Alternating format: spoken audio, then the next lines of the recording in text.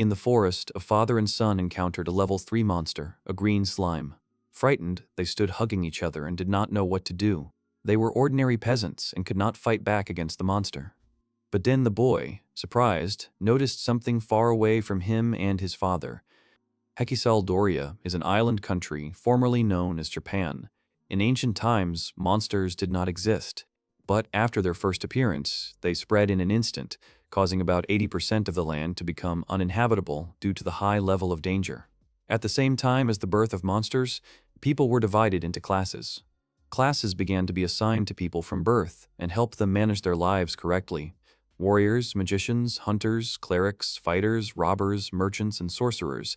These 8 classes were considered gifted. Also, 3 classes were considered gifted: king, hero, sage. And finally, most people qualified as powerless, those who were engaged in urban development, working in hotels. Father furiously shouted at the monster not to come near. On the mountain, the main character saw what was happening and, in an instant, picked up a stone. He threw it at the monster. The stone hit the slug's head straight. The father and son were shocked to see it. The monster didn't understand what had happened. The family shouted to each other with confusion and joy in their voices. The monster that had threatened their lives a second ago had torn itself into pieces, and coins were pouring out. The father and son stood silently in shock. The young man, having already gone down, stood behind the family and checked if everything was okay, picking up the fallen coins. The man and the boy, still in disbelief, stood with their mouths open, watching their savior. The boy held a coin in his hand. The boy, collecting coins in a bag, told the men that everything was fine. The father, in shock, asked how the young man saved them, showing his levels to the protagonist that they are level 1 peasants. The young man thanked them for showing the levels, answering the question that he simply threw a stone. The young man threw a bag of coins to the younger boy. The father and son looked at the bag questioningly and with shock. The main character said that the slug dropped 100 bronze coins. They are yours. The young man leaned over to the boy and with joy in his eyes told him to look and see if he got 100 bronze for defeating the slug. The boy shook his head negatively. The main character was shocked by such an answer. He asked the boy even if he could buy sweets and toys. The boy answered that he could not defeat the green slug, who lowered his head. The young man, with a little sadness in his eyes, was about to go back to the city, but the boy shouted and asked who he was. The boy asked if he was a hero, to which he replied no, showing his status. The family was hysterically shocked when they saw the class and level of the main character Kagami, a level 999 peasant. Shouting after his savior that the peasant was the weakest class, Kagami, without moving a muscle, thought only of the fact that there would be meat for dinner today. Having arrived in the free city of Valmon, the main character, contentedly, walked around the square and ate a leg of meat. At the same time, there was strife in the square. The residents were indignant and asking why the monsters were still in the city, why they had to cling to the strong class to survive, why their children had to hold swords. The armored youth shouted, telling the villagers that everything was happening because of the monsters, and that they were the servants of the demons, and that until they eliminated the demon king, there would be no peace. Kagami, not understanding what all the commotion was going on in the square, was just walking by and accidentally overheard the onlookers talking about the hero party that the men wanted to attend. The older man replied that there was no need to fool around, and the second man continued to reason that if the level is high enough, then you can become very strong. Can he raise his level? Kagami found himself in an ancient cave. Seeing the blue demon, he shouted that the target had been found, with rage on his face, swinging his arm to attack. The peasant dealt a crushing blow to the monster, right in the head. The demon began to fall from such a blow. The young man, having finished with the monster, from which coins had already flown, said that for some reason there were a lot of monsters today. Having collected a bag of money, he continued to talk to himself, assuming that where the call block was, it needed to be found and destroyed, and he had a party for himself, kill all the monsters, sadly noting that they would be reborn anyway. The peasant, feeling that new monsters had already stood behind him, continued that, thanks to this, he delivered a powerful kick to one monster and another to the head with his elbow, finishing the phrase about how many quests can be completed. Holding a piece of paper in his hands, the protagonist asked how much was left. Hearing something from the cave, he realized that there were more monsters there and ran deeper into it. Running up, The peasant was shocked to see the armored youth from the square with his team of 3 girls who was killing one of the blue demons. The main character was upset and thought that these heroes had forgotten here, that it would be better to capture the castle of demons. The girl in the hat urged the young man Rex to continue on his way, to which he replied that they were already on the right path to the goal. Rex said that he found some group of monsters. The main character, hearing this, he noticed these monsters without any shame, took his demon, asking what his goal was. It doesn't matter, he answered himself. The protagonist, flying into the monsters with both feet, shouting that it was a good catch, knocking out the horn of the blue demon, which was a rare element that nullified the hostility of monsters as long as there was magical energy in the horn. Looking at the piece of paper again, the peasant held the horn and said that it was a lucky day, that there were still many rare monsters, but in this particular quest there were only 3 blue demons left, and that he would finish the quest earlier than he planned. He imagined that there would already be sushi for dinner, with drool at his mouth, and then a small figure in a cloak appeared behind him. The young man understood that it was a girl. She was resolutely heading deeper into the cave, and he asked himself why she was here. Seeing that the girl was heading towards the monsters, he was scared and was already shouting to her that she was going straight to the monsters. To come back, there were monsters there. The girl was already running up to the 2 demons. The young man, seeing that the child simply ran past the monsters, was shocked, asking out loud if they were sleeping. He began to move in their direction, but the demon immediately turned his attention to Kagami.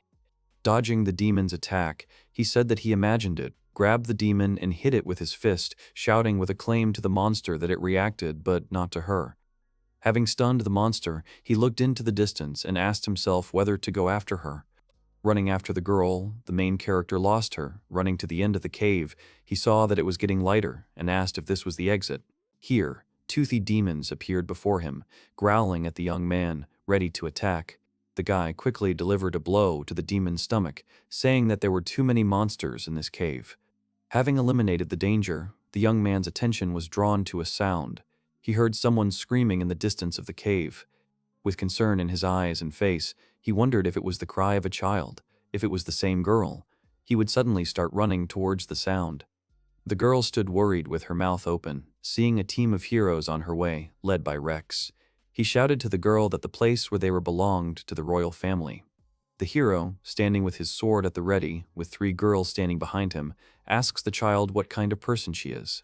I forgot at this point, finished the phrase. He hits the ground with his sword, creating a whirlwind of wind. Stones from the ground fly in all directions. The little girl, covering her face with her palms, cries and says out loud only one word, "Dad." From such a wind, her hood falls off, she is absent-minded and does not know what to do, and then the main character arrives, rushing forward to the girl. They meet eyes, he smiles at the girl, she watches our hero, with her mouth open in delight and surprise. Rex's team looks at Kagami with the same shock, who protected the girl, taking the attack upon himself. The young man, covering the child, turns to the heroes, asking why they attacked her. Rex, indignant, asks the young man who he is. Kagami replies, "Just a passing peasant." Rex, not believing, shouts, "Stop lying and show your status. After such an attack, he would not survive." But when he saw the status, he was stunned, not believing his eyes. Behind Rex, a girl says, "Even if you forget about your class, this girl is definitely a demon." The little girl grabs her hair, from which horns stick out. The young man looks at the guys and says to himself that this is how it is, still covering the girl. The little girl, serious, hides her little horns. The boys asked him, even knowing this, "Will you still protect her?" The girl looks at the heroes with excitement. Kagami, without moving from his place, without flinching, stands on the child's side. The opponent shouts at him, trying to hide something. The peasant's eyes show contempt, and he sighs. Before meeting the main characters, Rex's team fought demons in the caves. Rex kills the blue demon. Palna the magician calls him further on the road. But the guy does not stop showing off, finally saying who is the hero here, with joy in his eyes. Behind him stands Tina the cleric, exhausted from the battle. She wonders, there are a lot of monsters around. The mage turns his attention to another girl from the team and asks if Ohime-sama is okay. The sage girl Kururu, sitting on her knees, out of breath, says to herself, "Please stop." Palna, looking worriedly at Kururu, said that there was no need to burden herself so much. She replied that she did not think that it would turn out like this. With joy in her voice, she exclaimed that she dreamed of freeing humanity from the oppression of the Demon King. Long ago, There were more than 196 countries in this world, but with the advent of demons and monsters, only 3 countries remained. Tina replies that everything happened because the number of places suitable for living has decreased. Kukuru exclaims accurately, "Because of the Demon King, monsters took away their lands. They need to return them, adding motivation to the heroes for the sake of peace and prosperity of all mankind." Palma praised Ohime for her loyalty, to which the girl asked not to call her that, but to use her full name. But the mage objected that the name was too long, so she would call her Kuhu. Rex, meanwhile, was looking for something in the walls. The girl, shocked by her new nickname, repeats the nickname again with surprise. The magician turns to the young man with a question in his eyes. What will he do now? The hero had already found a glowing emblem in the wall, and happily reported that he had found it and that it was glowing. Continuing the thought, he added that the cave went further. The mage asked the guy again if the thing that would help them in the quest was really right here, in this cave. The magician turned to the young man and asked what was there. The hero eagerly raised his hand with his finger up and asked for permission to explain. He said that according to legends, the sacred sword given to the royal family is in these caves. It is a sword that can be used by a level 90 hero, which is Rex. The mage asked how he knew about it. Rex, pleased, answered that Kururu was the princess of this country, and her father, the king, happily told him about it. The young man confidently declared that the goal was already near. The demon girl ran into the hall in the caves, fell to her knees, and asked why there was no one here. Not noticing the sword where it should be, she was surprised and asked why. Hearing strange sounds behind her, she turned around and asked who it was. Seeing the team of heroes, they turned to her and asked what she was doing there.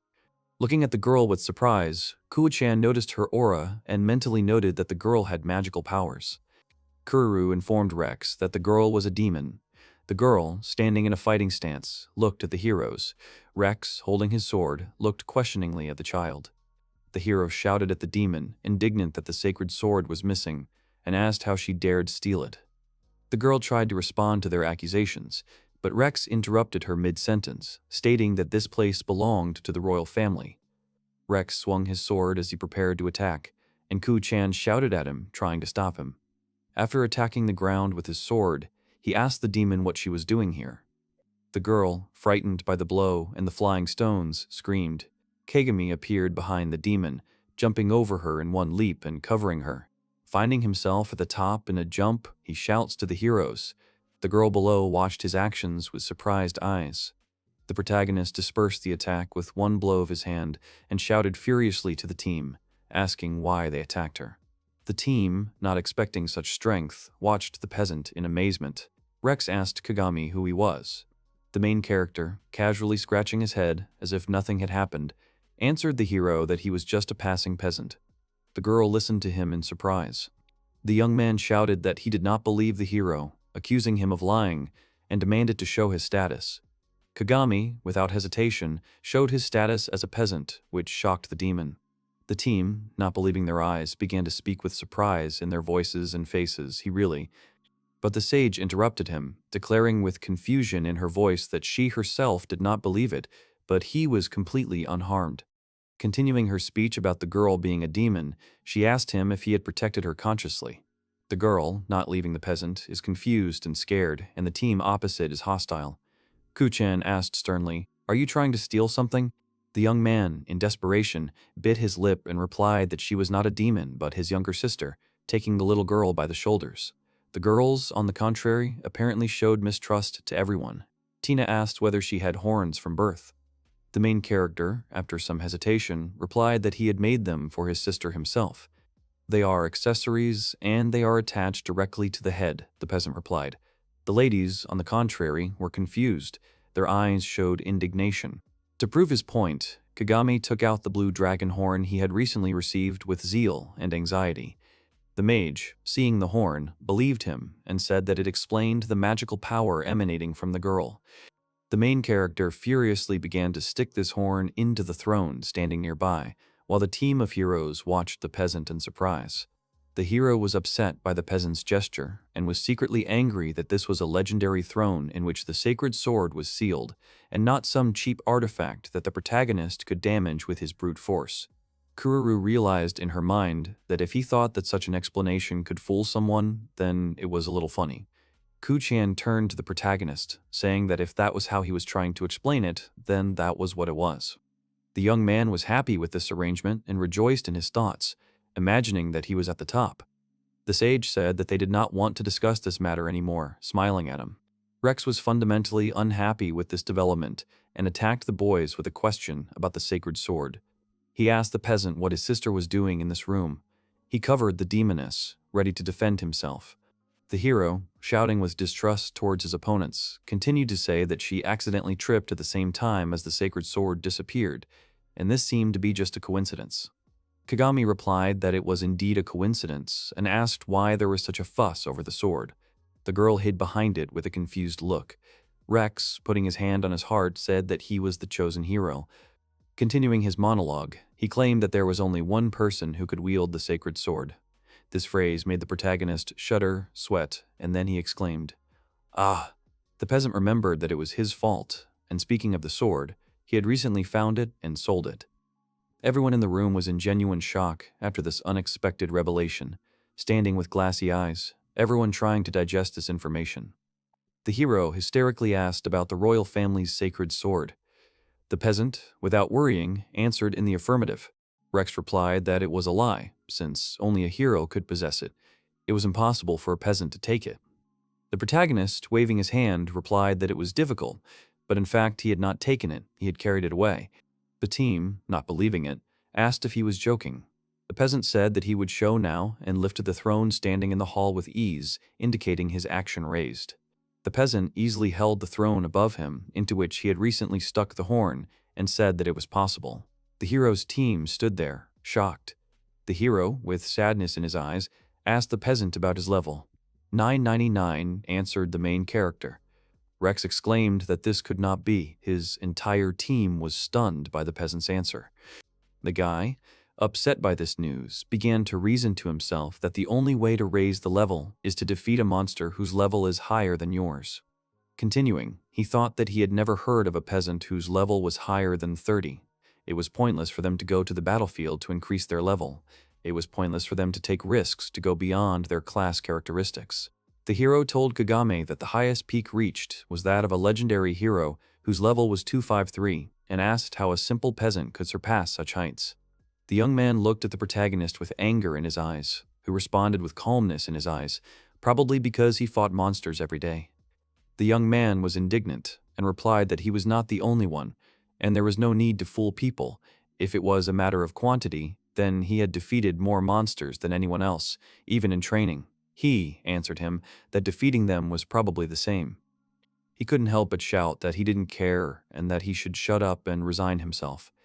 Taking the girl by the shoulder, he was already leaving, but the hero asked about his power. Maybe with it he would try to defeat the Demon King. He replied that he should live a normal life, try to earn money, and let them deal with the Demon King. He, perplexed by the answer, shouted. The main character approached him with the assumption that he did not understand how this world works. The hero clung to this statement with malice. The warrior asked the protagonist what he was trying to achieve. He turned to face him and looked at him with contempt. The young man, dumbfounded and agitated by such a look, thought to himself what was wrong with him. Ku-chan suddenly intervened in the squabble, saying something by the way. The main character shuddered and became embarrassed. She said that the sacred sword was a royal property. The embarrassed peasant apologized, asking to forget about it. The sage asked him if he wanted to join their team and help them fight the Demon King.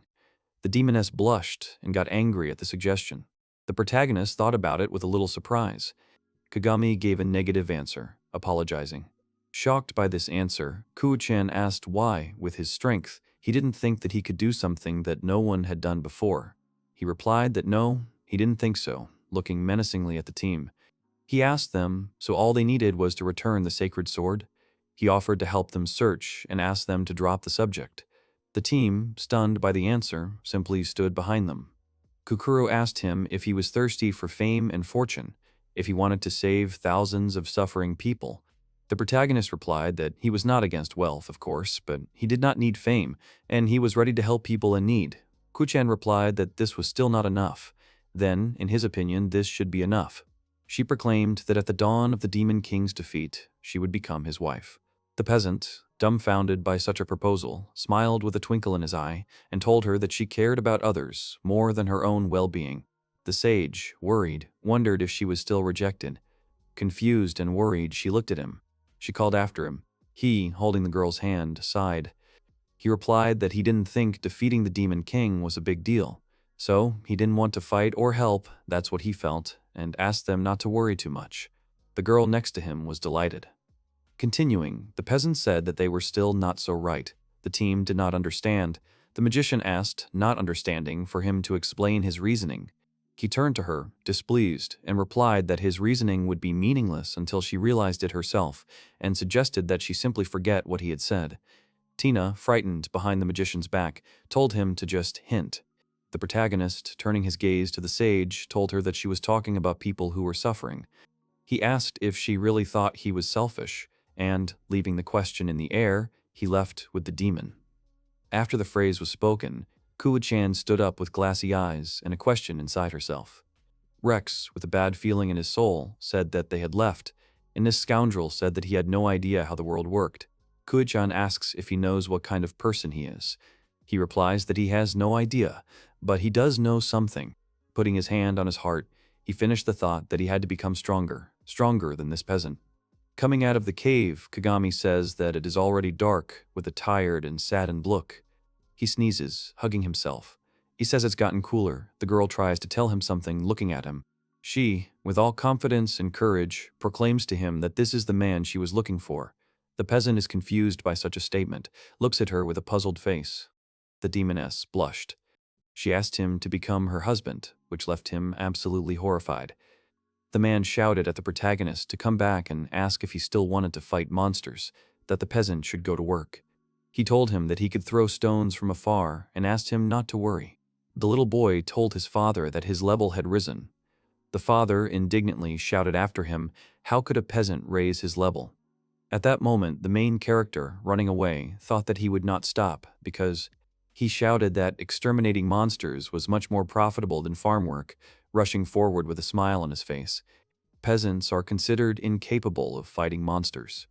Kagami started defeating monsters when he was a boy, and it was just incredible luck. He didn't know that by defeating monsters, one could get money, and this income was incredible compared to the meager income of a peasant. Kagami couldn't refuse such wealth, but then doubts arose within him. He wondered why money fell out of monsters, and, holding the coin in his hands with surprised eyes, asked about it. Standing at the ruins of the cave, the girl shouted to the peasant that she was looking for him and wanted him to marry her. He was a little embarrassed and looked at her in surprise. Turning away from the girl, he asked what she was carrying and why a demon like her needed a sacred sword. She told him with sadness in her eyes that it was for her father. The protagonist looked at her in surprise. He remembered with sorrow in his mind his father at the moment of his death. He turned away from the girl, covering his face with his hand. She told him that her father had fallen ill after hearing rumors of a hero who had gone on a journey, and she was afraid that he would kill her father if he got the sacred sword. The hero asked the girl anxiously if he could slay her father with the holy sword as the Demon King. He stood with his fingers folded and looked at her. There was a silence, then she said, "Well?" The girl answered with excitement on her face that not as the Demon King, he kind of is. The peasant was puzzled by the answer. The demon, folding her hands below in embarrassment, continued to say that he was the Demon King. Kagami screamed in shock. The girl, embarrassed, immediately began to justify herself, saying that she was sorry, she didn't try to hide it, or... Before he could finish speaking, he interrupted her with a question about the old man having a daughter. The girl was surprised and asked if he knew her father, and that was why he didn't want to fight him. The main character, with concern on his face, answered that no, it was a matter of time. For now, it was filmed. She asked with excitement in her voice, if he knew why this happened, please help. Is it because monsters are born from the horns of demons? The farmer responded with surprise that he knew all about demon horns. But did she really think that because she was born a demon, it was automatically her fault? She was no different from humans. The girl hastily replied that it was true, so she shouted with all her eagerness that she therefore wanted to see if it was possible for demons and humans to coexist peacefully, if that was possible. The boy realized that this was why she had decided to get married, and gave her an answer that he would be frank, said the peasant. With a sad look in his eyes, he replied that it was impossible, looking at the little demoness. The girl looked at him with longing and fear in her eyes. He told the demon that even if they did nothing, the monsters would continue to attack people, and people would hate them just as much, and the demons, having stopped attacking, would begin to curse people. The little girl, comforting herself with hope, screamed, but interrupting, he continued that even if we exclude the fact that monsters were created by demons, there are many people who know that demons are not so different from humans. She looked at one point with a downcast gaze and said that this couldn't be. He answered with pain in his eyes that such is the complex structure of the world. The child, hearing such an answer, wondered what this meant, this man, what he knew. She asked him why he didn't want to kill demons then, looking at him with hope. He looked away and thought. The main character replied that it was because he was a fool, walking away from the girl. The little girl thought to herself, "What a fool, you say? Why do you think that? What is this man even thinking about?" she asked herself, looking at the back of the retreating figure.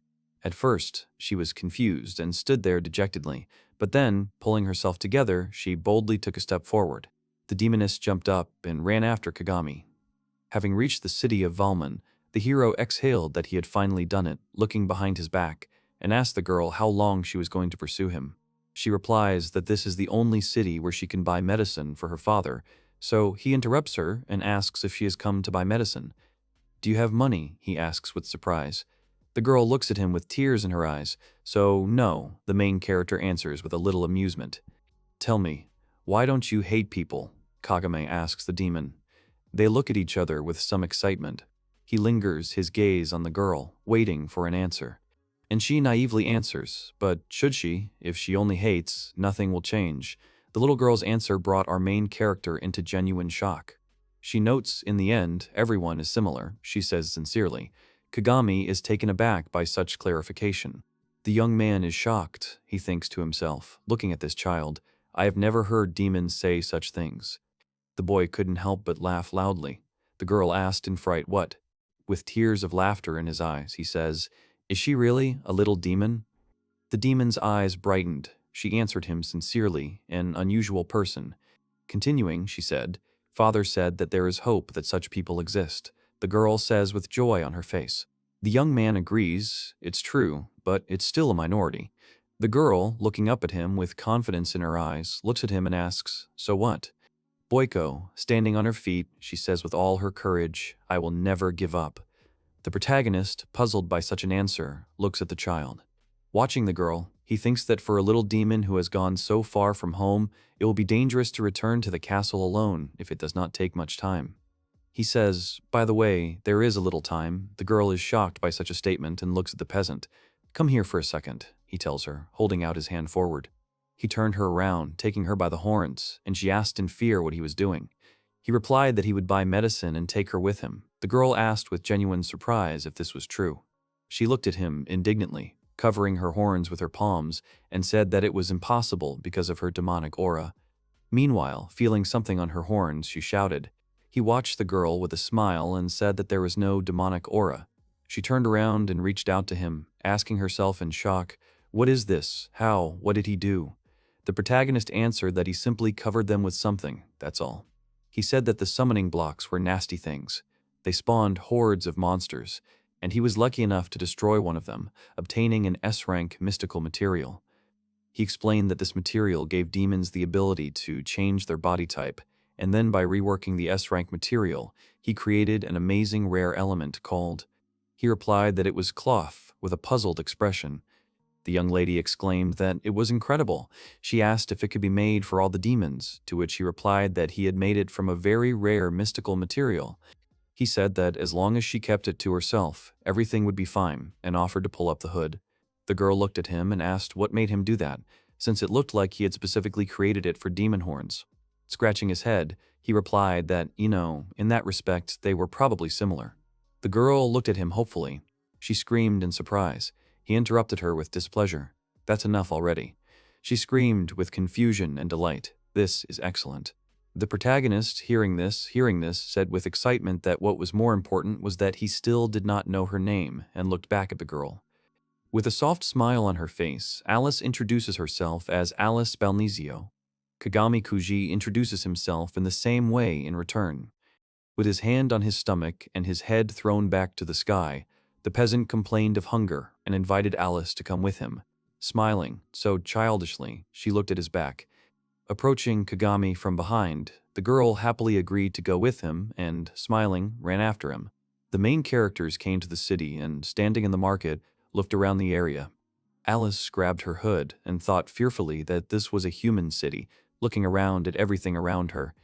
With fear in her eyes, she thought about how many people were here and what would happen if they found out that she was a demon.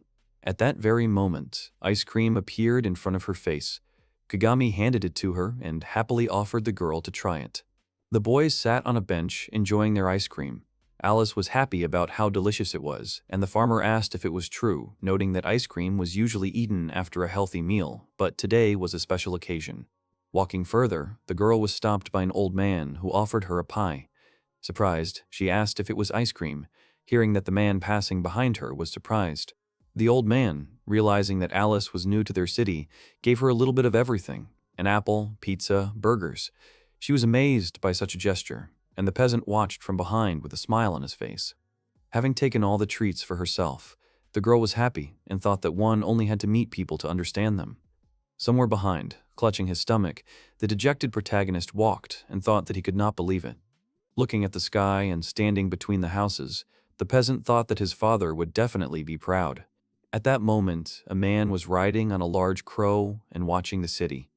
He muttered under his breath, making people tremble. Wandering around the city and scratching his head, the peasant said that now they needed to find a hotel. The girl, indignantly, asked whether it was a hotel. Alice, with guilt and weariness in her heart, thought that she couldn't afford such luxury now, but how wonderful it would be to sleep on a real bed. Arriving at the hotel, the girl fell flat on her bed with great pleasure, thinking only about the bed in her head. Kagami said that he had to be sure that he would bring her home safe and sound, so he was going to get some medicine, adding that he would also call his friend. The girl, hearing this news, was confused. With despair and fear in her eyes, she said, "Who else?" She said, "Who else?" Kagame told her that if there was just a fight, he would be enough, but someone else was needed to protect her. He added that they would still have to defend themselves from other wanderers. The girl was shocked and confused. He said that he had left, to which Alice replied that he should come back quickly. Sitting on the bed, the little girl thought that she had forgotten that humans and demons cannot live hand in hand because of what happened recently, and she had to remind herself of that. She said that Kagami-san's friend must be a good one. A knock on the door echoed through the room. The girl was confused. Kagame's voice was heard behind the door, saying that he had returned and asking her to open the door. With disbelief, Alice reached out and opened the door. Opening the door, she saw a big, muscular man with an angry face. With a stony face, he said, "What a beautiful little creature." The little demon looked at him in a state of shock and fear, not understanding anything. Already sitting in the room and drinking tea, the stranger introduced himself to Kako Bilda, a fighter, which at first glance you wouldn't say, but... Exclaiming to himself, Kagami disagreed, saying that it was obvious. The farmer reassured the girl, telling her not to worry since Takako-chan already knew about her race. The little girl was a little worried and surprised. Making his voice softer and smiling, Takako told the young lady that he would never turn away from such a cutie, smiling at her. He decided to tell her his story about how he was once wounded and fell into the arms of death. Continuing, he said that the good demon gave him a medicine that saved his life. After all, he added, humans and demons aren't that different. When he thought about it, all the fighting and hatred seemed stupid to him, and shared that he now lives by running a club and bar. The little girl responded like this. A little puzzled after the story, the little demon gathered her thoughts. She sincerely apologized to Takako for her fright, introduced herself to him, and expressed her hope for further friendship. The fighter, with a smile on his face, was sure that they would definitely get along, my dear, showing a thumbs up. He also decided to share the story of how he met Kagami, saying that he came to his bar as a customer and then they formed a special bond. The peasant jokingly hit the fighter who grabbed him. The demoness noted that the guys get along well. The next moment, Takako hit the protagonist in the body. Alice was confused and scared, wondering about level 999 in her head. Having fallen, the peasant at the fighter's feet, he did not waste time asking Alice what he was proposing to her to go to the hot springs.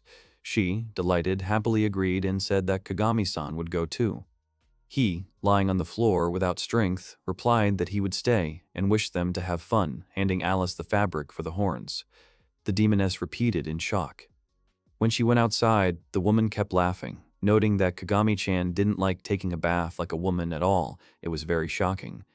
Alice thought uncomfortably to herself that it was the woman who was really shocking. The peasant, watching the girls from the balcony, laughed, because he thought that the little girl had thought all this time that he was a man, and then he remembered her puppy eyes when she said about her father. Her father, Kagami remembered, his eyes frozen. Kagami's father drove the cart, explaining to his son that he understood that a peasant did not need to know how to fight. He asked him to be good and do his job, and to strive to become a good tailor. The boy lay down on the bed sadly. The boy recalled his battles and thought that if it was a slug or a moss-covered goblin, he could easily deal with it by throwing a stone from afar, but monsters of level 4 and above, this attack would not work on them. Fortunately, a strong warrior saved him then and said that the villagers were indeed weak. Raising his head, he turned to God. "Hey, God, this is unfair. At least, let me decide who to be," the boy thought. Suddenly, the cart stopped. The boy, falling to the floor, asked his father why they had stopped. His father climbed into the cart, and the boy turned his head toward his father. The father is tense, seeing a monster with an open mouth behind him, with fear in his voice, looking at his son, shouting at him to run. The main character grabbed his face, remembering this moment. He was scared. Exhaling, he said that it was all in the past, all in the past, all in the past, and suddenly noticing something in the window, he wondered what it was. The girls were chatting outside the square. Kako asked Alice if everything was okay, and the demon asked how Kagami-san reached level 999, since there are no monsters above level 500, she asked in confusion. She worried that if a level 999 fighter other than Kagami appeared, he would try to kill her father. Scared by this thought, she closed her eyes, and Kako noticed him. He reassured the girl, saying that there was nothing to worry about, my dear. No one except Kagame-san had reached level 999. Alice turned around and naively asked why he was so sure. Smiling contentedly, the fighter said that Kagami-chan was missing one important thing that every living being should have, and, in his opinion, that made him the biggest fool in the entire world. The girl, her eyes wide with misunderstanding, clarified what she was missing.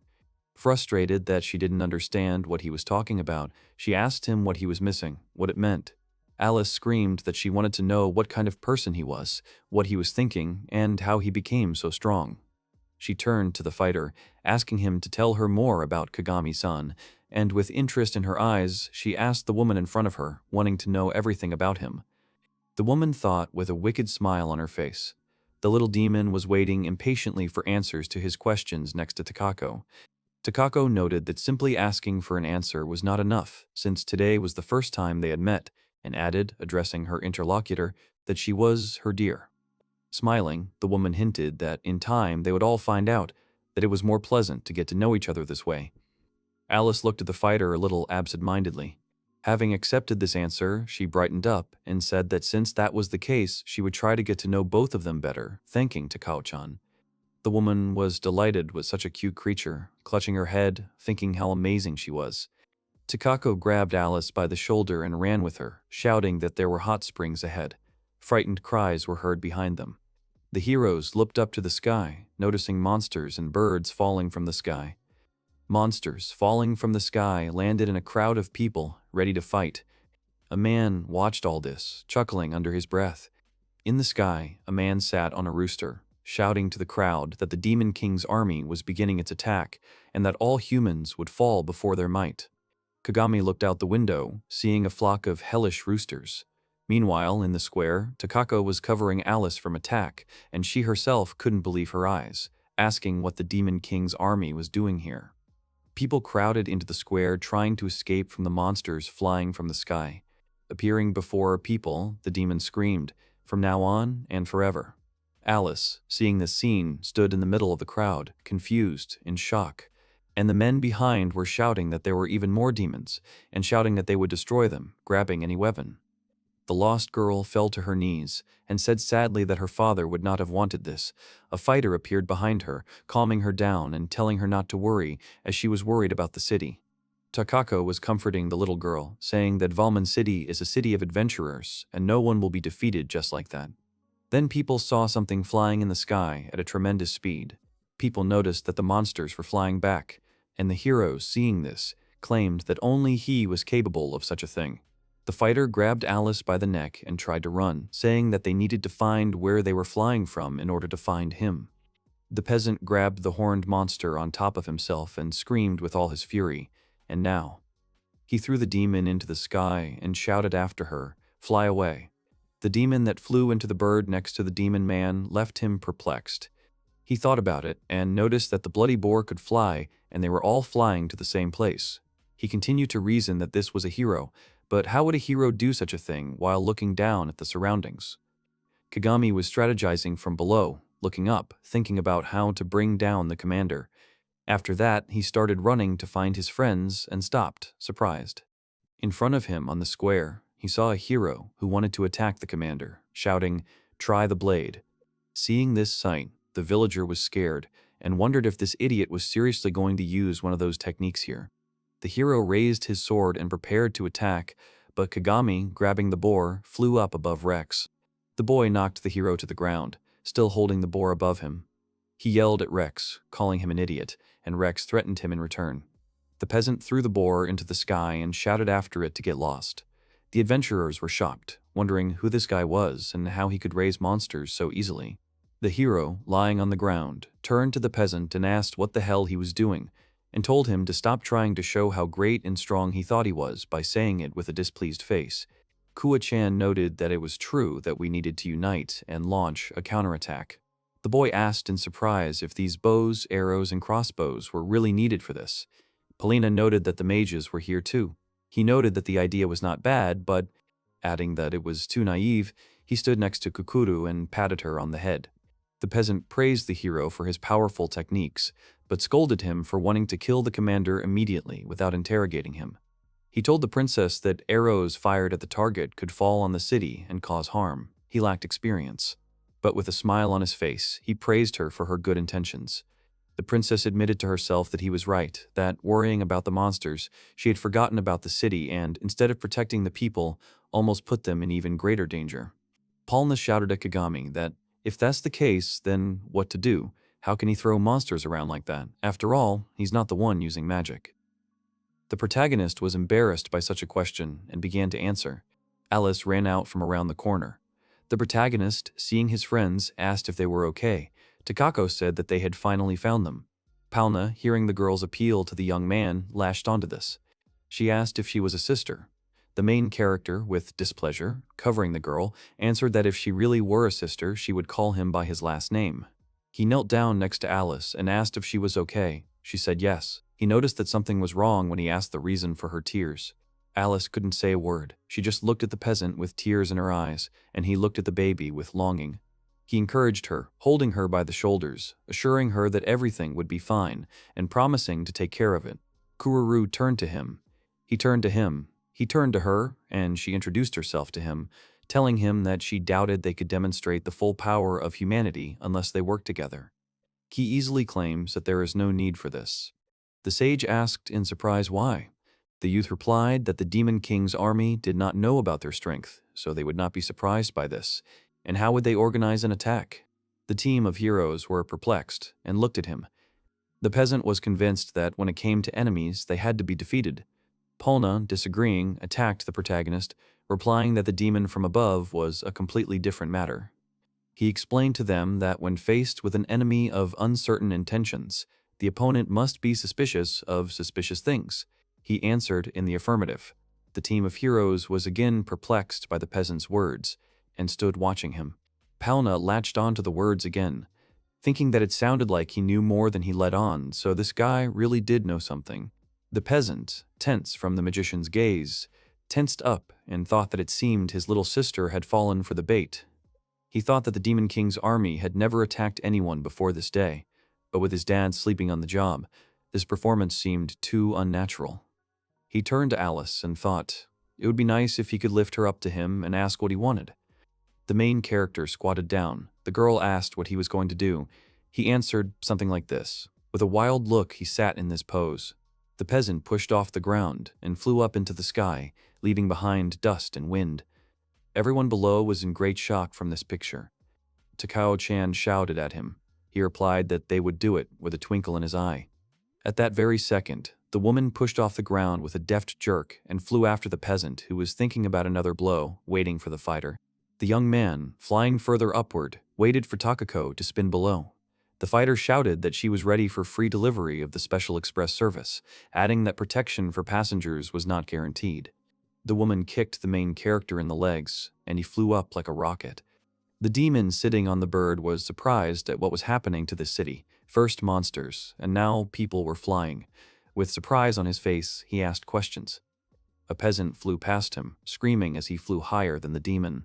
The demon, looking at the sky, said that it seemed he had gone too far, it was a little disturbing, and worriedly asked if this was really a human city. Then something fell from above onto the bird behind him. The bird was bawling, and the demon did not understand what was happening. Turning around, he saw a peasant. The demon turned around in surprise. The young man, trembling from such a flight, said that she was a damn gorilla. She should find a better target next time, thinking about the woman. Having regained his footing, the protagonist looked up at the commander and asked him to explain why all this was happening. The antagonist and protagonist, standing on the bird, looked at each other, with a question hanging in the air. The commander, indignant, turned to the peasant and asked what was wrong with him. The protagonist answered in his usual manner that he was simply passing by, scratching the back of his head. The peasant responded to the protagonist, demonstrating his status and level. The demon asked in shock that he was a level 999 peasant. It was ridiculous that he could harm a king with such power. Kagami casually replied that if he was a demon king, his opponent was not satisfied with the answer. The commander struck the peasant, proclaiming, "I will not allow you to lay a finger on his demonic majesty." He flew off to the side, raising dust. The man watched what was happening, raised his frightened gaze. The main character stood up and said, "No need to be so nervous." In a rush, dissatisfied, the young man replied that the demon king was his acquaintance, and he had no intention of killing him or anyone else. Surprised by such an answer, the demon looked at him in bewilderment and thought that the attack could not destroy him, and such a peasant supposedly knew his majesty. Nonsense. With his arms folded across his chest, shivering from the cold, the young man asked if Alice was not the king's daughter and that he was now taking care of her. Speechless, the demon stood up dead that he even knew of Lady Alice's existence. Walking towards the peasant, the demon understood that if he was really looking after her, then he should not be ignored, and asked the young man that he was an ally of the demon's. The protagonist confidently answered that he was neither an enemy nor an ally, although he would not say that he was on the side of the people. The commander looked at him with malice in his eyes, asked him the main question, why did he come here? The peasant smiled and answered him that he had a question. The demon king I know would not want to destroy all humans, and his daughter said that he was sick, and in search of a cure for him, she dared to go to such a distant place. Meanwhile, the people below were watching the scene in the sky. The peasant continued that this attack was actually an order from the demon king. The opponent, shouting, was indignant that the king was ill. This was definitely an order from his majesty. The peasant asked calmly if he was absolutely sure that the order was directly from him, if so. Looking from under his forehead with a frightening gaze, the main character said that if this is so, then in fact he will not leave everything like this. The demon, taken aback by such a statement, stood rooted to the spot. Meanwhile, the demon was coming to a realization. He asked if the demon lord had actually ordered this. There should be nothing unusual about it if the majesty was sitting on the throne. Realizing, the demon remembered that Lord Esteller Urgot had given this order, he said. Standing over the demon, he ordered to attack the city of Valmon. Understanding dawned on the demon, his eyes filled with worry. He wondered if the orders had not come from his demonic majesty. The satisfied peasant, turning to the demon, said, "Well, great, it's probably too early to say." However, the man noticed that the Lord was standing next to his demonic majesty. Still standing on the bird, the young man said, "It is too early to talk. In truth, they know nothing about the situation. These could be his true intentions." With a sad look in his eyes, he suggested that there was a possibility that he might have been controlled.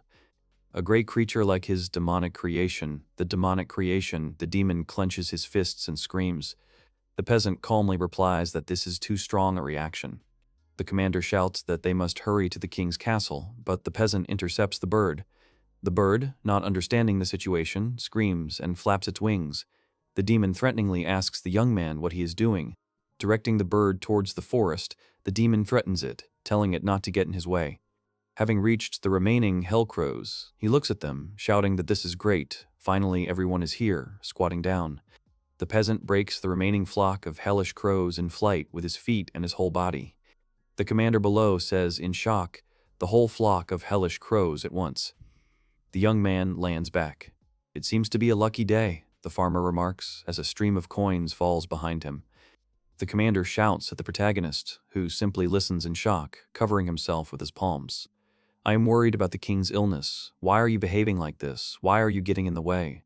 As I thought, you are plotting some kind of conspiracy, the demon shouts. He asked the man to calm down, saying that if he continued in the same spirit, it would only get worse. The demon looked up at him and asked. The peasant points out that perhaps they have played him for a fool, that he will go back to confirm his suspicions and, together with the king, may find himself in danger. Wouldn't it be better to completely destroy the attacking forces so that you can secretly return to the king's castle as a demon? The young man asks the puzzled and absent-minded demon, scratching the back of his head. Grabbing a bag of gold on his back, Kagami says that he really wants to take all the money he got for destroying the hellish crows. The demon screams in rage, stop, because the crow can't handle such a weight, will fall to the ground. The young man, smiling, said that he didn't know that this was what he was trying to achieve, kicking the bird. The bird, unable to stay in the air, begins to fall to the ground along with the heroes. The demon asks the boy that they are falling now and how he's going to survive in this situation. The peasant, assuming a flying pose, replies that he will be fine, but the demon will probably be in a bit of pain. They land. Waking up and leaning against a tree, the demon comes to his senses. Opposite, there stands an unharmed peasant. He says that he has finally woken up, and the demon looks good. The commander, displeased, notes that he survived. He happily answers, and by the way, asks what the demon's name is.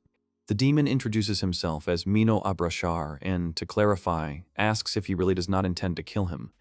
The peasant, looking angrily, tells him to stop with his idiotic questions. Kagami replies that if there is no other choice, he will do so. The demon seems quite reasonable to him. He claims that he was actually worried about the king and Alice, and points out that this means the demon can't be such a bad guy. Mino asks if the peasant is really in league with the humans, to which he replies that it's stupid. If there weren't monsters around, they could get along. He notes that because monsters are born from the horn of a demon, people only want them dead. He looks at the demon and wonders if he thinks it's just sad. Relaxing, his hands behind his head, he smiled as the demon digested. The peasant said that now, having dealt with all the demon's subordinates, he would go back. He hinted that somewhere tomorrow afternoon he would drop by with Alice, taking the bag of gold on his shoulder, and went off into the distance. He tells them that the demon will go with them. The demon asks, displeased, why he is taking such a risk. He shouted, "Are you really worried about me?" The demon, dumbfounded, shouted, "No way," and that he simply couldn't believe that he had gone so far. He replied that he thought so and would never worry about anything. He notes that he wants to check on the king's condition. The demon says that as long as Alice is safe, he will allow her to keep them company. The peasant replies that he is a good guy, and she will certainly be glad. He shouts that he will see her tomorrow and leaves with the loot. Mono thinks that a level 999 peasant sounds absurd, and that it seems like he won't be able to move for a while, but at least he's alive. Understanding and coexisting with humans while fighting is impossible. Continuing to mumble, the demon says that this idiot too, just a passing peasant, will keep an eye on him. Sitting by the tree, he said that if it were possible, peace could be achieved. With longing in his eyes, something clicked in his head, and he says, "Oh, this is not something to fantasize about. I hope Lady Alice is safe." Back at the hotel, Kagami sits in a pub, yawning loudly. Opposite him sits Alice, smiling. He asks, looking at the girl, what is with that grin while she chews a bun. The girl thanks him for having a proper talk with Mino. The protagonist listens to her, on the contrary, chewing his food, shocked by such words. The peasant notes that he is quite reasonable and thinks things through, smiling with despair. She says that it is true, and she knows. The girl, with surprise and delight in her eyes, replies that she is surprised that it was he who attacked, and that she will be happy to meet him. Kagami notes that the hero's team is here, but even though she's pretending to be a normal person, it might be risky, although talking to people is also important. The farmer is puzzled by the question of where Takako-san is. The girl says that she went to check on her shop. Not surprised by such an answer, he says that this is typical Takako-chan, and in such a case, he will have to think about everything later. He says there are a lot of people around, and demonic energy is oozing out of Mino. Horses and demons won't work together, so it's useless. Alice, worried, notes that the journey will take too long. Kagami replies that, of course, there's nothing to be done. The peasant claims that there is a type of transport that is willing to work with demons. Alice, delighted, asks if this is true and suggests that they do so. He looks at her with uncertainty. He points to a standing cart. The centaurs are wondering out loud what kind of people they are, street scum. They should stop staring. They are monsters, centaurs. Their pride is so great that they don't even acknowledge the existence of humans. In addition, the peasant notes that she should see how they react. The grandpa in glasses lashes the centaurs with a whip. After such a blow, the centaurs become delighted, showing their love for pain. The hero notes that they all love pain to the point of disgust. They will obey a man's commands to be flogged. He does not want to use them. She, supporting him, agrees, saying that her eyes would rot from such a sight. Alice is shocked and says that she didn't know such monsters existed and asks Kagami-san with a smile if he knows much. The peasant replies that he traveled a lot before reaching level 999. The little demon asks with interest why the peasant was able to achieve what the hero could not, and how he actually reached level 999. He replied that he had to force it. The girl, waving her hands, said that she didn't mind if it was a secret. She was just curious. Alice, making puppy eyes, waits for an answer. Kagami replies that there is no need to make such a face, and that anyone would be interested. As for how he reached level 999, he replies that he has reached level 999, thinking. The girl looks at him expectantly. The hero's eyes lit up with a spark when he told her that he had started saving money in order to live a peaceful life and had raised his level. She had not expected such an answer and screamed in surprise. The peasant replies that money is very important, surprised by her confused face. She absent-mindedly replies that she understands and all that, but he continues, that of course, you can't say that there is money in this whole world. He turns to Alice, saying that to hire a bodyguard or even for a place to stay, that for everything, money is needed. He clarifies that they are obtained after defeating a strong monster, and she asks that once he realized this, he reached his current level. The girl asks, what about the threat to his own life? Kagami replies that he hoped that after gaining money, it would be easier to bear the hardships. But one day, after finding something in the Adventurer's Guild shop, he talks about a mysterious item, the contents of which you won't know until you buy it for 10,000 gold. The girl comes in shock from such a figure, telling him not to buy it and asking how much he has now. After he answers that he has 5,000, she grabs him by the jacket, saying that for that amount he could buy a castle. The peasant replies that buying such things is pointless, because there is a dream. The price of an object says nothing about its content. It was a test that he willingly accepted. The girl screams at him not to buy it. Foaming at the mouth, he continues that perhaps this is an object that contains the secrets of the world. She realizes that she cannot stop him. The little demon thinks that she cannot tell if he is serious, and that he will not give a simple explanation. She looks at him with concern in her eyes, thinking that this is something that cannot be explained. He, noticing her concern, replies that it was all about money from the start. The little girl timidly agrees. Scratching his head, the peasant turns to Alice and says that money is truly a mysterious thing, meaning, he hands her a coin and asks why money dropped by monsters is so important to people. Alice, frightened, asks why he's asking this, and adds that hasn't it always been this way. Suddenly, Kako appears in front of the heroes. She insists that she was looking for them everywhere. Kagami, happy to see them, puts his hand on the girl's back and says that they will continue this conversation next time since they need to meet Mino. Seeing the expression on the little girl's face, the warrior asked if they had talked. She said with a soft smile and a shy expression that she would not rush him. Taking the woman's hand, they followed the peasant. The woman thought how sweet it was. With hope in her eyes, Alice thought that would happen later. Looking at his back, she wondered how long they would be together. Already on the outskirts, the main characters come to Mino. The demon and the girl are happy to meet. She runs to him. He, kneeling, lowers his head. He is glad that she is safe. He sincerely regrets that the lady had to travel so far on her own, despite the fact that he exists to protect her, and he attacked the city she was in. With her head down, she asks him not to worry about it. The pleased commander notes that the peasant was not lying. He, brightening up, replied that he now understood. Mono, turning to the main character, replies that he must thank the brave man who defended Alice. Before he can finish shouting, a figure appears behind him. Jumping up, turning to the woman, he exclaims, "What is this?"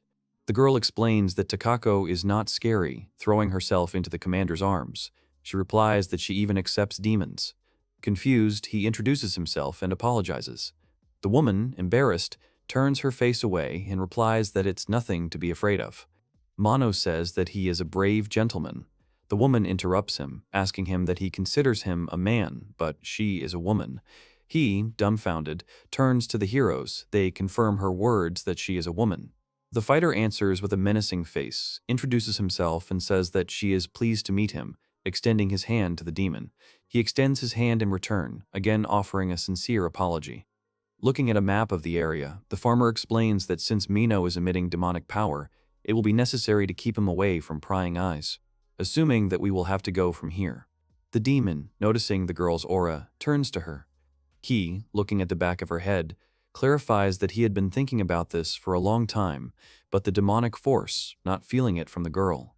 She, touching her hair, explains that because of this, she cannot sense it. Showing his horns, wrapped in cloth, with a ribbon tied over them. The demon, dumbfounded by this, proclaims that this is incredible. He said that they are quite rare, having heard their conversation, and that it was possible to make only one. A little with excitement, the demon asks a question, and in fact, you do not despise demons. But before he could finish, he saw something behind Kagami. A bright ball of energy flies from the forest towards the heroes, which flies next to the main character. A figure emerges from the forest. Rex, coming out of the forest, shouted that he finally showed what he really was, turning to Kagami. Everyone is a little distracted. Takako covers the girl with her hand, and only the peasant grumbles discontentedly about the idiot hero who has appeared. A team of heroes appeared from behind the trees. The magician shouts that she thought so, and Ku-chan, surprised, confirms that she knew something was wrong. Tina understands that it was all a deception. Surrounding the boys, the heroes shout. Kagami, standing with a stony face, wonders why they appear one after another.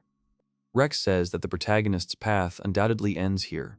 The peasant, with his hands behind his head, asks in a drawn-out voice why they decided to surround them. So that they could not escape, the sage answers seriously. At the same second, the main character jumps closer to the sage, swinging his hand. He gives her some spelt. She is confused by this gesture and looks at him in bewilderment. He says that this time she has 0 points. He asks about the fact that there is no point in fighting an invincible enemy. Behind him, preparing to attack, Rex runs towards the peasant, raising his sword at him. The peasant quickly jumps around the hero, what with your encirclement tactics sounds question. He answers that it seems, on such scumbags as him, it does not work, they colliding head-on. Landing on his feet, the peasant then says that he should finally give in. Rex, struck by such words, says that if the hero gives in, jumping up, he directs his attack at the peasant, finishing the sentence, "Who will fight the villain?" The young man thinks to himself that he is reckless and inept, but he has the guts to block the hero's attack. Reaching out his hand towards Rex, the peasant thinks for a moment but then speaks out. He grabs the sword with his hand and replies that it would be bad if the hero died. The peasant pushed Rex away from himself. The hero calls the peasant a monster, to which the peasant replies that he doesn't mind being one, but he should leave the monster alone and return to his task of destroying the Demon King. Tina notes that the Demon King's subordinates are right in front of them. Palna picks up on this and states that there were many casualties due to yesterday's attack. In all seriousness, she says that there is no way they will let the culprit of this attack just get away with it. The peasant is convinced that this is honest, and they do not deny that Mino was rampaging in the city. The mage asks if he thinks he should apologize for this. Turning to the commander, he asks with contempt on his face, shouting why this is. He tells how the demons were constantly being belittled. Alice stands dejected, and Takako strokes the girl's head. The hero stepped forward and told his opponent that simple apologies would not be enough. Demons that threaten people's lives are evil. He continues that everyone who helps them is just as evil. Kagami, shocked by these words, intercepts the hero's new attack with his own hands. Faced head-on, the peasant holds his sword in anger and asks who decided this, if he is an idiot. Rex asks him in confusion, what is he talking about? Kagami replies that his fake little sister, she seems evil too. The hero looked down, lost in thought. The peasant continued that he might think that he knew everything about demons. He says that she is the daughter of the demon king, addressing Alice. The young man turns around in fear and shock at the girl and screams, "She is the daughter of the demon king." Claiming, the protagonist says that every time they encountered each other, they did not notice. Isn't it because they never saw true evil? Rex began to realize. The farmer says that because monsters are born from the horns of demons, they are dangerous to people, but apart from this harm, demons are no different from people. Palna looks on with distrust from behind the tree. The peasant says that he will not let his demon friends die, and at that moment breaks the hero's sword in half. The hero's team is shocked as they run up to Rex. Kuru says excitedly, "That's how." She continues that whoever attacked the city, no matter how you look at it, is a criminal. Both Mino and Kagami are tense, disturbed by this claim. Kagami sweats as he grabs Mono's head and begins to lean in with him, admitting that they are sorry. Tina, surprised by this answer, stands in shock. The villager continues to defend Mono, saying that he was simply following orders and that according to Alice, the demon king is not feeling well. The sage, not understanding what he was talking about, asks him what he means by not feeling well. He tells them that he had already met the king once. The entire team of heroes is shocked, wondering. The protagonist insists that he did not see in him the desire to destroy humanity, and therefore does not think that this attack occurred at the will of the king. Therefore, he himself intends to go to the king. The hero is furious at this development. He shouts at the peasant that he is joking and that he will not believe him. He is hysterical, asking about the meeting with the king and his motives. He continued dejectedly that he had had enough of his lies, and on what grounds did he decide so? Kururu supported his thoughts. Kuo-chan boldly clarifies that the demons are enemies. The peasant's eyes show despair. He sharply reminds everyone that the demon king's army has never attacked humans. The hero becomes confused when he thinks about the peasant's words. He realized that this had never happened, even after the people had destroyed the demons they could find. The king had not come to take revenge.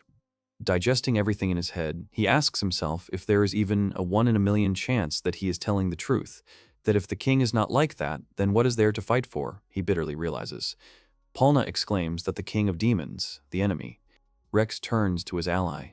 The mage, starting to cast an attack, exclaims that everyone needs. She deftly throws out the magic balls, continuing her phrase about how everyone needs to pull themselves together. Kagami barely managed to jump away from the attack. The mage confidently reminds her that yesterday's attack happened and that it was true, hinting that the peasant was brainwashed. He points at himself in shock, his mouth open. She claims that she shouldn't blindly trust him. Scratching the back of his head, he says that there is nothing to be done, and since they think so, it is time to say goodbye. He waves his arms furiously, smiling wildly, his gaze aimed at the heroes. The peasant grabs Mono, and the woman throws Alice over her shoulders, and they begin to quickly run away, loudly saying goodbye to the heroes. The team stands dumbfounded. Rex shouts that that's it. Tina notes that the guys are running away and that he lied to them. The peasant, with a smile on his face, shouts to them that if they had talked, they would have understood everything. He, shouting after them about a quick meeting, smiling, continues to run. He wondered if they had ever accepted it. For humans, living with demons meant coming to terms with the wounds the monsters had inflicted on them while still running. The peasant, turning to the girl, notes that the road to existence is indeed difficult. She lowers her head in sadness. But she reminds him that, unlike before, at least they were being heard. The peasant turned his head in surprise. "That's true," he replied, smiling, thinking in his head that he had no choice. Continuing to walk contentedly, he thinks that as long as the girl does not give in, he will be with her. Noticing the young man's face, Mono looks at her with bewilderment. The demon turns to him, telling him that he has prepared the cart. The peasant asks him in surprise, when did he manage to do it? The heroes come across a cart with those centaurs. One of them says that they are human trash from the gutter, and that they should not be spotted. The main character, upset, says that the demon is a scoundrel. Mino happily replies that he stole it from a passing merchant. Of course, he didn't kill him, so it shouldn't be a problem. The warrior excitedly replies that it was because of this that the heroes found them. Kagami throws the demon right into the carriage with displeasure, calling him an idiot. The woman takes a whip in her hands and hits the centaurs, giving the command to move forward. The warrior laughs contentedly. The boys sitting in the cart with stony faces are silent. Mino, trembling, apologizes. The carriage rushes forward to the sound of Takako's ringing laughter. The team of heroes watches the carriage leave. Tina notes that they have escaped. The sage reassures them that their destination is the same, so they will most likely meet again. Rex says monsters are hateful creatures that he must destroy. He continues that the demons who want to destroy humanity will not escape either. But he thinks to himself that there are demons who want peace with sadness in their eyes. The hero purses his lips and says, Ku-chan, concerned about his condition, addresses him from behind. Palna reminds them in all seriousness that they need to move on and replenish their supplies. Rex, addressing her, notes that she did not even flinch. With her arms folded across her chest, the mage asserts that she has no doubts. She replies with confidence in her eyes. The team looks at her in confusion at her answer. The main characters, finding themselves in the city of Samaria, located near the castle of the Lord of Demons. Alice, delighted, says that the wall is so huge, it's amazing. She is completely different from Valmon, turning to the peasant. Kagami explains that Samaria is quite close to the Demon King's castle, so some of the laws are quite strict. However, if she really wants to continue walking, he will support her. The villager asks the warrior why the hell she rides centaurs. He replies that they are wonderful. The centaur cheekily intervenes, telling Kagami to stop addressing Kako in such a familiar manner. The young man says that the plan is clear to everyone, and they are in this city for trade. During our journey, having obtained the horn of the demon that we defeated, to hide Mano's aura, we need to disguise it with the items on the cart. I hope that with the horn everything will work out. We will pass the test, the guy says. He turns to the woman and asks if she could dismount. Pouting, she replies, okay. The protagonists are tested. The warrior asks about trade. It must be very difficult for a peasant to take such a risk, he notes. The young man replies that he is so glad that he hired such reliable bodyguards. The man, having checked everything, lets them through. The boys thank him, and he tells them that there are a lot of people now because of the parade, so they will be lucky. The peasant turns around anxiously, asking again about the parade. Meanwhile, back on the streets of the city, the parade is in full swing. Alice, seeing this spectacle, is delighted. This city is incredible, she shouted. The peasant is upset. The warrior asks what's wrong. He is a little unwell. Kagami tells that a few days ago, this place was attacked, and the battle ended with Samaria's victory. And tomorrow they will form a punitive detachment. The warrior notes, attacked, just like in Velmon. He continued to say that the Demon King had never done anything like this before. He noted that the fact that he had successfully defended against the first attack would make a strong impression, so today was the day of celebration. He adds that the monsters roaming around the Lord's castle are terribly strong. The party will be destroyed, and at best only half of them will return. To think that the Demon Lord's army is the first to attack this city. The girl looks at him with disappointment. That if everything goes on like this, the endless and continuous revenge will continue. He bitterly replies that the road to coexistence will most likely be destroyed. The little girl looks on, upset. Kako notes with concern that it will be quite difficult to stop the punitive forces now. And once the demon army attacks again, it will be very difficult to defend Samaria. The peasant replies, Atros Island, where the king's castle is located, a place where monsters with a terribly high level are born. That there is a possibility that by the time of the real attack, they will gather a huge number of monsters. If the demons had intended it that way, they could have practically wiped out their opponents in one go. Even Samaria would not have been able to withstand such an invasion, he notes. The warrior agrees. The peasant interrupts by saying that he has come up with something. He jumps up from his seat and shouts that instead of a punitive detachment, they will go to meet with the Demon King, persuade him, and then escape with the entire demon race. The boys are shocked by this news. The warrior notes that he understands his feelings, but the plan is reckless. What will he do if the Demon King really wants to destroy all humans? The warrior continues, if this is how it will be, does he really think that he will turn a blind eye to it? The peasant answers that he will fight. The girl turns to him sadly. He interrupts her. He said that by uniting into an allied force with humans and demons, they would be able to ensure coexistence. The main characters are shocked and look at him with surprised faces, digesting this thought. The peasant looks at them with a smile, pleased with himself. He says, let's gather a whole bunch of people and demons who want to put an end to the conflict. Don't think we'll find this bunch of people if we look. Everyone thought about it.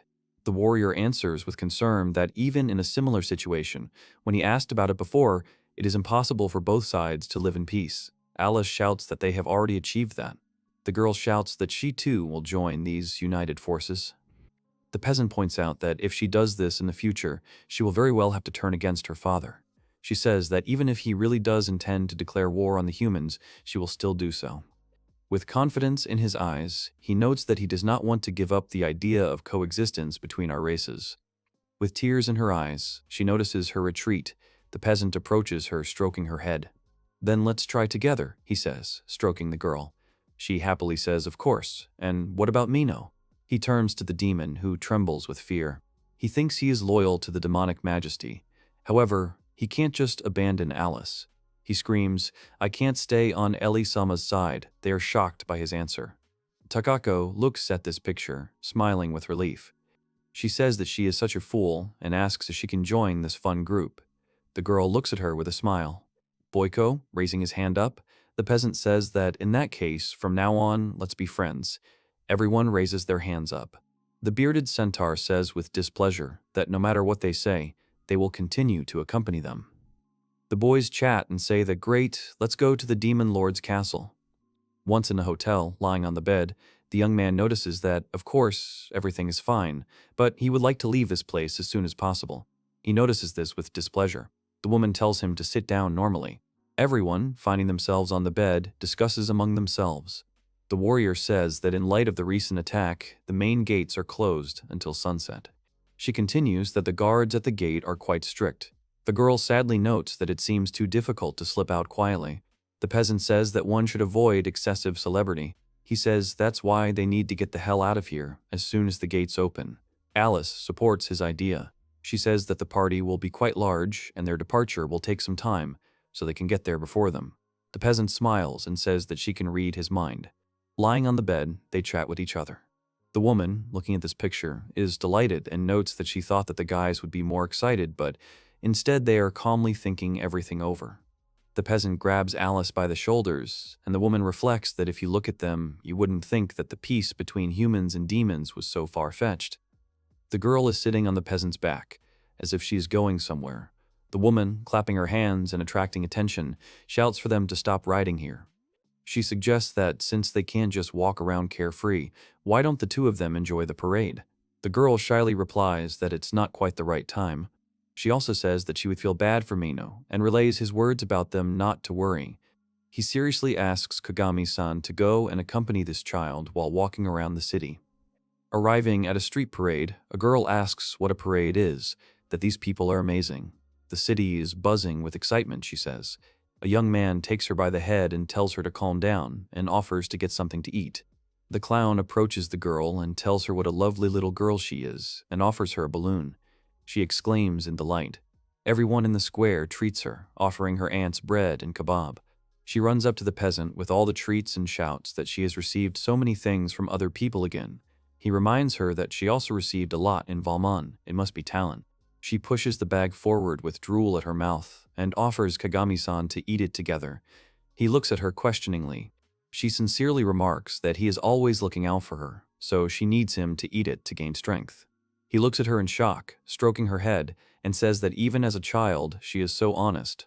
He grabs his muscles and tells her that even if she is worried, because of the skill she has, there is no need to worry.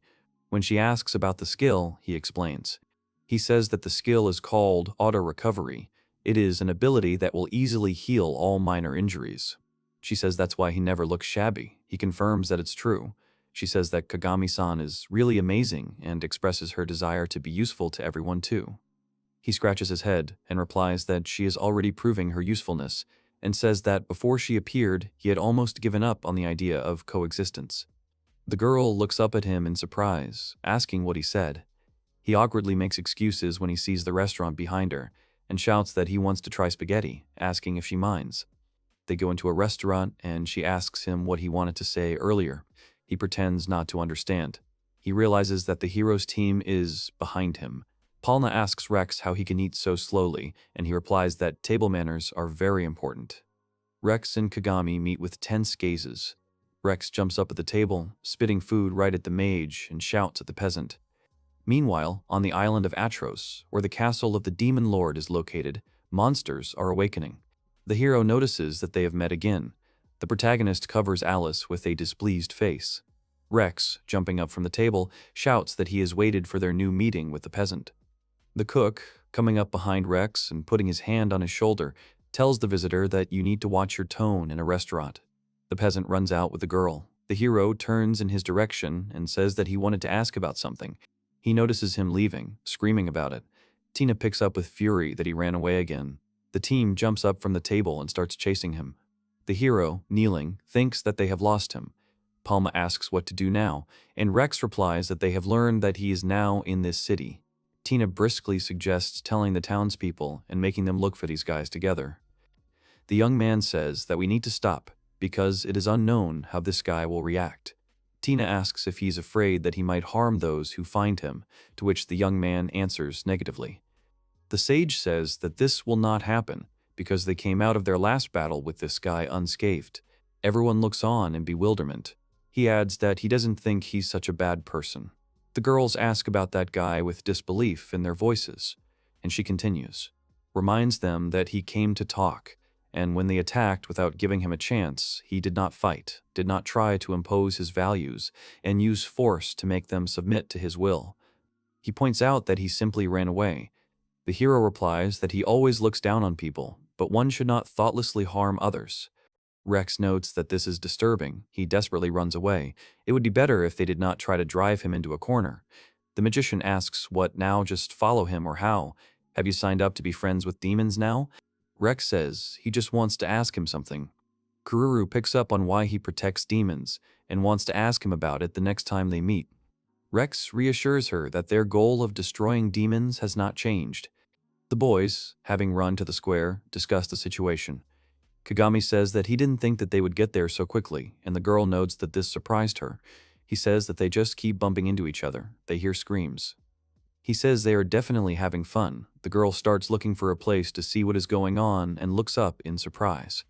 The peasant deftly throws her over his shoulders, asking if she can see better now. Laughing, he asks about her nerves of steel and how she still dreams of the festival. She apologizes, and he says it's okay. It'll be a fun way to learn something new. He notices an ice cream stand and looks at it in surprise. The girl happily eats ice cream. Alice laughs and says that humans are really amazing, creating something so delicious, and wants to give everyone a chance to try them. The boy with ice cream in his mouth is surprised by her thoughts. Suddenly, someone shouts, "Hey, hurry up!" The crowd runs and shouts that it is beginning. The girl wonders what it is, looking ahead. She screams in surprise that it is a monster, and the crowd, ready to attack him, screams that they will deal with him. She asks, not understanding what it is, why they are all so excited. The peasant explains that it is a festival performance where they show warriors defeating weak monsters. Something is happening in the crowd here. The heroes, seeing the dust rising, do not understand what is happening. A horned monster appears in front of the crowd. People, seeing this spectacle, note that this time they have released a more difficult opponent. The monster, hitting the ground and scattering the crowd around itself, waves its arms. The crowd scatters in horror, screaming that this isn't just a show. Kagami, covering Alice, tells the crowd not to come near him, starting to think that if he starts to build up strength for his skill, it will take time. One man from the crowd falls to the ground. The monster approaches him. Suddenly, a cry for a divine shield is heard. The sage appears before him, erecting a shield with her staff in front of the monster. She turns to the man and asks him to run away quickly, as the shield will not last long. The monster swings and hits the shield, which shatters into pieces. The girl is thrown against the man. He asks her in surprise if she is afraid. She covers him with her body and tells him to forget and run. He replies that he will not run away. She grits her teeth and says that it is a nobleman's duty to protect people, and she will not sacrifice the lives of others to save her own. The monster stands in front of her, growling, preparing to swing. The girl, frozen, cannot move and simply looks at him as the beast swings. Kagami appears in front of her, intercepting the monster's hand onto himself. She, seeing him in front of her, asks why he is here. He, accumulating strength in his fist, makes a swing, pouncing on the monster. The peasant, gathering all his strength, makes a charged blow straight to his head. He flies into the wall of the building. The girl, falling to her knees, watches him with superiority. Coins fly off the monster. He tells her with a smile that the princess has earned herself 100 points this time. She looks at him. The heroes appear behind them, calling out to the girl with concern. Tina yells that it's the level 999. He replies with displeasure that it must be his destiny. Rex walks up to him, taking him in his arms, and wonders how the hell he was able to defeat him. He says that the monster was actually strong, but by using a charged strike, he managed to win. The hero is surprised that he managed to do it with a basic technique. He sadly replies that it is the only fast skill. Rex admits that he wants to discuss a lot with the peasant. Pauna looks at him puzzled. The protagonist asks if he wants to discuss it. He says he's totally fine with it, but first he needs to make sure there are no other monsters nearby. Kururu is puzzled. Running up to her savior, she thanks him for saving her, grabbing his hands. The young man answers with embarrassment that it all worked out only because she bought time. Thanks to her, he was able to gather enough energy to defeat the monster with one blow. She is happy. Paulana says with displeasure that even if it is not a demon, he will still save him. He replies with displeasure that it is a neutral party. A guard appears behind the guys and shouts at them. Out of breath, he insists that they need to run away right now. Kagami is surprised. He clarifies that they need to run away and asks if there are more monsters roaming around. The guard fearfully says that is not the case, and the villager tenses up. The warrior shouts that a huge gathering of monsters from Alstoro Island is heading here, and specifies that there are about 10,000 of them. Kagami, with the coming realization, goes into shock. The guard finishes by saying that the city is doomed. The heroes look at him with despair and shock. The warrior, kneeling, tells that a horde of monsters is heading towards the city, and notes that this is true. He notes that about 10,000 monsters are heading this way. The protagonist turns to Rex and says that they should start evacuating the townspeople as quickly as possible, and he himself will go look for his comrades. Kagami says that he will need Takako's help. The hero, having managed to say only one word with excitement in his eyes, looks at the peasant. The peasant, taking Alice by the shoulders, interrupts him and says that he will leave the girl in their care. The team is simply shocked by such a statement. The young man starts shouting and says that demons are their sworn enemies, and asks what he would do if they decided to kill her. He asks him to think about it. He notes that if they intended to do that, he wouldn't ask. He also asks if he wanted to discuss something. Rex confirms. Palna interjects and asks if he's worried about her being killed, because that will matter in the end. He asks them with sadness in his eyes to take care of her safety. He asks them, holding her shoulder, and the team stands there, puzzled. He runs away from the team. Tina notes that he is clearly in despair. The magician tells the girl that he finally gave up. She sadly says that she does not think so at all. She says that Kagami-san actually believed, that's why she will believe him too, with hope in her eyes. In her head, she wonders what will happen when this horde of monsters finally arrives, what to do. With tears in her eyes, she bows her head. The princess, embracing her from behind with anxiety, says that she does not need to burden her little head with all this, and promises to fulfill her promise with repentance. She says that she is not dangerous after all, Ku-chan says with a glimmer in her eyes. The girl is embarrassed. The mage inhales, saying that now is not the time for such a thing, and says that he will go ahead. The sage turns to Alice and suggests that they work together to evacuate everyone safely. The little girl sees the light. In the square, Rex destroys the monsters one by one. The girls scream that a horde of monsters is heading towards the city and ask for an immediate evacuation. They scream for everyone to run away. At this time, a stone falls from the wall and flies towards the demoness. The hero notices this and covers for her, telling her to be careful. She is shocked. He asks if everything is okay. The sage asks him if everything is okay. The little girl thanks him. Before he can finish his sentence, they hear an insult. Mano runs to the heroes with Takako. The demon furiously shouts at the hero to get away from Alice-sama. The warrior picks him up and asks if everything is okay. The girl happily shouts to them. Rex, surprised, notices this, guys. The hero shouts to the woman that a muscular man, a peasant, has gone looking for them. Alice tugs at him, pointing out that it is a woman. He is convinced that it is a muscular man. She repeats that it is a woman. Takako is seething. The woman asks again, puzzled, if it is him. Takako is not pleased with such impudence and answers that, yes, he came to a unique conclusion. Mino shouts in a hurry, demanding that Alice-sama be released immediately, and rushes at him. Rex says that the peasant ordered him to keep an eye on her. Mino appears indignantly. The woman asks in surprise what he is even thinking about. Rex stretches out his hand with excitement. The woman, having grasped the situation, says that she will also look for Kagami, since there is only one road leading to the hotel, and wonders if he could have taken a wrong turn. The demoness listens to her with concern. The hero asks where this guy is. A warrior runs out and rushes towards them in a hurry. He reports that a boy is fighting a horde of monsters at the western gate, and everyone has escaped except for this boy. He falls to his knees and admits that he is fighting alone there. The girl listens to the man in fear. He continues that if nothing is done, he will die and asks someone to save him. The whole team is shocked by this news. Alice realizes that it is Kagami-san. She muses that if there are people who despise demons for destroying their villages, then the idea of coexistence will be impossible. She, shaking with tears in her eyes, realizes that he intends to protect them all alone. Jumping up from her spot, she begins to run. Takako notices this and shouts after her. The girl, continuing to run, thinks that even if he tries to resist everyone alone, it is too much. Then the warrior picks her up on his shoulders and says that it will be faster. She joyfully exclaims, turning to the woman. She anxiously guesses that the person they were talking about is most likely the main character, that she should hurry, that even with the recovery skill, there are too many enemies for one. The woman frowned seriously and said that even if they were talking about Kagami, this wasn't something that could be dealt with alone. It was something that only a fool would do. Rex, catching up from behind, asks if this guy is seriously looking for death. The girls are surprised. The demoness asks if he is coming too. He replies that when he hears something like that, he can't just ignore it, because what's more important is why he would do something like that without support. He suggests that he probably just doesn't want anyone to get hurt because of it, either humans or demons. He asks if doing something like that is the same as asking to die. Takako replies that recklessness or not, when there is a chance of success, he will not give up.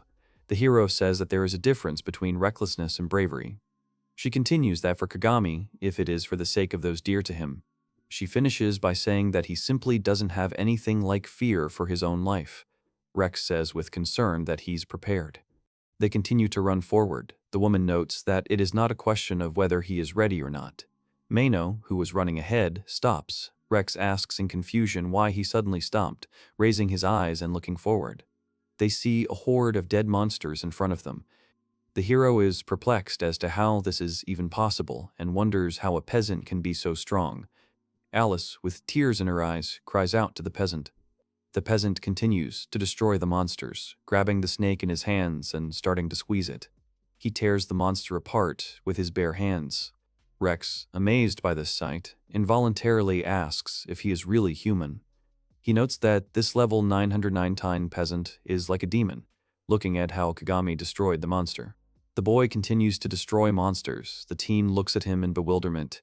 Rex questions how incredible this is and wonders why he would go so far. The woman sadly says the name Kagami-chan. The guys turn to look at her. She tells him that when he was a child, monsters killed his father right in front of him. She says that because of his sadness and disappointment, he could not forgive himself for his weakness. He cursed the world that made only peasants, monsters, and demons weak, even his own helplessness. She continues that after that, he wished to become strong by destroying monsters, but she says that he defeated them by throwing rocks from afar, but killing level 4 monsters this way had its limits. No matter how many monsters he defeated, his points did not increase. She says that even his level didn't increase. All he did was run away and kill monsters from a safe distance. Ultimately, he was still bound to his weak nature. She continues that this is why he stopped fighting from a safe distance and desperately challenged them face to face.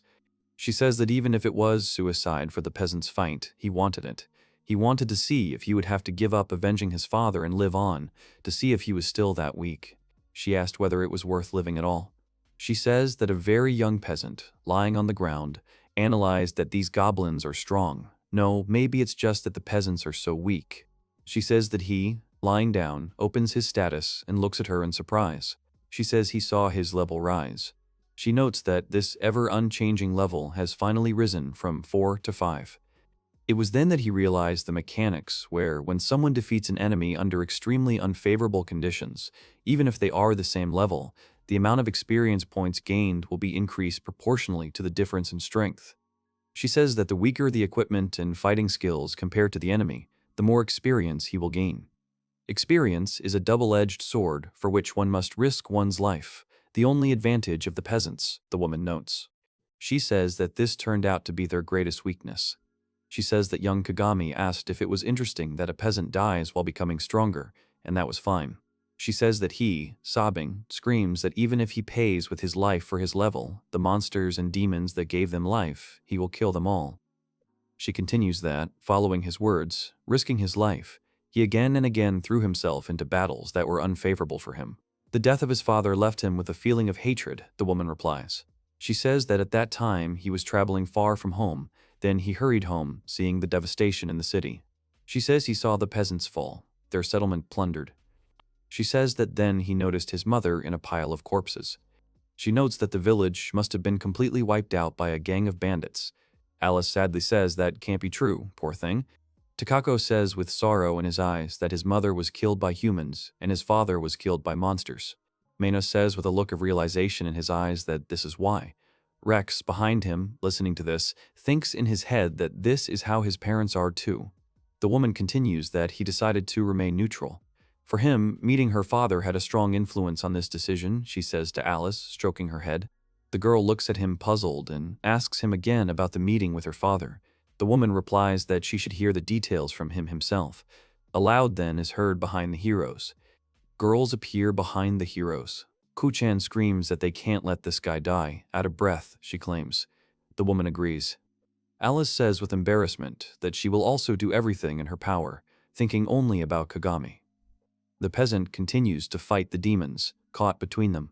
He thinks that if it weren't for these monsters, there would be no need to fight the demons. As he escapes from the clutches of the monsters, he muses that if monsters didn't exist, then everyone would get along, and then mom and dad definitely wouldn't have to die. He wonders who decided to make all these rules. Completely consumed by monsters, he does not give up, even if this world itself never forgives him. More monsters appear in the distance. He notices that one of them has a glow in its mouth. The demon releases energy in the form of a glow at the protagonist. He looks at this spectacle with fury. Kagami, surrounded by monsters, looks ahead at the new enemy, watching his attack. He realizes that he won't have time to gain the skill. He thinks it's bad, but at least he's managed to reduce their numbers a little. Now the spirit of Samaria's adventurers will rise, and the city won't fall into ruin. The seed of possibility for coexistence will remain. With humility and a smile on his face, he thinks that it doesn't sound so bad. At that moment, a glow appears in the sky. He looks there in surprise and screams in surprise. A pillar of magic falls on the monster, destroying everything around it. A sage appears before the main character with a staff in his hands and tells him that he will worry if he suddenly dies while protecting everyone. The princess asks about him in surprise. Behind the heroes, someone walks with confident steps and shouts out heavenly fury. Decapitating wave attacks. Rex says he's a hero and claims there's no way in hell he'd run away and leave the battle to a peasant. The peasant, falling to the ground in surprise, absent-mindedly shouts that the hero and the magician have all come here to die, and asks a question. A warrior runs behind him. The woman, determined, jumps and attacks the monster. The boy jumps off, and they even scream, Takako-chan. The warrior delivers a powerful blow to the monster. The woman landed on the ground. Kagami asks her why she came, and she answers with a sense of duty that she came to save her friend, of course. The peasant spoke with all confidence that they were simply signing their own death certificates, that he alone had to die. At that moment, a voice came from behind, offering to share the burden. Mano, casting attacks in his hands, answers him that he is not going to die a very useless death. He, jumping up, asks in surprise, "Is he here too?" Tina appears behind the peasant and asks to be allowed to heal him, as he is all wounded. Palna, who appears behind her, clarifies that this time she will make him explain everything properly. He is even more shocked, asking, "Is she here too?" They answer in unison that they all came to save him and that they will push back the monsters together. The protagonist is shocked by such words and actions of the guys. He repeats that they want to push back the monsters and wonders if they want to die. The sage looks at him with disdain, and he shouts that they will not die and will not let him die, proclaiming this. The boys stand around Kagami, surrounding and protecting him. He realizes that he is not alone right now. Meanwhile, Alice is hiding behind the rocks, watching them. She looks at the wall with motivation. The peasant asks where the girl is. Mono replies that she has gone to find a safe place to hide. The sage points out that he should hide too, and the warrior, standing behind him, adds that perhaps that is not necessary. The boy exhales. He cheerfully raises his hand up and confidently replies that he understands everything, will only run away if necessary, and that this is not a suicide mission. The guys notice a new monster. The guy, standing up and flexing his fists, says that they have to finish this. Tina confidently supports him from behind, saying that she will help. The peasant advances towards the monster, shouting that he will not move an inch. The monster throws a boulder at the main character. After the blow, he lies on the ground. Tina runs up to him and asks if everything is okay. He replies that he could have died and thinks that he got carried away, knowing that she would heal him, he says, laughing. She introduces herself to him and says that if her priest is taken out here, the whole team will be in trouble, and asks him not to act rashly. He admits that he has never fought alongside other people before. Turning to the princess, he says that he shouldn't have said that she got 0 points, and asks for forgiveness. He enthusiastically tells the boys to work together. The girls think to themselves that's what they were talking about. He replies that these flying monsters are definitely a nuisance, and with a sigh, he calls on the magician and sage to come to him. He grabs the girls and holds them close. They are not happy. Kuduru screams at him for what he is doing to the princess, and Palna screams at them for being annoying. He asks if he can ask them to create a few spells. The girls are surprised. The magician answers that he can, but before he can finish speaking, he makes a dash. He and the magicians are lifted off the ground, and they, not having time to react, simply scream. He asks them if they can create attacks while in the sky. Holding the ladies, the princess begins to create an attack. The girls cast attacks, directing them at the monsters. The peasant delightedly remarks that the magicians are definitely incredible. He lowers them to the ground, talking about a wonderful success and smiling. Kururu is upset and tells him that he even realizes what he is doing to the princess. He looks at her, not understanding. He squatted down and remarked that he thought they were working together as teammates. Teammates, she thinks to herself, shocked by this answer, the princess. She says that then she will be forced to forgive him. Kako and Rex attack the monsters. She screams that they won't lose, hinting that she'll leave the weaklings to him and deal with the stronger ones. The hero, indignant, replies that he can handle at least that many. Kako destroys the monsters, one by one. The boy, shocked, claims that he will definitely become stronger one day. Mono remarks behind his back that it would be a problem if such a hero became stronger. The guys stopped, pretty tired. Kagami, standing behind them, looks and thinks that this is bad. They are all already on the edge. Raising his gaze to the monsters, he says that there are definitely still a lot of them. He thinks that while they are still able to move, they should retreat. He shouts that this is their chance, everyone retreats, but before he can finish speaking, the woman interrupts him, looking at him sternly. She tells him not to say that. She asserts with all confidence, does he not see that there is still strength to fight? They refuse to run away, leaving anyone behind. The sage picks up that he knows what he is trying to do. The peasant is absent-minded. He thinks what to do. At this rate, everyone will die. Suddenly, from the side, someone called out to him. Alice appears before them, shouting enthusiastically that everything will be fine. He sees her and is enlightened. He looks at her in surprise and asks her a question. What? She shouts, Kagami-san. Alice answers him in surprise. She runs up to him, and he answers that the guys, and, falling silent, looks around the crowd that came with the girl. She looks at him, smiling, and happily says that everything will be fine. He shouts loudly that these are the adventurers of Samaria. The girl stands confidently on her feet, and behind her is a squad of fighters. She happily tells him that now it's her turn to save Kagami-san. Sweat is pouring off him. He doesn't know what to say. The warriors are determined. They proclaim that they will protect Samaria by attacking the monsters. Adventurers are actively fighting monsters. Kagami, surprised by this picture, asks what the hell is going on here. Alice cheerfully replies that she asked everyone and told the Samaria adventurers that the fighting needed help.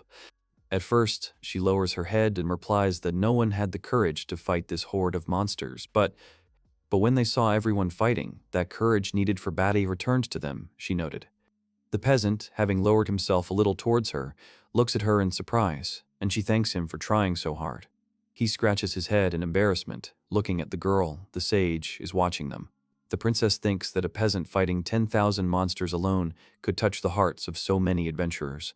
Like a painting from one of the epic poems she read in the castle library, she thinks with a smile.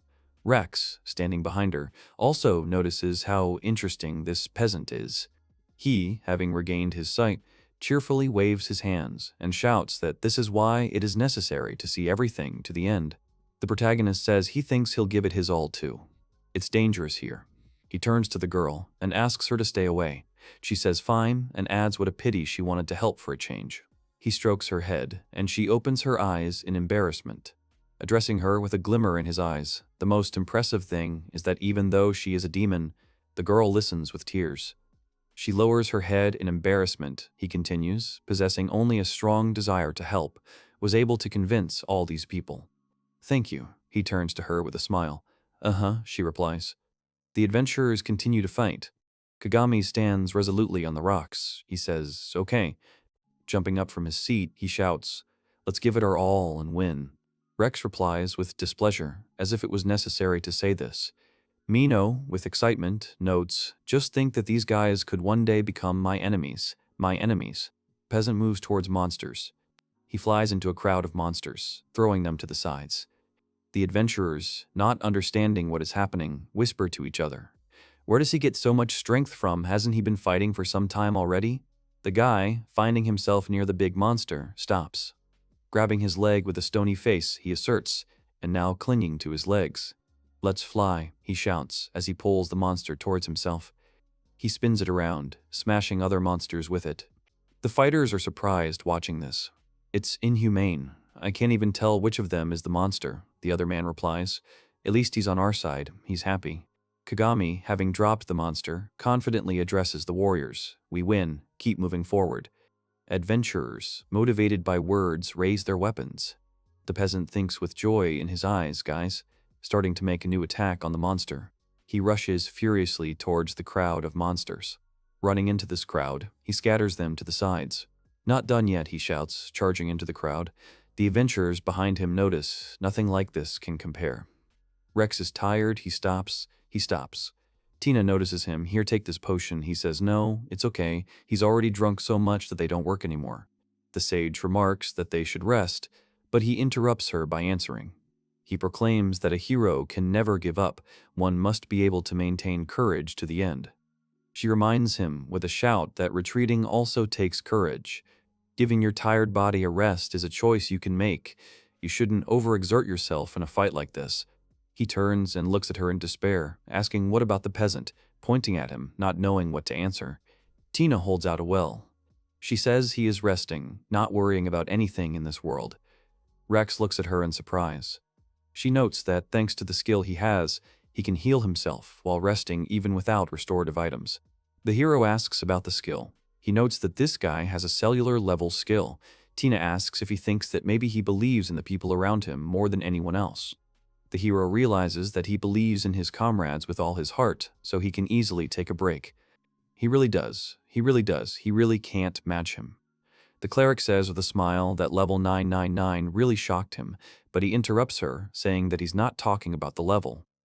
The hero claims that what impresses him most is his ability to act without hesitation or attachment. The sage supports him, saying that he thinks so too. The magician, watching them, says that they decided to take a break and that it is good work. A demon and a warrior appear behind her, saying that they also need a break. She hands them the potion and tells them to drink it if it is still effective. She turns her head to Mono, who is exhausted. Palna thinks it would be so easy to kill him right now, looking at him with hostility.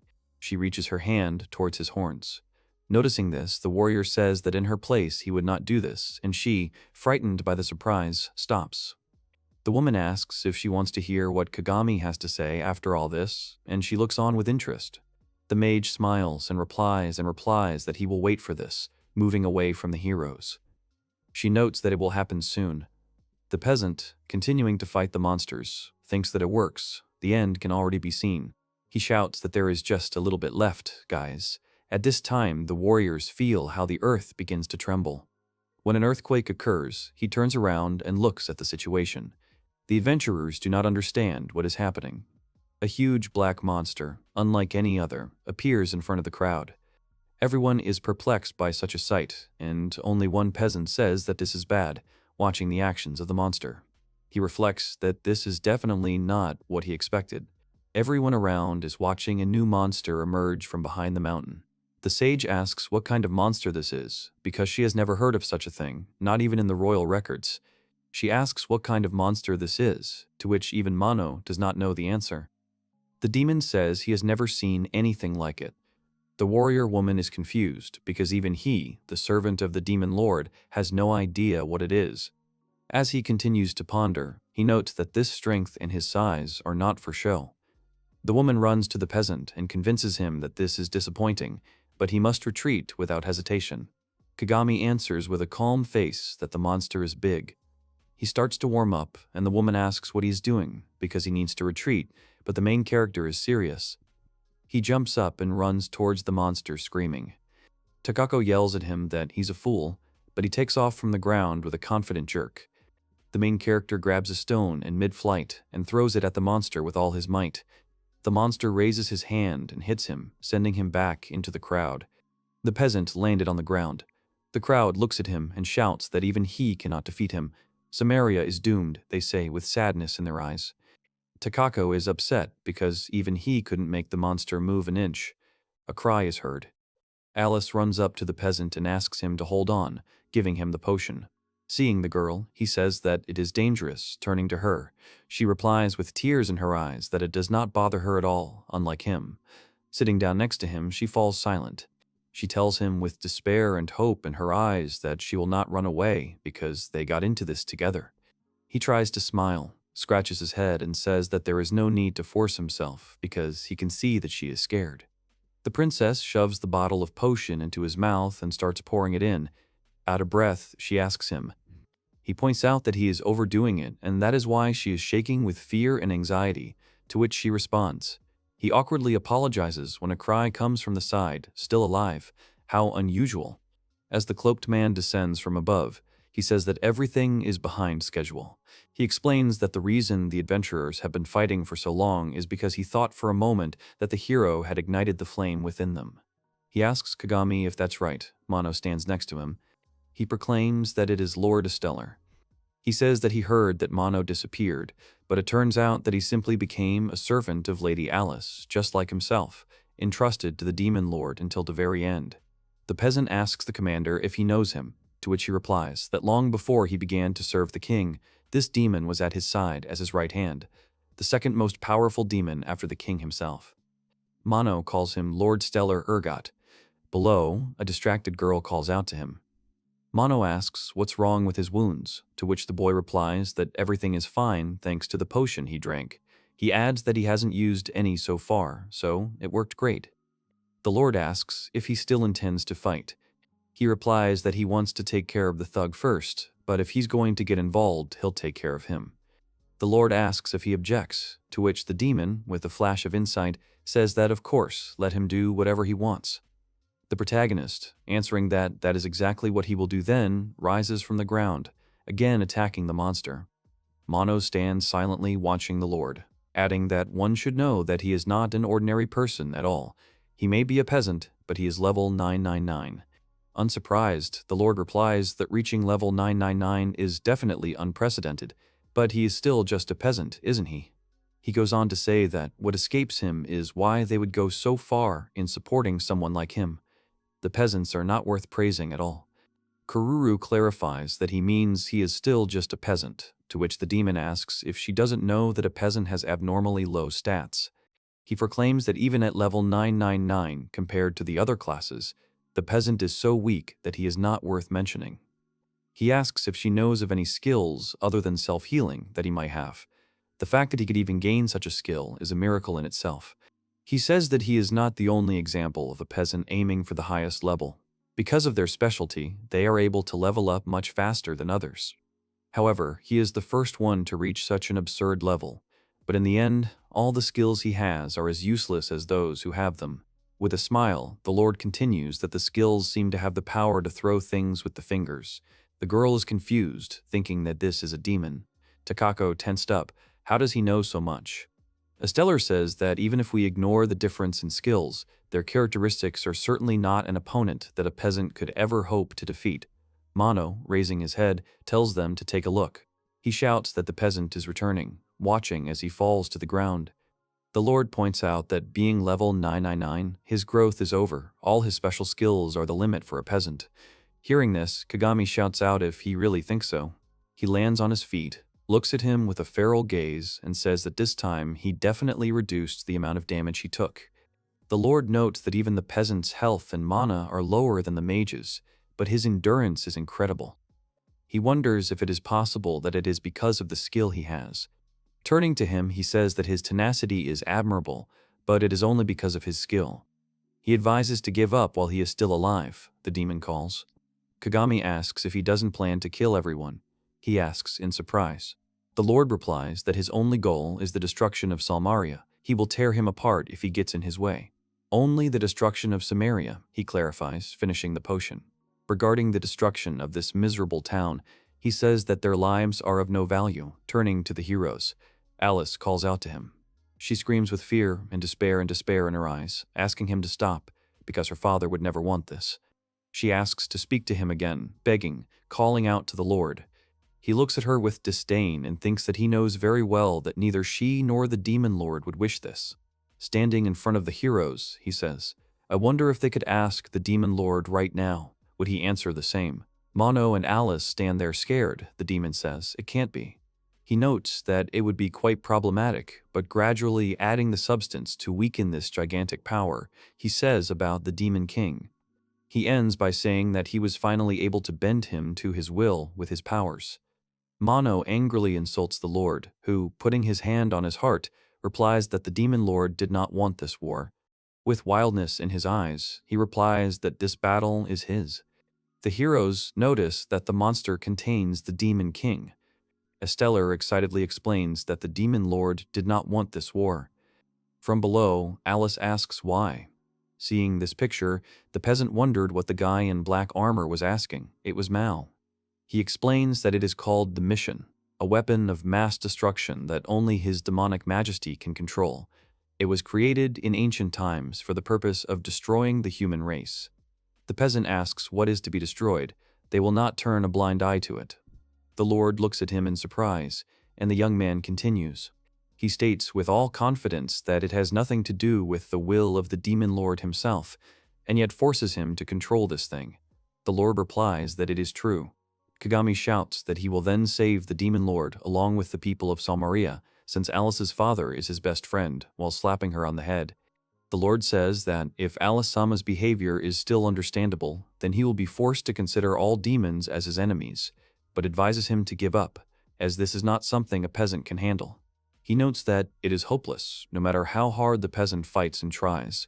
The peasant gets angry. He breaks away and runs forward, shouting that he will never give in. The Lord mutters that he is a stubborn worm.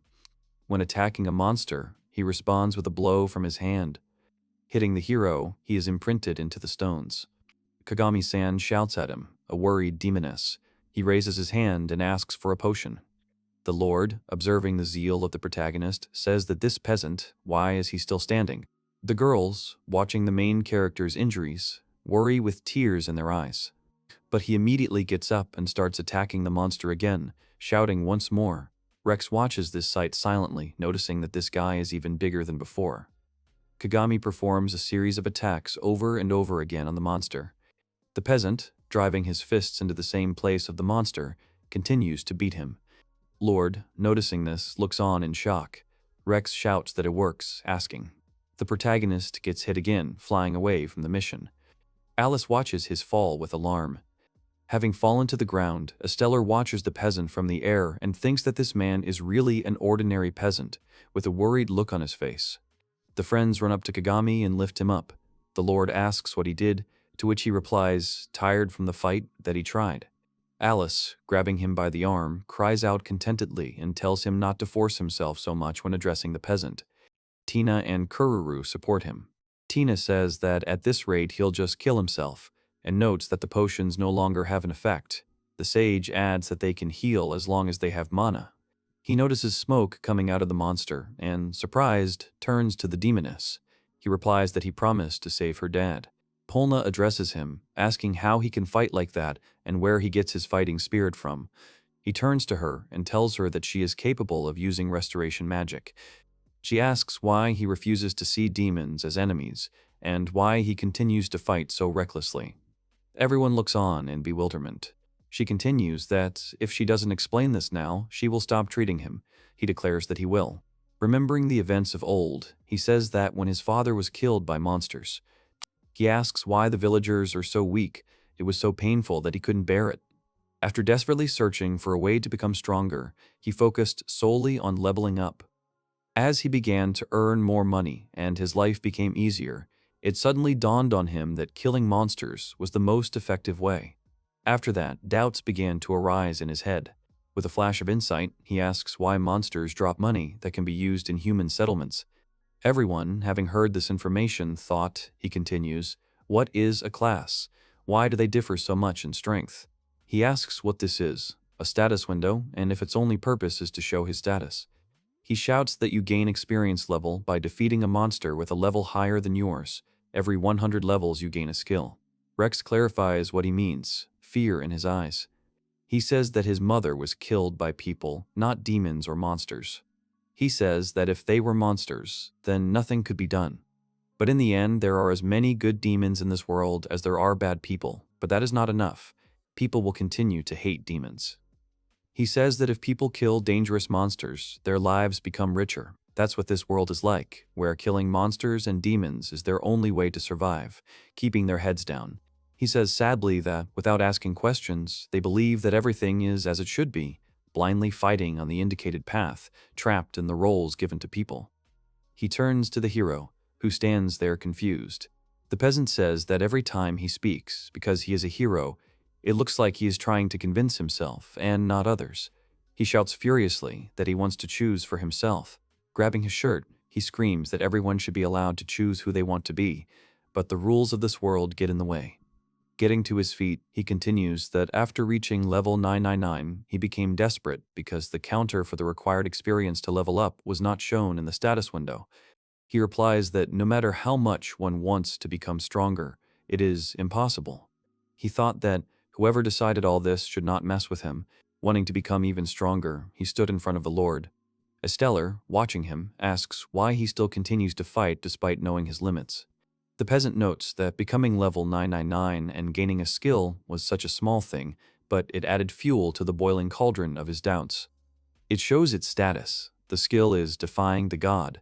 The development effect of the one who has the skill does not stop. All the experience gained is transformed into a power that exceeds the original limits. The Lord is horrified by such a status. The young man adds that this is the right to challenge.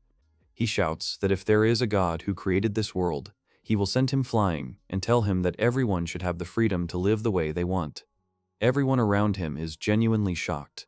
The Lord replies that with this skill, if he continues to fight, with empty eyes, he wonders if it could be that this man actually gained experience from fighting the mission. Kagami, standing in a stance and leaning on his knees, says that everything is fine, directing his gaze to the monster. Everyone looks at the peasant with bewilderment. He takes a step forward, causing the earth to shake, stones to fly in all directions. The heroes cover themselves from them. The demon, not understanding what is happening, simply watches. Rex shouts what he is going to do. The young man, clenching his fists, shouts that it would be better not to use this skill, but it seems that it is forced to do so. For a short period of time, his strength doubled. The demon exclaims. The villager replies that although you are on the verge of death after using it, unable to move, that is why it is a last resort skill. He replies with rage. He shouts that they will see who is stronger. rushing forward and leaving behind shards of stone. Approaching the monster, he confidently rushes forward. Taking off from the ground, he swings at the monster. Jumping over the monster, the protagonist delivers the most powerful blow to the monster's head. Screaming furiously and directing his whole body towards the monster, he screams that he has twisted all the limits of level 999 and the rules of this world. He replies that he will decide where the limit will be, delivering a powerful blow that exceeds the limit and smashes the monster's body. Finding himself in the rubble, he says, "Hey, hey," with a smile. Finding the demon lord in the rubble, the protagonist proclaims that he has finally found him. The Dark Lord lies unconscious in Kagami's arms. Alice, worried about her father, runs to him. The man opens his eyes and sees his daughter. The guy is glad that he woke up. Kagami says he can't move an inch. He admits that's why he doesn't like using this skill. The Overlord watches the boy silently. The man admits that he is now in his debt, to which the guy says that it is all for him and his best friend Alice. The man is surprised that he called her his best friend. He says that the peasant is definitely strange. Alice looks at him in surprise. He asks the hero if he wants to destroy him, but the guy doesn't have time to finish speaking before Palna interrupts him. The girl realizes that she has no strength left, but she still wants to destroy the ruler. Mino blocks her path and says that as long as he breathes, he will not allow his majesty to be killed. Suddenly, Alice also blocks the way, protecting her father. The Lord is grateful to the boy for helping him all this time. The man asks Stellar what he is going to do. He says he would like to use the Demon Lord's power once more, but he hesitates. He asks Kagami if he wants to send the creator of this world flying. The man says that there are two ways to achieve this goal. Kagami is surprised. He says that the first way is to destroy the waters of the demons himself. The guys do not understand what this guy is talking about. Kagami reasons that when the villagers were attacked, the escape route was not blocked. He thinks that the man was holding back, planning to later turn the flames of chaos and hatred towards the Demon Lord. The guy says he won't do it, to which Stellar says that's why it's problematic. Kagami asks how he knows about it. The guy goes on to say that if he killed his demon allies just for this advice, then he too is just following the rules of this world, to which the man gets angry at his answer. Kagami asks, what about the second piece of advice? A man talks about an expensive, nameless item being sold in the city, and the guy wonders what he's talking about.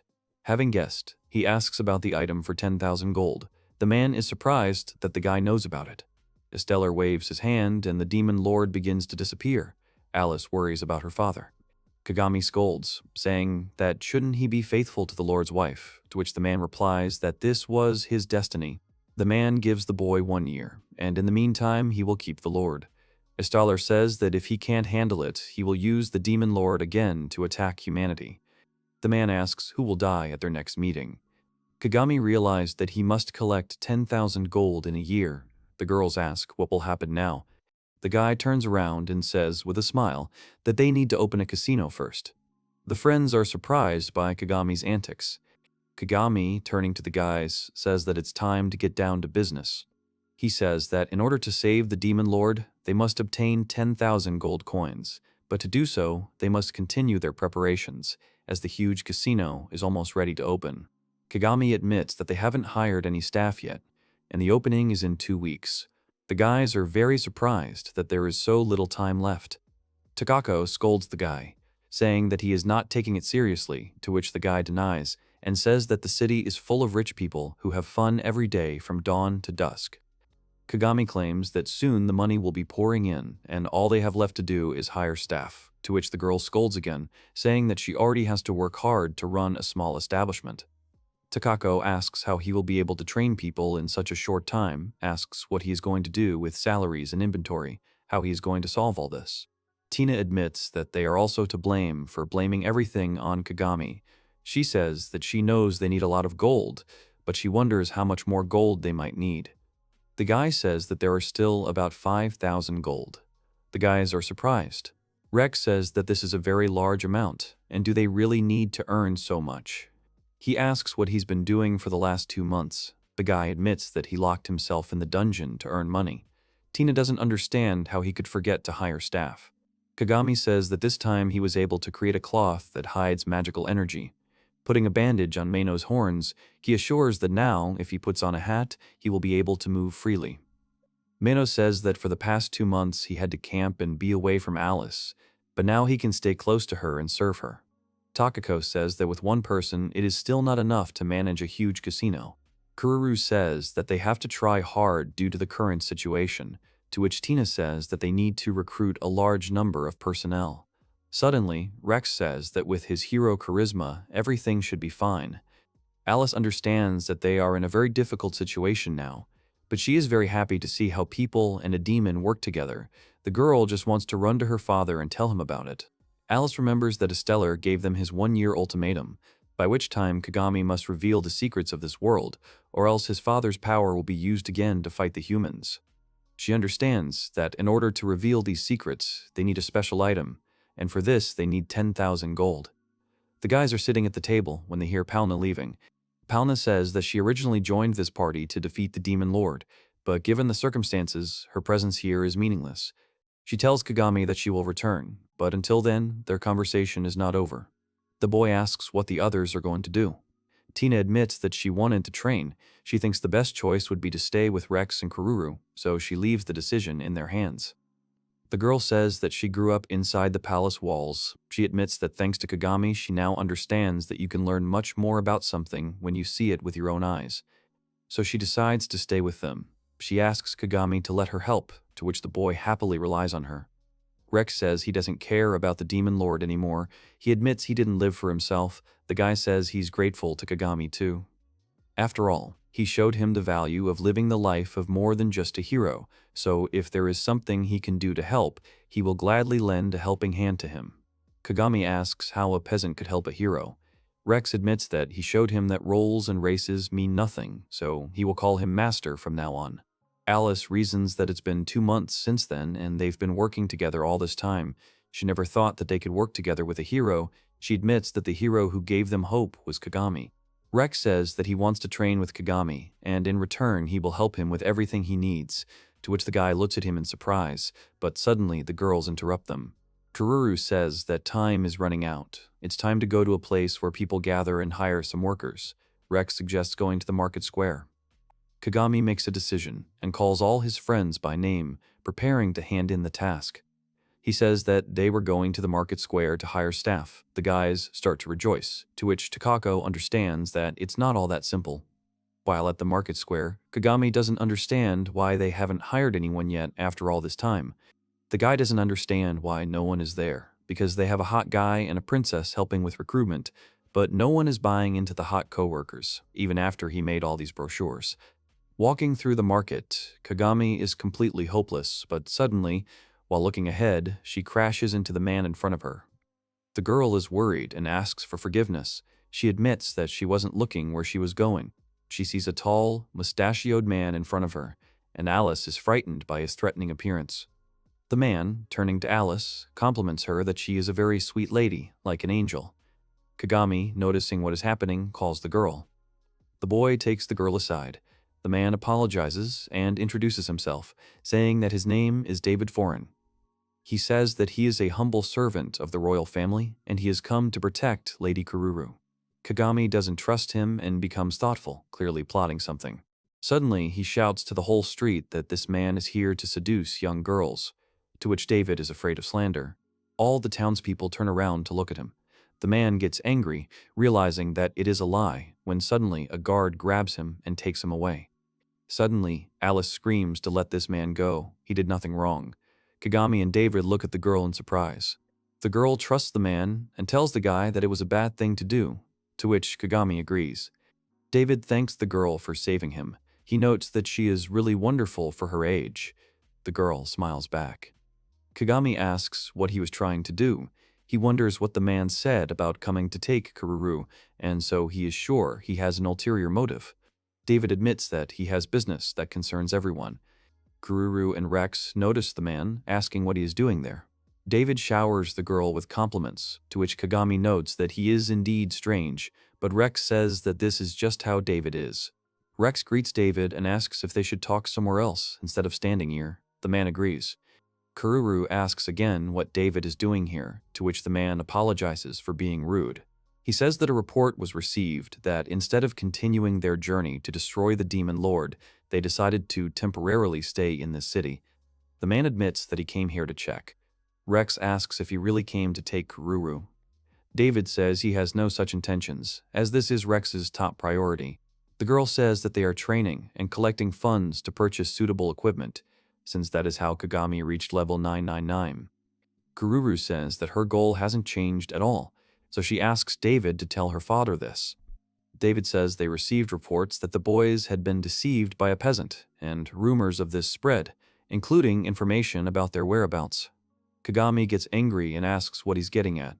The man admits that he came to take the princess, but this has nothing to do with his true purpose. David says that if what the princess said is true, then there should be no further questions. The man says that to confirm their statements, he would like to observe them for a month. The guy replies that it is very difficult when his life is being watched. David says that it would be logical to assume that if he really wanted to, he could easily defeat the demon lord. Kagami gets angry and tells him not to underestimate the peasant's weakness. He says that everything worked out thanks to his comrades. The guy asks if he didn't know that the enemy was not the Lord, but his servant, because if it was the Lord, they would never have won. So they save up and improve not the equipment, and Rex and Kururu help him with funds in exchange for training. David says he understands. David says that he is ready to at least help them, because even though he is an observer, he is first and foremost a humble servant of Lady Kururu. Takako came to see how things were going, and was surprised that they had a lot of people wanting to join. She asks what spell they used. The girl sees David and asks her comrades who he is. The guys ask how the man was able to do this, to which he replies that he simply put the information on the pieces of paper in order. Rex is surprised that everything became clear, and David asks to let him help with the casino. The guys notice Kako and tell her that thanks to David they were able to recruit enough staff. The girl admires the man who knows how to work. She reacts sharply and introduces herself, saying that she hopes they will get along. Tina sends Kagami away, telling him to go hunt monsters, since David is helping them now. Rex told the guy to swear at them. He warns that he will join him on the hunt, to which Kagami refuses. The boy notes that David and the girl get along well. Rex explains that David served the kingdom before Kururu was born. He asks what's bothering him. He says that this month of surveillance seems rather unexpected.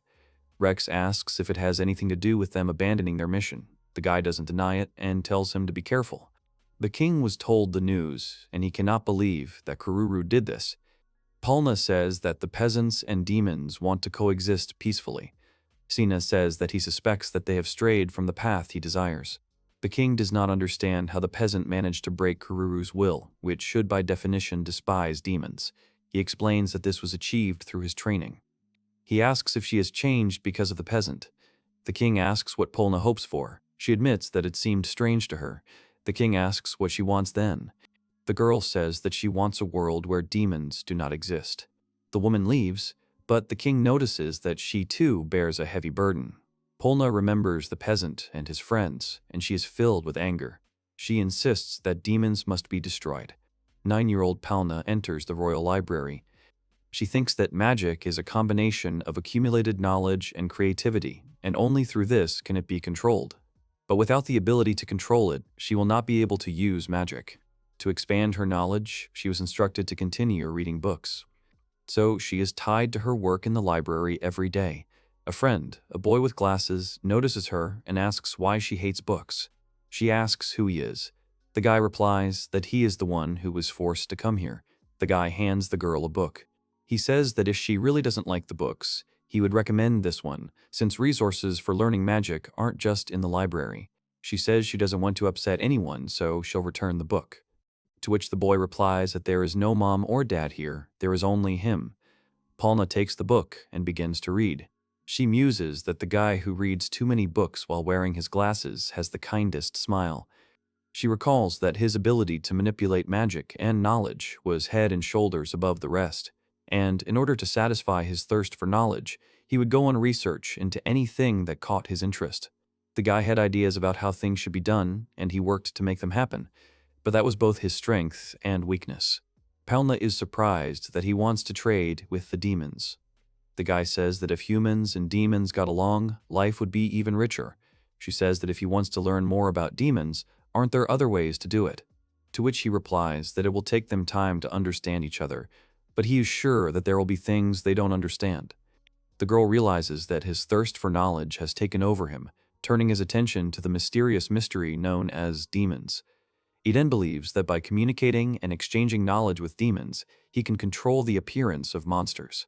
The girl convinces him that it is still dangerous. She tried to stop him, but he had already taken the first step and started communicating with demons. The demons notice them. The guy starts talking to them, but the demons aren't in the mood for conversation. The guys understand that it's not that easy. But the guy persistently continued to visit the demons without taking any weapons with him. He continued to communicate with them, establishing relationships, and the demon's attitude began to soften. The girl noticed that the demons began to like the boy. He decided it was time. The boy says that they taught him so much and he wanted to teach them the ways of humans. He said that he wanted to introduce them to the human village. The boy assures them that no one will harm them. The demon leader agrees, and the boy happily flies up to Palna, hugging her and saying that he did it. The girl was glad that the demons believed in him. They chose her hometown as the place for the exchange, since the level of hostility towards demons was not that great. The demons arrived on a road that was usually impassable to them. Palna notices her friend waving happily at her. There was a demon walking behind him, clearly intending to harm him, but the boy didn't notice it. The demon pierced him with his magic, and he fell to the ground. The demon ordered the others to grab the people, and they rushed forward. The demons began to harm people, but the girl did not understand how it came to this. One of the soldiers ordered the girl to get out of here, but she looked at her teacher. The soldier grabs the girl and takes her away from the fight. She doesn't understand what they were hoping for. Palni should have forgotten about it and lived a normal life, and then she met them, the two who were sent to defeat the demons and their lord. She won't let them take away the chance for revenge that finally came her way, even if her teacher is no longer there. The girl holds a casino flyer and recalls all the past events. She says she will make the peasant return it to her. Kururu and Rex practice their skills in the training cave. Kagami says that Rex needs to repeat himself, because what's the point if he uses body enhancement magic? The point is to defeat an opponent stronger than himself. The man says that by fighting in an unfavorable position, he will gain, in addition to the usual experience, invaluable combat experience of fighting a stronger enemy, because in addition to this, it would be good to get used to fighting in unfavorable conditions. The guy, having listened to the teacher, gathers his strength and attacks the enemy again. And he hits the monster, but the monster attacks again without thinking. Rex gets burned by the blow, to which Kagami tells him to remember that the enemy is stronger than him, as the hit-and-run tactic works better if he is patient and stays on guard. Kururu begins to heal the boy's burn. Kagami says that the boy still has plenty of strength, but that's good, because he can gradually become stronger. Suddenly, David appears, addressing Kururu. He reasons that Kagami meant that this type of battle is always accompanied by danger, and they cannot become stronger by constantly avoiding pain. Kururu asks that Kagami is a peasant, which means he is much weaker than her. The guy says that because she's a girl, he doesn't want to drag her into anything painful or scary, to which Rex protests that his pain and hardships are a different matter. Kagami realizes that the boy has become stronger, and despite the pain, he no longer hesitates, because the heroes are burdened with great responsibility, but could Kururu withstand something like that? The girl says that her level only went up by 3 levels. Kagami replies that she probably shouldn't act recklessly. The guy says he has an idea that will help her level up. The girl says she needs to reach level 200, to which Kagami is surprised by such a number. She asks why he looked away, when suddenly they notice Rex asking for healing. The girl apologizes and runs to his aid. David notes that the guy needs to learn more about girls' hearts and what helped him become so strong. The guy says that he will tell another time because he initially began to fight only to collect the money left over from the defeated monsters. Kagami asks if he thinks that because he's a peasant, he became strong just for money, to which David replies that why would he even think about that? He says that it is rare to find a peasant willing to level up, as they mostly do it for the money. Alice asks if defeating a monster can give you a lot of money. David confirms her words. The guy asks the girl if she knows a place where he can find rare monsters, for which he apologizes, saying that he doesn't know about such a thing. She remembers that she once found a book in the library that spoke of a powerful monster, and that if it were possible to defeat it, she wonders how much money could be obtained from it.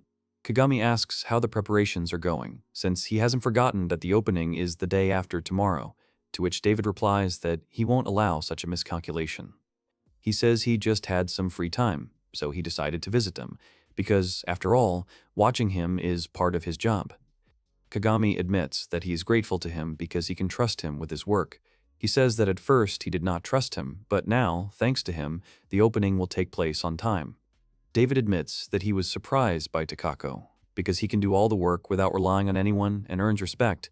He says that he is a real man among men, to which Kagami replies that Kako is a woman. David is surprised and asks how he can be considered a woman, to which he replies if he hurt him, he would already be finished. Suddenly, the man remembers how she touched him. Kagami replies that she was just flirting with him. The guy is surprised that she actually fell in love with David. Alice asks Kagami what happened, to which he replies that he doubts he will find a wife anytime soon, to which the girl tells him not to worry, because he has me. The guy agrees only if in 10 years he will still be alone. Kururu, upon hearing this, is frightened that he is going to marry Alice in 10 years, to which the guy replies that he said so that David would not begin to suspect that Alice is a demon. The girl says that she will not allow a wedding with such an age difference, to which Alice says that she does not mind. Rex is glad that it's over. He admits that his teacher is really strong. Alice apologizes to him for not being able to use healing magic, to which he replies that she has been supplying him with potions all this time. But Alice realizes that in times like these, she cannot protect anyone, and this makes her feel sad. Kagami asks how much experience he got from it. The guy takes out a tablet, checking. He sees that he has gained a lot of experience. Kagami says that he has gained a lot because the mortal threat is quite an important factor. Rex realized how the boy could reach such a high level. Kagami says that it is all thanks to his recovery skill. The boy says that is why he should not fight against strong enemies without Kururu. The guy wonders how he got his self-healing skill. He says that he got it at level 100. The guy says that it was a rare case because only peasants can learn unusual skills. Rex explains that Kagami said that he has a self-healing skill, a skill to overcome physical limitations, and a skill to overcome established strength growth limits. The guy asks about other skills, to which he replies that it's not information he wants to share with everyone around him, to which Rex replies that he needs to know about it. Kagami asks if he really wants to know about all the skills he was able to obtain. Kagami looks at his friends and realizes that he can't escape the answer. Then he looks at the monsters and decides to do something. He falls to the ground and says that it's time. The heroes look at him in surprise as the guy takes a pebble and throws it. The stone hits the monster and it disappears, dropping coins. Kagami says he just showed you 5 of the remaining 7 skills. The guys don't understand anything, so the guy shows them again. He picks up the rock again, throwing it at the monster. Rex says he still doesn't get it, so he picks up his tablet. Kagami shows the guys all his skills. Alice asks if there aren't too many finger skills. The guy asks Kagami what it means. Then the man decides to show them each separately. He tells about the skill Super Finger, which increases in size by snapping a finger. Rex asks how much the snapping power increases. The guy answers that the power of 1 finger is equivalent to the power of 2. Kagami explains his other skills and their effects. The guy says that this is the feeling of a person who continues to obtain such skills until level 900. In simple terms, he can defeat a slime by simply throwing rocks at it. Alice understood everything, and Rex asks that compared to normal throwing stones, his clicks are much more accurate. Alice asks what about level 700, because it is different from all fingers. The guy explains the skill. Alice asks what it means that he can only use a charged attack. Rex says that the skill only becomes more useless over time and reduces the number of skills and spells he can use as he levels up. He says that the teacher is amazing because he can destroy monsters just by throwing rocks at them. Kagami says that regarding the skills you've acquired, it's better to have none at all than to have skills you can't use or understand. Alice wonders what he's talking about when suddenly they hear a girl calling out to Kagami. Kako says she's been looking for him everywhere. She gets angry and heads towards Kagami. Alice asks what happened. She turns to David and tells him to listen to her. She told him what had happened, and the man realized that they were short of goods. The girl confesses that she had completely forgotten to order goods for the casino. Kagami realized that they would be dealing with nobles and offering cheap booze to the guests, and they simply cannot afford it. Kako admits that it was her mistake, for which the guys tell her not to worry. Kagami, that even if they don't make it in time for the grand opening, they can always order the goods later, to which David says that they could go to the city where the production is located that supplies the capital with wine and return on a supply wagon. Kagami agrees with the man that the capital sells first-class alcohol. As long as they supply the capital with the amount needed, they shouldn't object too much. The guy asks how he knows, to which David says that he's already looked into the matter. Kagami realized that this man was not an ordinary employee at all, but what else could he be doing here besides watching Kururu? Suddenly, Alice runs up to Kagami and says that she is glad that they have David. The guy agrees and thinks that all they can do is watch and wait. On the opening day of the casino, girls in beautiful outfits invite everyone to come inside. Alice is surprised by the number of people, but she is embarrassed by her outfit. Kagami says that it suits her very well and no one wants to harm her. The guy wonders if they will succeed or not, with the help of David and all these tireless preparations, but somehow they were able to open their casino. Alice and Kagami are surprised by the number of visitors. Suddenly, the girl notices Mino. He turns around with a tired look when he hears her voice. The man is surprised at how beautiful she looks today. The girl thanks him for the compliment. Alice sees a surprised Kagami and asks what happened. The guy saw Takako's room and wanted to look inside, but upon seeing it, he abruptly closed the door. The boys notice Rex and say he's working hard. Alice asks where Kururu is. The guy says she can't handle dealing with customers. He asks why they're sitting there happily staring at the menu. He says they've put off the silly stuff, but later. To which Kagami says that they are customers now. Alice orders a chocolate parfait, and the guy also orders a dish from the menu. The boys leave the canteen full. The girl asks where Tina is now. The boys notice the girl, and Alice is surprised that they even built a chapel. The guy asks, since they built a chapel, why didn't they do something, at least teach people the word of God? After all, there is even a confessional, to which Tina says that confession is the job of a priest. Kagami says that she can inspire people to continue living despite their failures and losses, to which the girl asks if there is no one more suitable for that, to which the man says that she is perfect for that. The guy says she's good at listening to people and wants to test it out. Kagami and Tina sit down at the table, and the guy teaches the girl how to properly listen to visitors. The boys enter the lounge and see the rest of their friends. Kururu and Takako are surprised at how beautiful Alice looks in that dress. The girl hugs the girl, but then David tells them to continue, but he doesn't dare interrupt them. The girls show off the outfits they want Alice to wear, to which David points out that Kururu has never been interested in such jewelry before.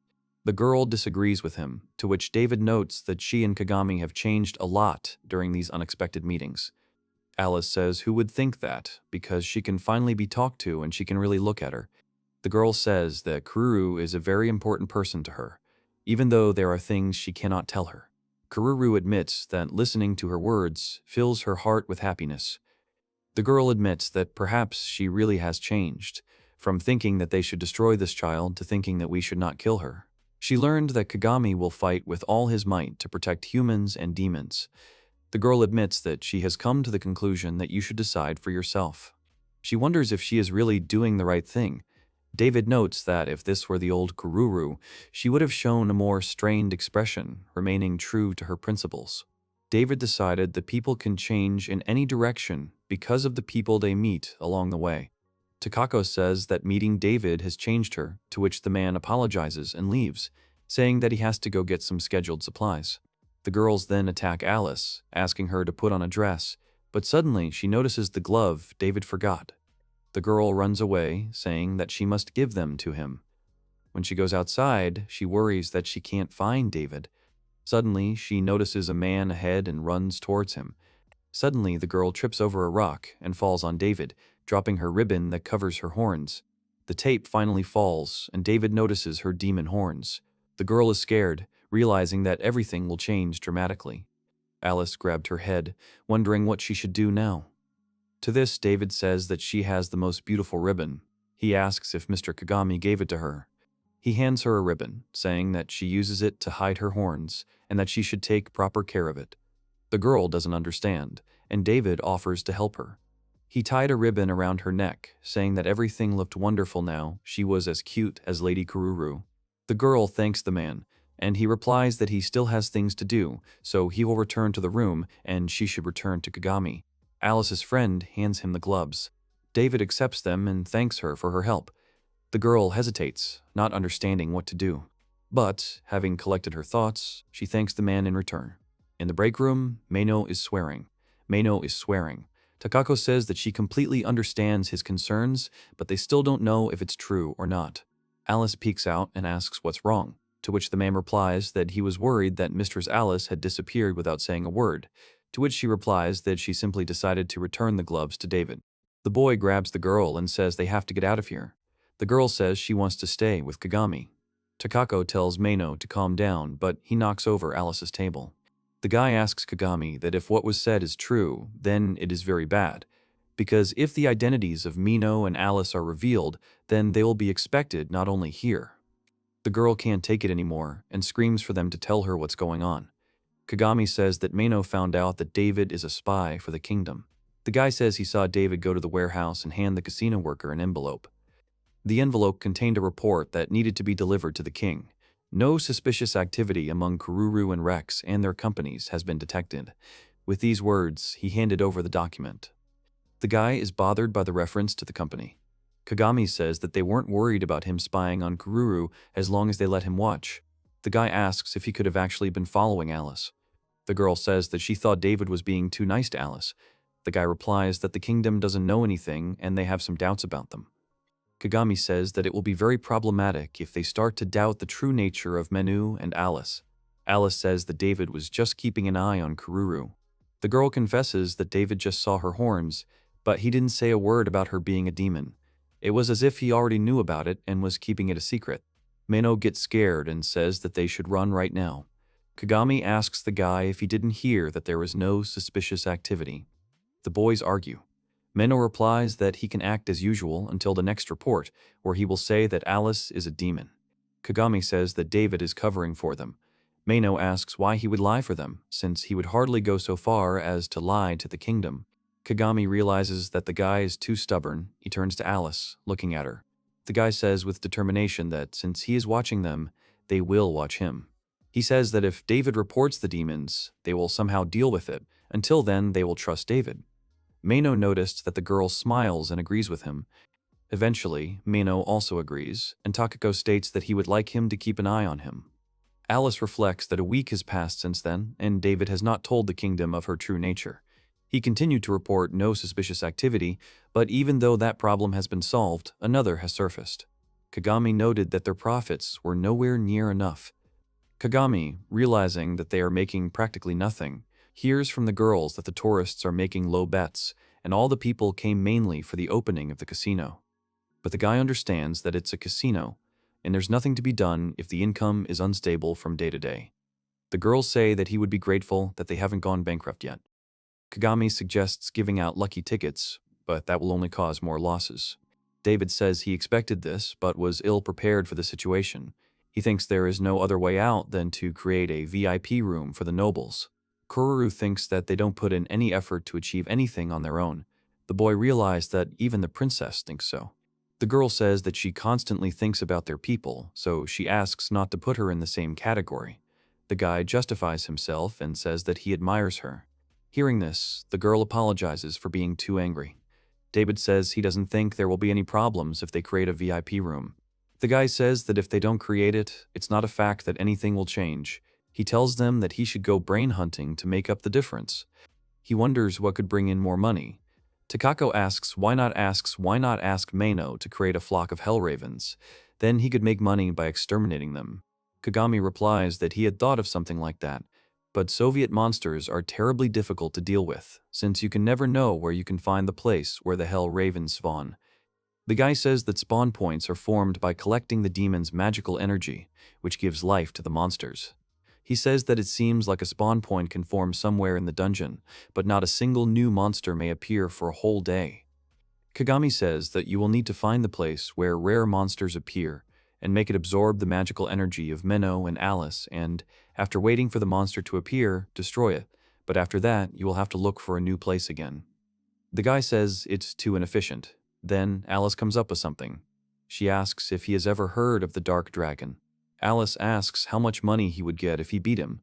The guy thinks about it and answers that he could get an equivalent amount. The guy asks if they know where he can be found.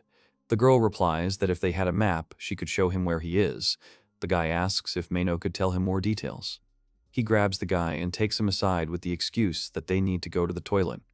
In the alley behind the bar, Mino says he knows about it, but he can't say for sure whether he's there or not. Kagami asks if he hasn't seen him before.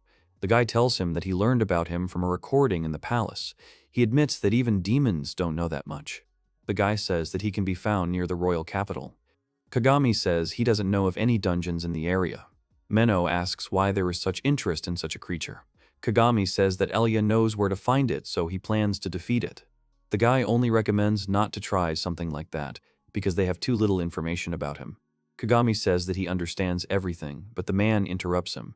He says that the power of the Dark Dragon is comparable to that of his demonic majesty. He says that if he dies, everything will be in vain. Mino says that he is grateful for his efforts in trying to save the Lord. He admits that if the guy dies, it will bring too many problems. Kagami admits that if he tries to achieve a peaceful existence for humans and demons, then shouldn't he try all the options for earning money? Kagami says that without these 10,000 coins, they won't be able to save the Demon Lord, and then the war will start again. The guy asks if there is no other way. The guy says that they need to find a way to earn the required amount of money. This is only one of the tasks, because in addition to this, they have a problem with the lack of time. In addition, he is interested in this legendary creature. Mino says that, in that case, he will join him. The guy asks if they are really going with him. He says that most likely they are being watched by more than just David. The boy says he has no idea where the creature is, and if they go alone, it shouldn't raise any suspicions. Mino says he should definitely take Alice with him. Kagami says that they are not making enough money, so he is handing out responsibilities. He says that David is in charge of building the new VIP room. The guys ask what he is going to do. The guy says that they are going underground to earn some money, to which the guys also say that they will go with them. Kagami says that they are staying. He says that this creature will be incredibly strong, so only he and Mina are going. Alice is indignant, to which the guy says that he is leaving her to look after the casino. Tina packs a large bag and asks Kagami if he has everything he needs for the hike. She worries about the guy, to which he replies that they are all overreacting because they will be back within a month. The guys all went to see them off. Kagami turns to David, telling him to take care of the casino in his absence. Kako says that this is the fate of all leaders, since they are responsible for making important decisions. Kagami believes that the time has come. Alice tells the boy that while he's gone, there's something he'd like her to do. Kagami replies that he'd like her to just stay healthy. The guy says that he is standing here now because of her, so if something happens to her, he will lose the will to fight. David asks if he needs anything else, to which the guy replies that he asked Takako about it yesterday and thinks he should ask him. Kagami asks the man to look after Alice for him. David agrees and says he will accept his frank request. The guy thanks him, and he admits that he relies on them. Kagami and Mino take big backpacks and say that they are leaving. The guys watch them and see them off. Alice wonders why she can't be useful to Kagami. David replies that her very existence gives everyone strength. He says that she is like a golden ray of sunshine. David says they all support Kagami, but admits that's not the only way they can be useful. He says that there are things that Kagami hasn't thought of continuing yet, and by doing this, you can help him. David admits that her honey is a weapon in itself. He says that she must find a way to use it to its full potential, to which the girl admits that she doesn't quite understand. The man says that her very presence next to Kagami can be considered a way of support, because what she can do right now is not the only important thing. Alice wonders if there is a way she can be useful. The girl admits that she must work hard to increase the number of things she is capable of, to which David says he will support her. In response, she thanks him. Alice runs up to Kururu, addressing her. She firmly declares to her that she wants to learn magic. Well, the guys are surprised. Kururu began the lesson, what is magic? She says that it is important to read a lot of books to stock up on knowledge. The girl asks Alice to try hard and learn more. The girl agrees. The girl says that thanks to David and Takako, the casino is back in business and continues to improve, but she wonders why Rex is here too. The guy replies that he also wants to learn at least a little about magic because he only had time to train his body. The girl says that it is pointless to be born a hero with a huge supply of magical energy and not know how to use it. The guy says he only has one technique where he can change magic. He asks the girl what it means to introduce magic. Kururu explains that magic is a power that can use and consume magical energy, because if you have magical energy, then with practice you should be able to use it. The girl tells Alice that Kagami's ability to use magic is sealed due to the skills he has been training with. The girl is sad and says that they have been training for 10 days already, and perhaps she has no talent for it at all. David says that magic is not so easy to handle, so she should continue to study. Alice agrees with him, so she will continue to study. David says that they should start learning only one type of magic that they would like to use, because once they master it, they will definitely be able to expand their arsenal. The girl thinks, and the man asks what kind of magic she would like to learn the most. Alice says she wants to learn healing magic because if someone gets hurt, she can help, to which the man says that this is a wonderful choice. David notices that it's time to get back to work, so he asks them to hurry up and get ready. Alice is delighted and quickly starts to go to work. The visitors to the hall are charmed by the cheerful Alice, and the staff asks if everything is okay, to which she replies that everything is fine. The girl understands that the staff and visitors treat her well and always come to her aid only because they do not know who she really is. She wonders what they would do if they found out she was a demon when David comes up to her and tells her he's finally found her. He says that everything is going according to plan, but they are out of a couple of things. He notes that Kururu and Rex are helping him a lot. Rex helps with the rowdy customers, and Kururu treats the wounded. David says that given their notoriety, Kako suggested putting masks on them. Alice says they need a little help taking care of things. She offers to help him, to which he thanks her and asks to get to work. The girl wants to ask the man something. She asks why he keeps it a secret, to which he asks in bewilderment, to which the girl asks him not to pretend. Alice says she is worried because, after all, she is an enemy that must be dealt with at any cost. David notes that she may be right, but the girl has become too dear to him to classify her with just one word. He says that if she is worried, he can discriminate against her somehow. He knows that Kururu considers her a good friend. The man adds that after everything he has seen, he can say that the girl is wonderful and deserves respect. David says she is always honest and kind to everyone more than most people. He says it doesn't matter who she really is, she is who she is. Alice smiles and thanks him. She admits that he is an important person to her too. David is glad to hear it. Mino and Kagami walk through the sacred forest. Suddenly, the guy with the scary look says that it's bad, that he just realized.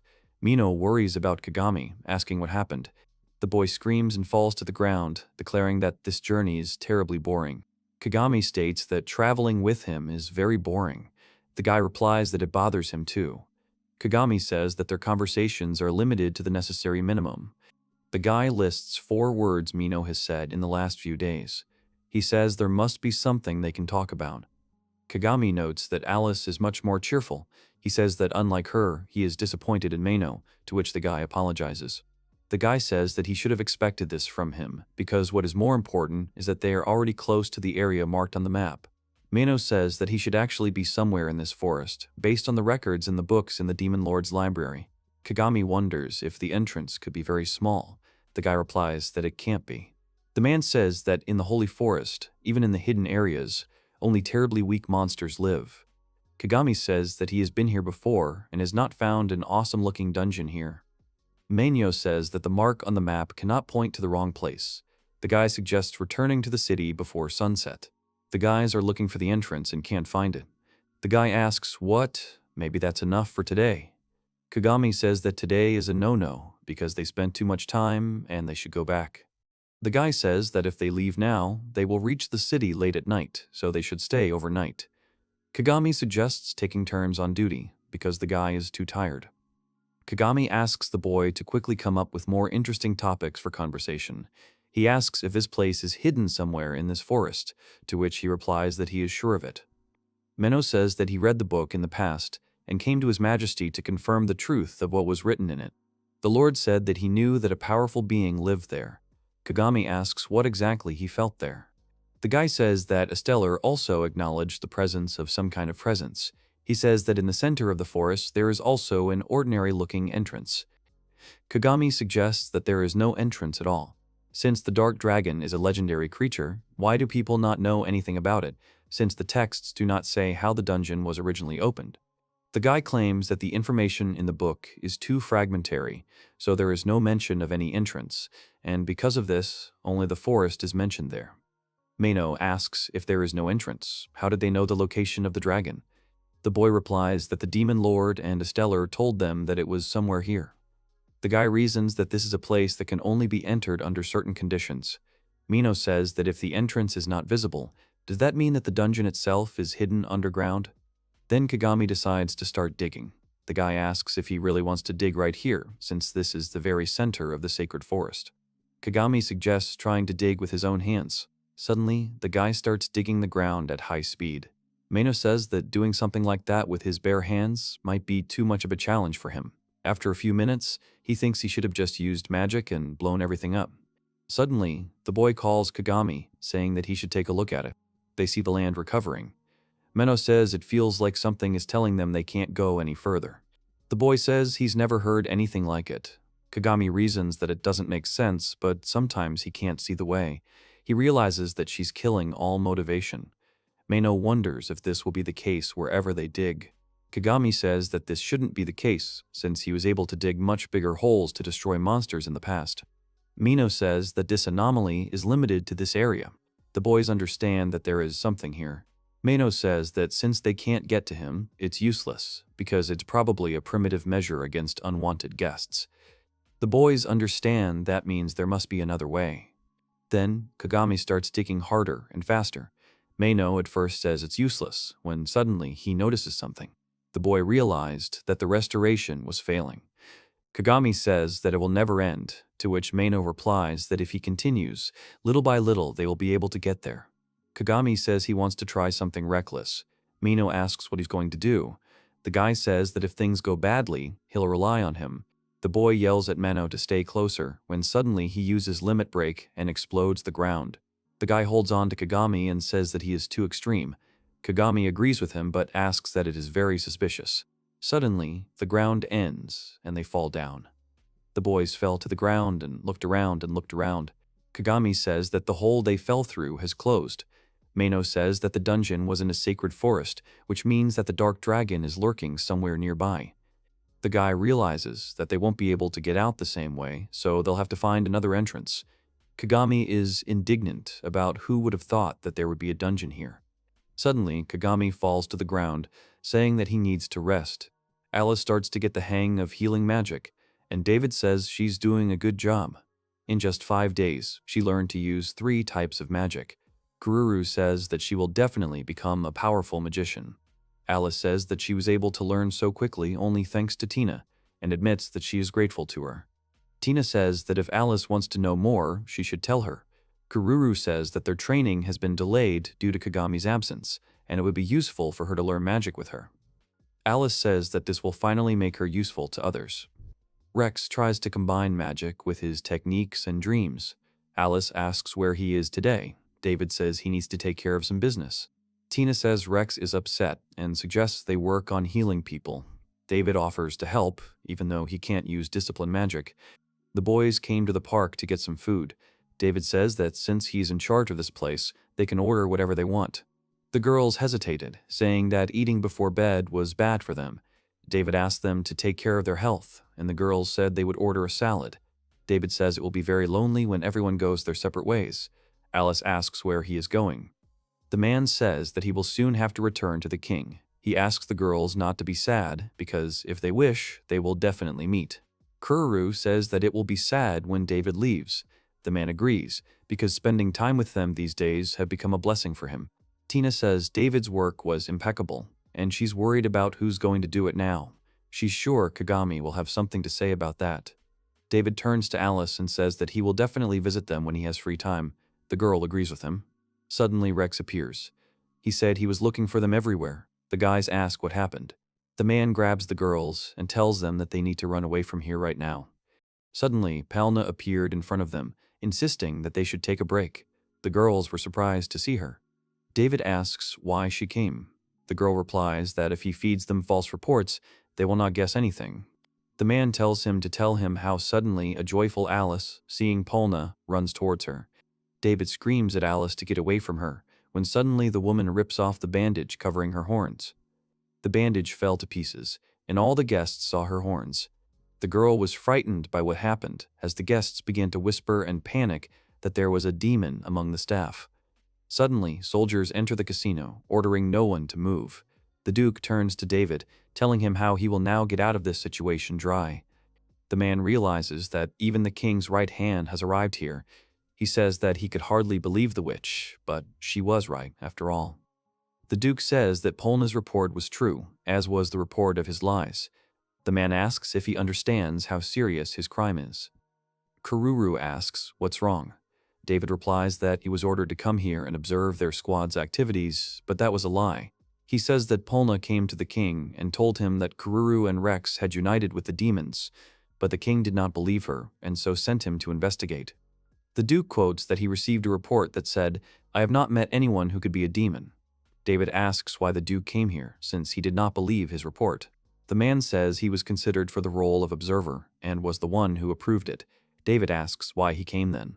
The man says that if someone other than Polna had reported this, he would not have believed it, but he has known the girl for quite a long time, so he believed her.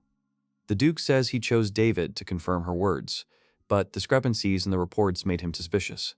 The man couldn't believe that he would lie in the report. The girl thought that the traces of militaria had disappeared from this world. The Duke asks what he was thinking, because if there was a serious reason for this, then what role could lighten the punishment? David asks what he plans to do with Rex, Kururu, and Alice. The Duke says that the king will decide Rex and Kururu's fate. The man says that as soon as they catch the second demon, they will be executed. The boys are surprised by the sentence. Rex asks the girl why she decided that, since she also listened to the teacher's story. He says that demons and humans are no different from each other. He asks why she couldn't wait until they had 10,000 coins. Palna says she doubts anyone would think they could return to normal life after being labeled a criminal. She tells the boy to just give up. The girl says she never wanted this. Tina says that while they were together, nothing happened. But the witch says that Tina is naive. She says that they can't exist with demons, because they will definitely come for them. The girl says, even if Alice is a good demon, can she say the same about others? So the woman assures that she will put an end to this. Kururu says that there is nothing more they can do here. The Duke ordered their arrest. The girl asks David why he did not decide to obey her father's orders. The man replies that it was all because of her, because she was able to smile the same way as before. Suddenly, Kako breaks the wall, knocking down the soldiers. David orders her to take care of Alice while he attacks the soldiers. The man throws Alice into Takako's arms, and she successfully catches her. The witch admits that she forgot about the other one because she saw Rex worried, so she thought something happened. Takako orders David, Alice, and Tina to run away because they can't save Rex and Kururu now. David asks them to run. Alice asks what about him. He says he will buy some time, but for now they must run. Takako says she can help him, but suddenly notices that her body feels heavy. David says that this is the Duke's ability. The man says they must flee. The Duke says enough of this futile resistance. They must simply surrender peacefully. David begs Tina, Takako, and Alice to find Kagami and Mino as soon as possible. Takako leads the boys away. David turns to the soldiers and says that he will not let anyone pass him by. Suddenly, Kagami groans. Mino asks what happened. The guy answers that it was just an unexpected muscle spasm, but it has already passed. Suddenly, the monster appears in front of them again, and Kagami immediately defeats it.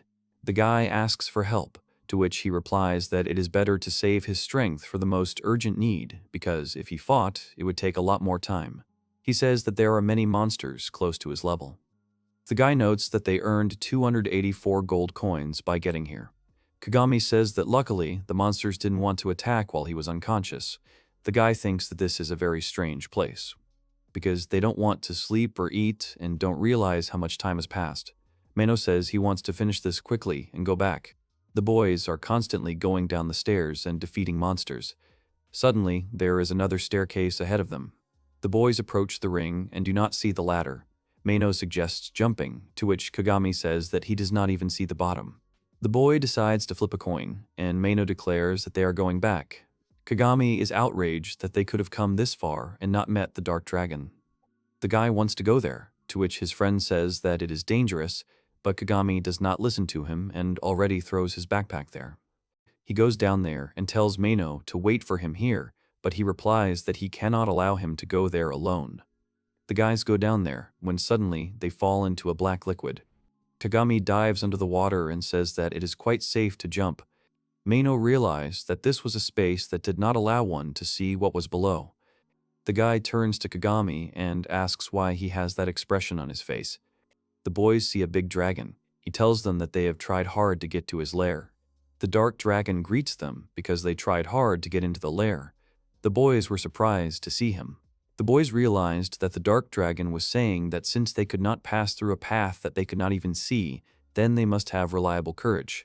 He says that they are his fathers, that they were able to gather up the courage to jump into this hole, to which Kagami replies that they got down here with the help of knives. The dragon did not believe what he heard. He noticed that the guys had a lot of things. He did not understand how it was possible to descend in such conditions. Kagami suggests putting that question aside for now. He asks if he really is a monster. The dragon confirms and says that they have come to one of the singularities of this world. He explains that the singularity is a creature that knows the truths of this world, that watches over the world system and maintains it. Kagami asks if he is the god of this world. The dragon denies it and says that he is nothing more than one of the singularities that exist in this world. He says that his existence is different from the divine. Kagami realized that they really exist. The dragon asks the boy why he is not afraid of him. Kagami replies that he realized that there is no point in being afraid of you because he is not an intelligent monster and it is time to kill him. The dragon warns that he is stronger than the demon lord, 60 Sis, HPT. Mino is indignant and the dragon asks why the demon came here. The boy asks what he means by stating that he is stronger than the demonic majesty. The boy asks why he doesn't feel any magical energy in him. The dragon states that such a creature can't feel him. The dragon explains that they have lived surrounded by his magical energy for a long time, but only those with a certain level of power can feel it. Minu doesn't understand how the demon lord and a stellar were able to sense the presence of this being. Kagami asks what he meant by this world system. The dragon replies that it is a system that regularly creates and returns strength to individuals like him. The dragon was surprised that he didn't bring any weapons with him, as this was an unprecedented case, but this time he would accept it. The monster says that they have clearly demonstrated their true strength. He welcomes them to the dungeon, which opens its doors only after the demon lord is defeated. Kagami asks if he knows about the item that could be bought for 10,000 gold coins. The dragon says that it is proof that a person is not able to obtain anything by relying on strength alone, neglecting to use charm and wisdom. He asks if he has received it. The boy replies that he hasn't yet. Kagami realizes that there are two important points, that the dark dragon is a creature that helps bring back strong people, and the location of a dungeon that can only be entered by obtaining an item or defeating a demon lord. Mino asks if they haven't killed the demonic majesty yet, but Kagami interrupts him, asking him to play along. The guy says he killed the demon lord with his own hands. The dragon asks why a demon is traveling with a human. Since they got here, it means that he helped him in battles. Kagami replies that he brainwashed him, to which the dragon is surprised because he has never heard of such a thing. Kagami explains how he brainwashed him, but the demon was still loyal to the Lord. The demon says that this is the only creature he can detect while here, but he stopped sensing it about 3 months ago. The guy is surprised by what he heard. Kagami asks if there was a reason for them to come here. The dragon replies that his journey here was not just so he could thank him for his actions, as he was waiting for truly strong people to come. The dragon says that since he has come here, he can grant him one wish, but for this he must choose one of two. The monster says that the first thing is that his wish will be fulfilled, and he will go to the next stage. He says that only those who pass to it have the right to know. Kagami thinks that it is related to the world system. He says that for those who have lost the will to fight, the thought of even more terrible battles seems like nothing more than a futile effort, so they have a choice. But after the wish is fulfilled, all his memories of the path to victory will be erased. Kagami asks that people will return to the surface incredibly strong, but without memories of how they got that power.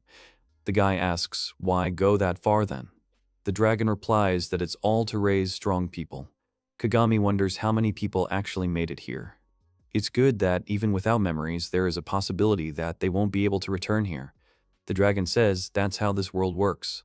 Kagami asks if there is no better way to show true strength, since you have to collect 10,000 gold. The dragon asks again, to which Kagami replies that there is no other way. The dragon says that now that the demon lord is no more, all memories of that battle will be erased from the minds of anyone who didn't know. The dragon says that after this, the world will be reset. Kagami asks that there are no records of anyone defeating the demon lord. The monster agrees and says that many demon lords have already died at the hands of other warriors. Mino asks what about the lord he spent all this time with. The dragon explains that a new demon will soon rise from the ashes and take his place. Kagami asks if, when the memories are erased, it will be a reboot. The dragon says that the demon lord is an era, is too strong, and unless defeated, it will take some time before a new lord takes his place. Mino asks what will happen to his daughter then. The dragon replies that they will be created anew. The boy asks if his memories have been altered.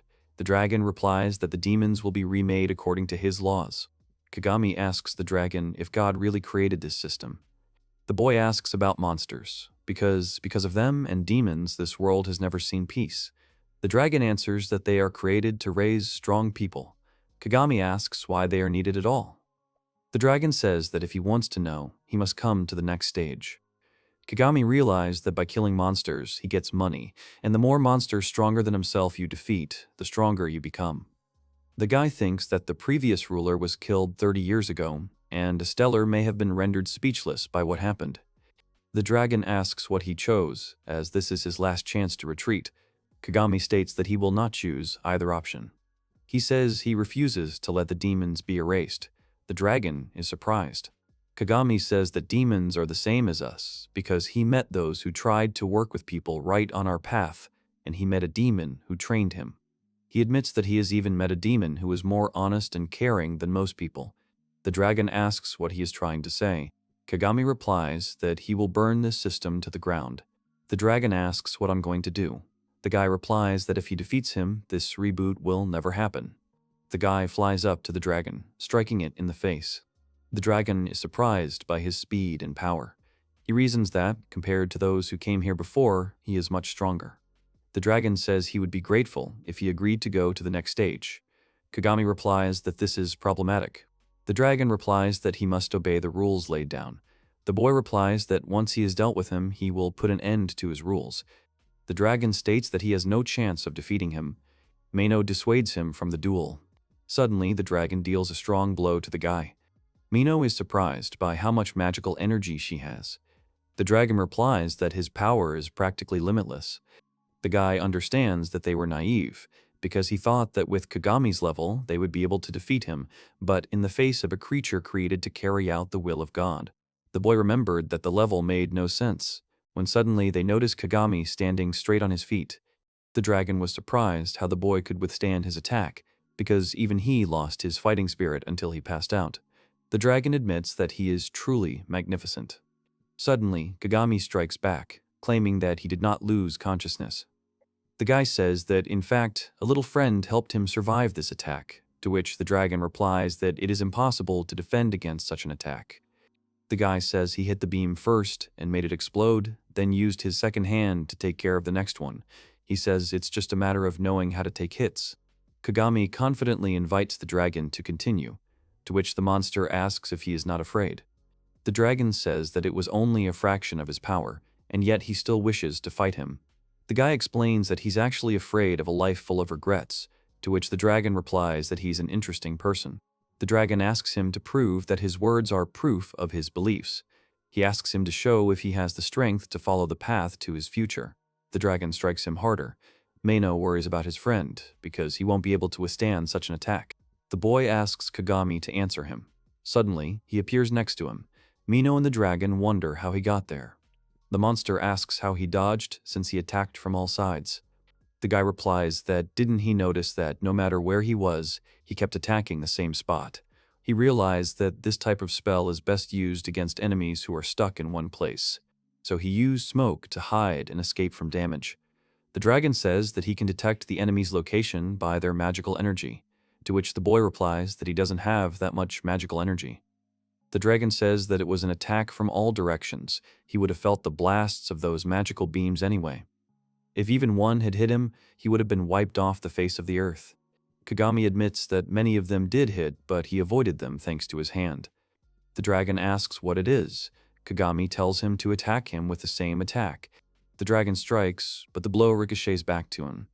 The dragon does not understand how this is even possible, because at the beginning of the battle he did not use this power. He thinks that it awakened during their battle. The dragon says that this skill is proof of his strength, because having received this skill at the most difficult moment, his level should have increased.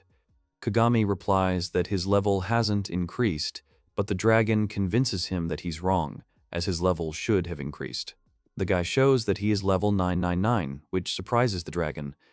The dragon doesn't understand where the peasant got such a level from. The monster says that this is impossible, because even after reaching level 999, he is still a peasant. The dragon doesn't understand what he did to get such power, and how he gets new skills. The guy agrees that his level can't grow anymore. Kagami replies that he overcame these limits to become strong because he wanted to gain a new skill, and so he thanks him since he can only gain a skill every 100 levels. He believes that he has gathered enough experience to reach level 1100. The dragon says that to get to level 1100, he would have gained incredible power, but it took a long time. The guy replies that he got to level 999 a long time ago, and after the battle with him, he collected enough experience to get a new skill. The dragon turns away. The boy replies that they are not finished with their battle yet. The dragon says that he must move on to the next stage at any cost. The guy asks if the dragon still wants to use the reset. The monster says that after he moves on to the next stage, new strong individuals will need to be raised. Kagami then decides that their battle is not over yet. The dragon asks why he went so far. Didn't he just mind-wash the demon for his own gain? Suddenly, the demon appears from behind, saying that he lied. He says it would be fair to say it was all a lie. The boys are scared by what they see. The demon appears and states that Kagami is lying. Mino scolds him. The dragon asks why Stellar came here, to which the man smirks. He says that the show was so entertaining that he decided to wait until the end. The man apologizes for being rude and says that it was the first time he saw the dark dragon so confused. The dragon asks if he came here to mock him, to which he denies and says that he came here for a reason. He says that it shouldn't be strange that he finds this situation funny. Kagami asks what he did to the demon king, to which he replies that he took proper care of him. Stellar asks if he didn't want to anger the celestial, since advancing to the next stage won't get him any closer to him. Kagami tells him to think whatever he wants, but for him, the existence of the demons in front of him is irreplaceable.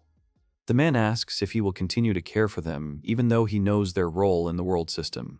Kagami says that he himself is a demon.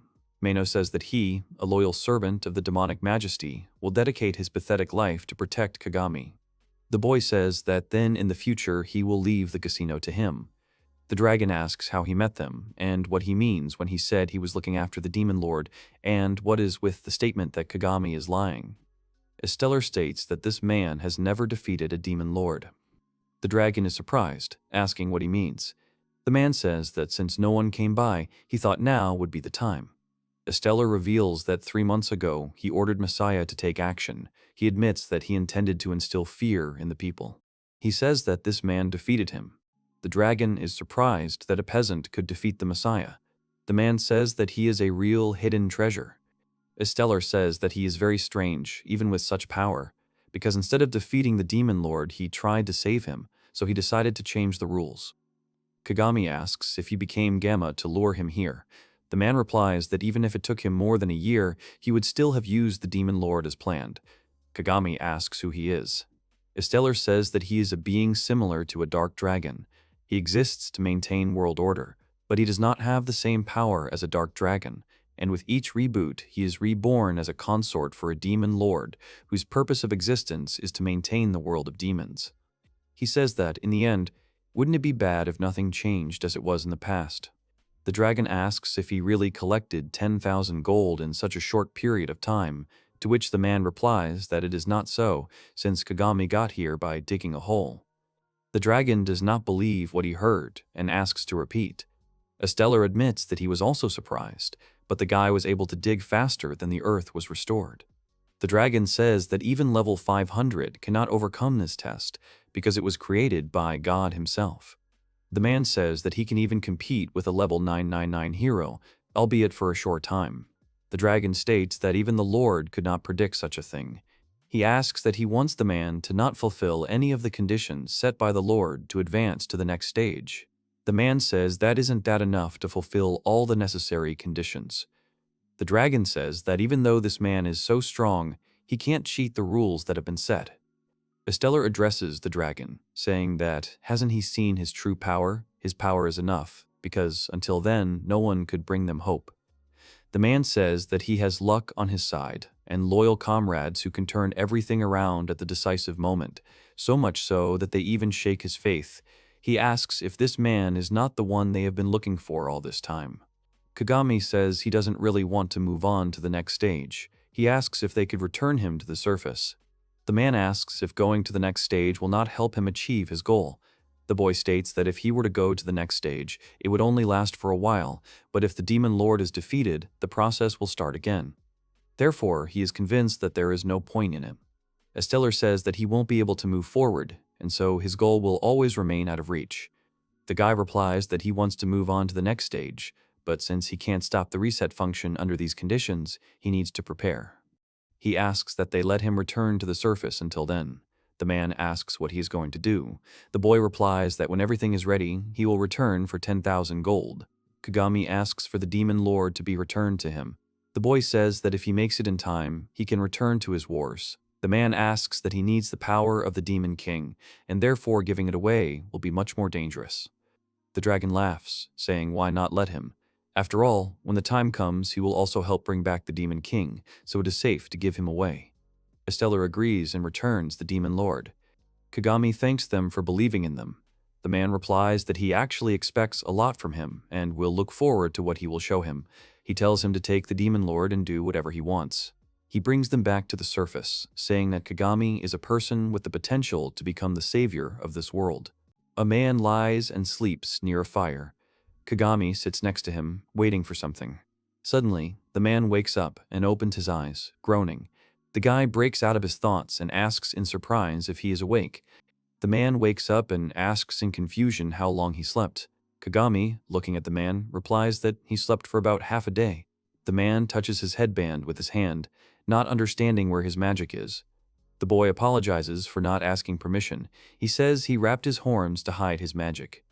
Kagami continues to say that he has a few spare ones for rainy days, but he never thought that he would have to use them all to completely suppress his magical energy.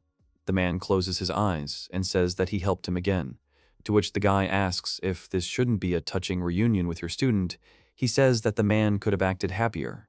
The man tells the boy that he started calling himself that. Kagami just rubbed the back of his head with a smile, and a boy with horns and firewood in his hands appeared behind him. He cries out in surprise upon seeing his demonic majesty. The man asks Mino in surprise if he made him worry so much, to which he replies that he is glad that he finally came to his senses. The guy asks if he is in pain or if he is tired. Mino asks for permission to cook something to eat. Mino, with great insistence, asks what ingredients he should cook with, worried about his master, to which the man tells him to just relax. He realizes that the guy is still as hyper-caring as ever. Mino asks the Lord for forgiveness, to which Kagami says that he is so easy to read because he is like an open book, especially when he panics.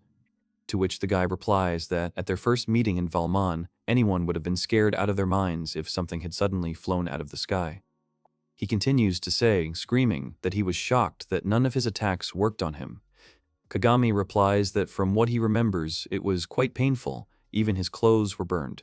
Mino replies that then he should have shown that he was really hurt. The Lord, unable to hold back his laughter, starts to laugh loudly, to which the boys were frightened, hearing unexpected laughter behind them. The man tells Kagami that he hasn't lost his talent for attracting people to him. He really is an amazing guy, to which Kagami just scratches the back of his head, grimacing. The guy looks at the man and says that it's not quite like that, even though he has changed since they last met. It's not like they did anything unusual. He keeps looking at the men and talking about how it doesn't matter what kind of human or dragon they are They should be able to get along, just like we are now. The Lord simply remained silent in response. Kagami continues to say that he always thought that in this world this was considered completely normal, but he realized that this was absolute nonsense. He turns to the man and says that because of this he needs their help, just like in the good old days. The man lowers his head and replies that he never helped him. It was just that he challenged him and became stronger. The guy replies that then this must be the first time he actually helps him. The man looks at the guy and replies that he has no reason to refuse. Mino watches from the side as the Lord and Kagami shake hands. The man asks the boy to tell him his plan. Suddenly, more guys come out of the bushes and, clearly not expecting to see men, look at them in surprise. Suddenly, the girl notices Kagami, to which he and Mino look at them in surprise and with their mouths slightly open. The guy recognized the girl when suddenly she looked forward in surprise. She recognized her father. The other guys who came out of the forest were also very scared by what they saw, to which the man simply looked at them calmly.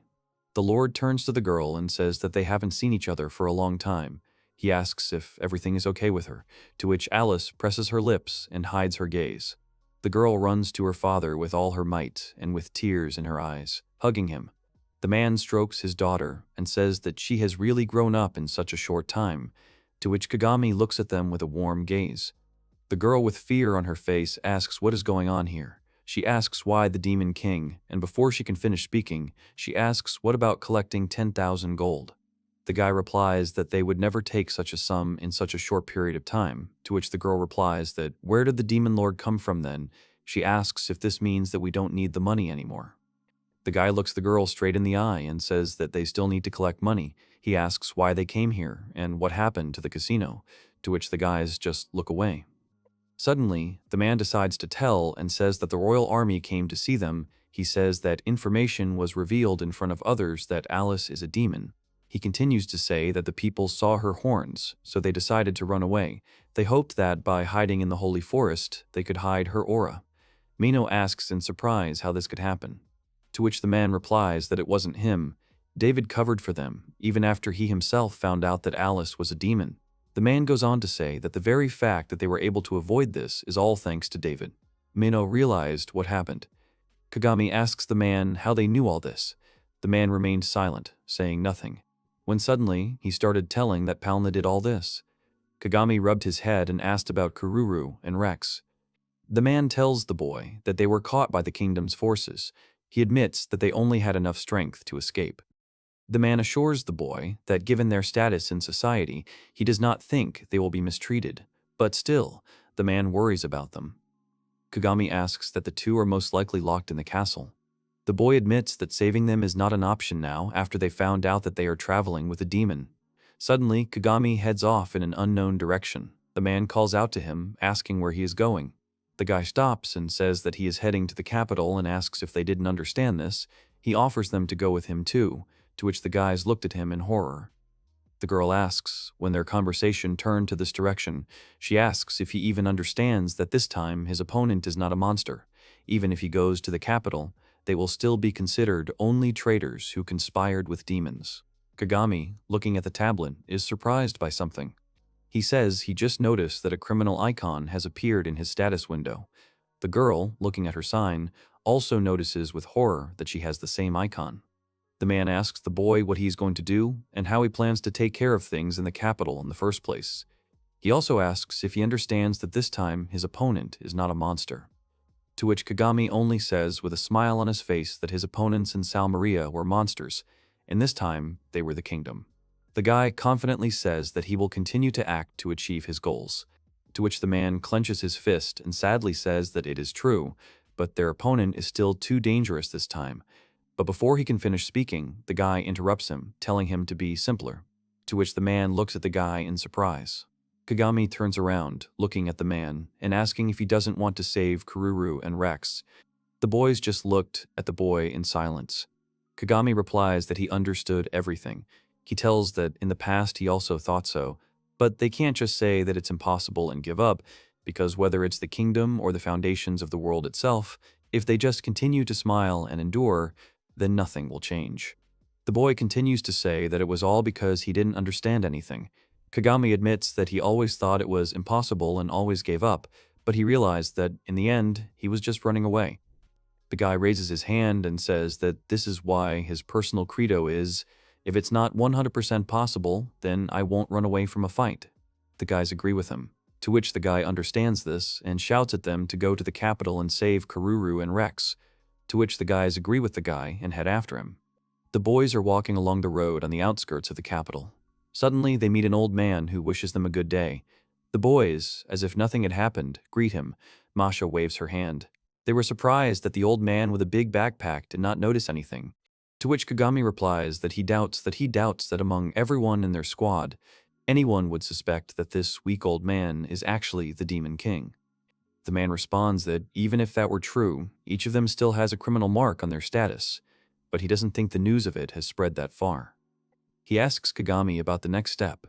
He is surprised that the Dark Dragon actually exists and that the endless human quest to destroy the Ku Demon's waters is actually part of the world system.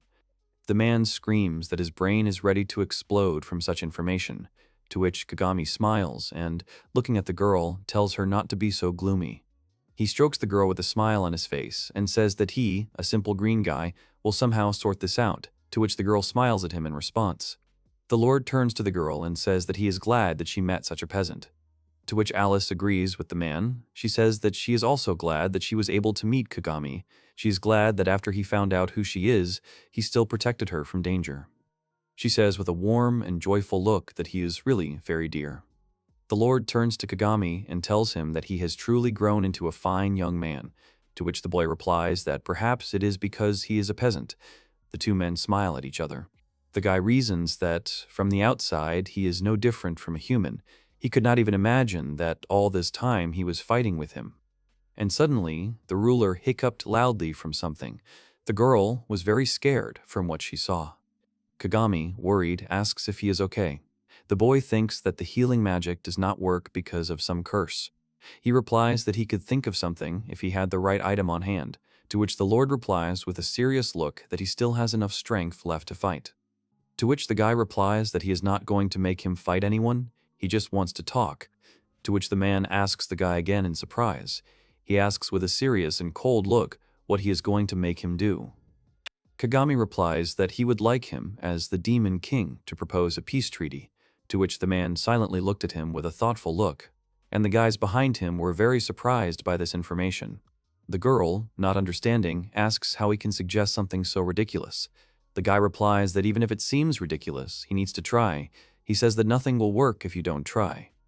He asks the girl if she doesn't remember how hostile she was at first. The girl gets angry and yells that didn't they talk about the kingdom. She says that if he tries to force them to accept something like that, they will sue them for everything they did. The guy asks about how, if it were demons, the outcome would be the same. The guy convinces that this is why they need the big shots to discuss everything. Kagami says that if everything goes well, Karuru and Rexa will be released, to which the girl nervously replies that everything can't be that simple. The man turns to the boy and says that if he meets someone who won't listen and decides to start a war. Kagami admits that if the negotiations fail, then they will have no choice but to fight.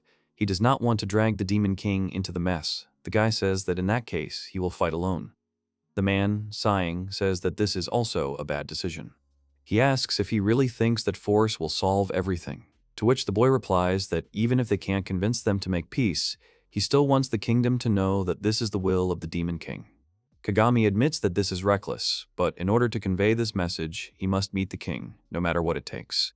The girl looks at the angry guy with tears in her eyes. Suddenly, she comes up to him and grabs him by the jacket, to which the guy is surprised. Alice looks up and addresses the boy, saying that she wants him to know that she loves him. The boy turns around and is surprised by what he hears.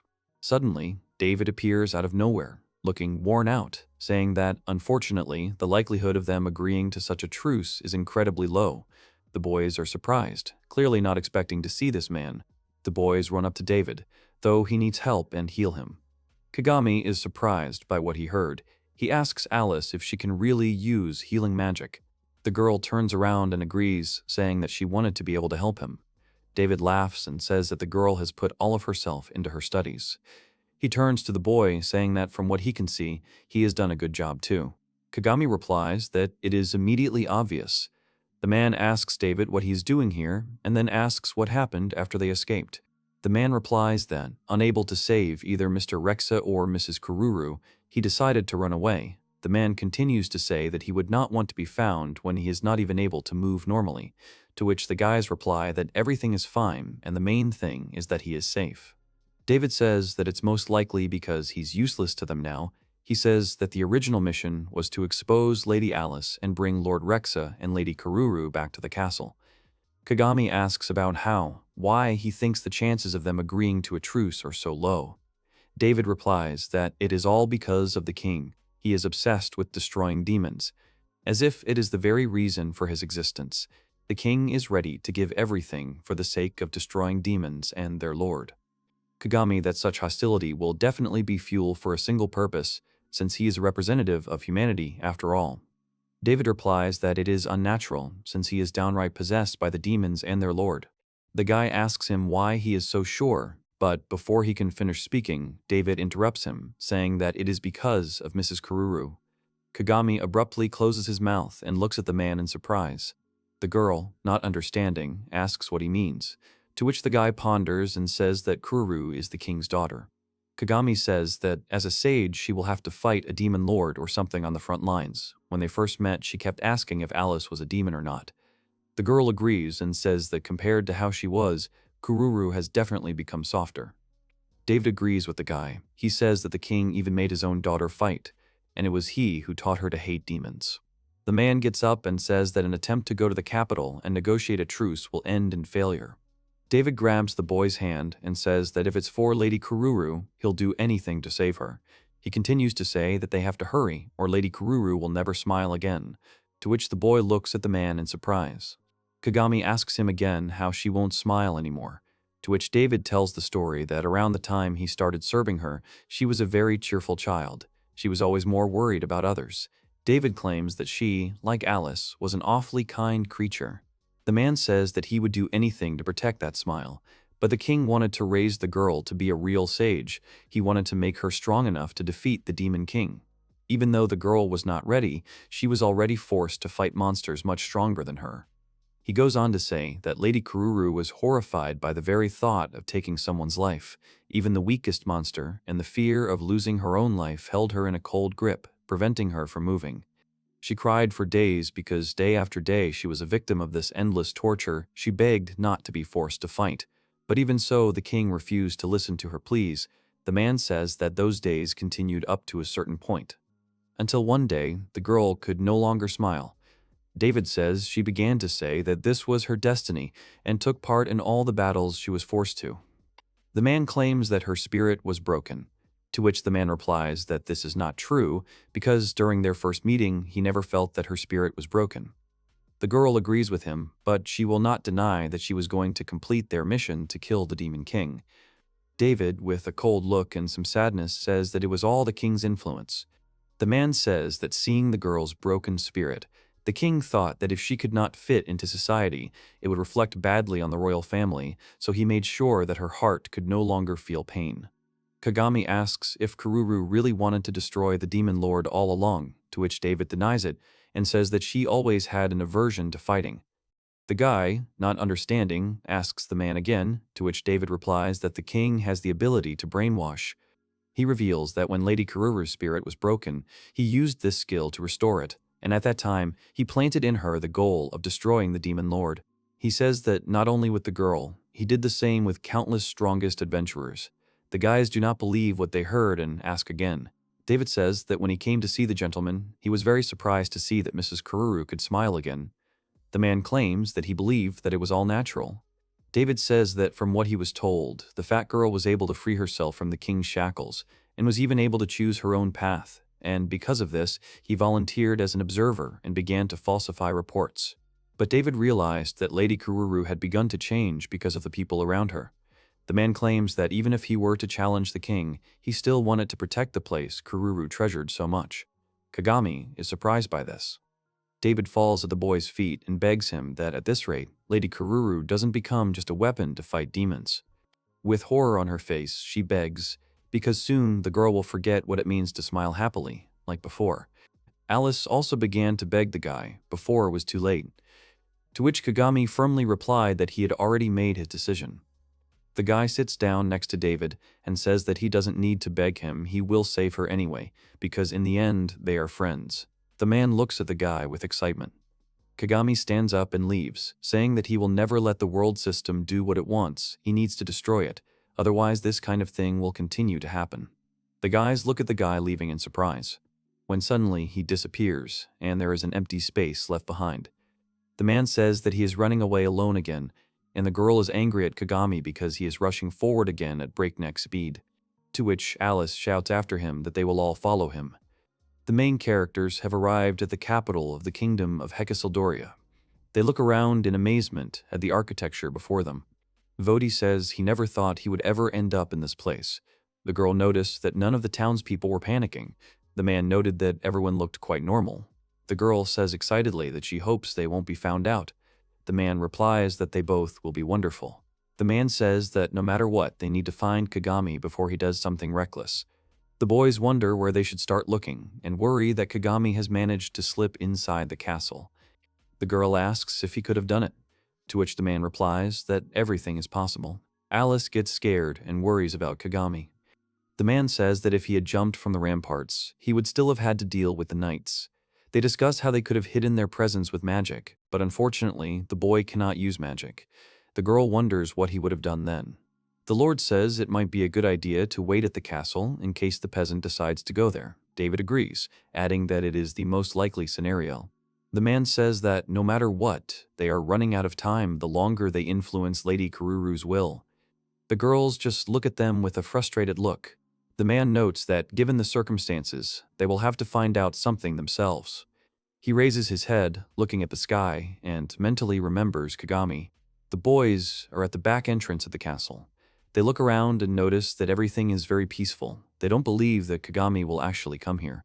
The Lord asks if they can try to save Kururu themselves.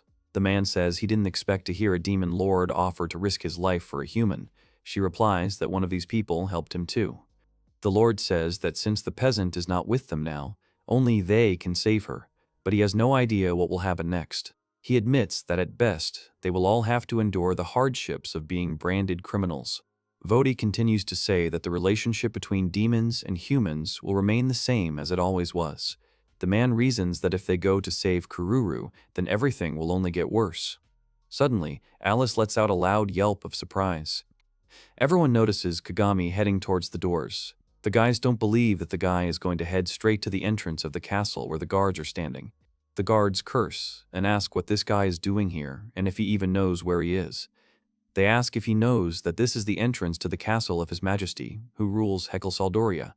The guards are surprised by the boy's silence and ask if he fell asleep. The guard points his spear at the boy, telling him to get out of here, to which Kagami hits the spears, smiling. Suddenly, the guards notice that their spears are in the guy's hands. They get angry, stretching out their hands, trying to take them back, to which the guy throws the spears back. Suddenly, Kagami screams that he has come to kidnap Rex and Kururu, and slams his head against the castle door with all his might, causing the door to fall and break. The girl says that the guy definitely doesn't think what's coming next. The guards standing behind the door shout at the guy who he is. The guard realizes that it is an intruder and shouts that he needs help. The guards realize that Kagami decided to storm the castle alone. They do not understand whether he does not value his life at all, to which he looks at them and asks again how he does not value his life. The guy says that the guards got it all wrong. In fact, his life is very precious, and therefore they should let him pass. Suddenly, Kagami breaks away and runs forward. The guy starts fighting a crowd of guards. A guard shouts to grab the guy, to which another guard replies that the guy is too strong. Suddenly, his friends appear out of nowhere. The guards notice the giant and, perplexed, ask if this is really his ally. Kagami is surprised by what he sees and, with a smile on his face, tells the guys that they are too late. To which the man grabs the guy and, hitting him, tells him not to rush forward headlong anymore. The girl, perplexed, screams that how could he start acting without thinking about the consequences. Kagami is on the floor and says that none of them were going to come back after that. The girl says with tears that they still have David, who knows the layout of the palace. She claims that they could have entered here unnoticed. The guy gets up and says, "Do they have time for this?" He claims that the front door will be the fastest. Mino asks Kagami what he was doing all this time. The guy thoughtfully replies that he was preparing. Suddenly, the guards behind Kagami came to their senses and shouted to grab the guy right away. Before the guards could strike, Kagami suddenly jumps up and stuns his opponents with one kick. Mino says in surprise that it feels like they weren't needed here at all, to which Kagami turns around and tells him not to say things like that. He was trying not to hurt anyone too much, but he realized that it was very hard to hold back. The demon lord asked the boy again. He claims that all the people wanted to take his life, and he, in turn, is just playing the fool. Kagami looked at the man in surprise. The guy says, didn't they come here to offer a peace treaty? He claims, if he had destroyed someone here, wouldn't they have used that as an excuse to refuse? Kagami says that even though he is here to change these ridiculous rules, that is no reason to just take lives. The boy says with confidence on his face that it goes against the very purpose of trying to reach an understanding. The demon lord closes his eyes and says that he will try not to kill anyone. He throws off his cloak and tells the peasant to watch carefully when suddenly a new group of guards arrives. The lord lifted the veil of power from himself and said to let him show how to do it for real. The overlord says that in order to make them lose their will to fight without taking their lives, he says to let him show the stunning difference in their strength. Suddenly sparks appeared around the man. The guards were afraid of the demon and his enormous power. They realized that this was not an ordinary demon at all. The guards noticed that people and demons were working together. They realized that this was the same group of traitors they had heard about. Kagami curses at what he heard, to which the Lord replies, why worry about their words? Because no matter what they do, they already consider us enemies. He says that in the royal castle there appeared people and demons working together. Such rumors will be very convenient. The Overlord continues to say that with their help, they will be able to destroy the rules that dictate that the very existence of demons must end. Kagami says that if he can make them worry, it would be good, but they won't be able to go any further unless they get out of the way. The man then waves his hand and says that he'll try that. Suddenly, all the guards flew up and abruptly dropped down. The man screams for the boys to go forward. The man asks if anyone is dead, to which the Lord denies. Suddenly, a new group of guards appeared in front of the boy, ready to give their lives for the kingdom. Kagami delivers another stunning kick. They gathered in a circle, standing back to back. Suddenly, more guards appeared, running to attack. The boys were surprised by what they saw. Kagami grabs two guards and says with an angry face that he tried to hold back. All the boys fight the guards. The Lord says that the guards attack without caring about their own lives. Kagami agrees, saying that it's to be expected from the royal guards. He looks at the angry guards and realizes that this is no longer a joke. Kagami screams to the guards if they have a dying wish. At this time, the girl heals her allies. The guy understands that there is no end to the guards. Kagami asks how many more times they can use that spell. The Overlord replies that it won't be possible indefinitely, since it's very difficult to limit power. Suddenly, David calls out to Kagami, pointing his finger at the roof and asking if he can somehow get there. The boy wonders if they can get there, when he suddenly yells that they are moving to Plan B. The Overlord asks what that plan is, to which Kagami tells him to go there and catch the others. As soon as the Lord says that he understands everything, Kagami suddenly grabs him and throws him to the place that was just discussed. The girl gets scared and asks what he is doing. Suddenly he grabs Alice, saying that she is next, and throws her up into the air. The girl grabs her dress in fear and screams, which frightens the boys even more. The girl, looking at her flying friend, gets scared and says that he can't do that. To which Kagami turns around and looks at her with a scary look. The girl gets even more scared. The guy throws the girl up, to which she swears at him in response. She thinks that she will die, when suddenly the demon lord catches her. The man carefully lowers Tina to the ground, while the girl, with fear and a sense of maturity, says that she thought she was finished. Alice looks at her worriedly.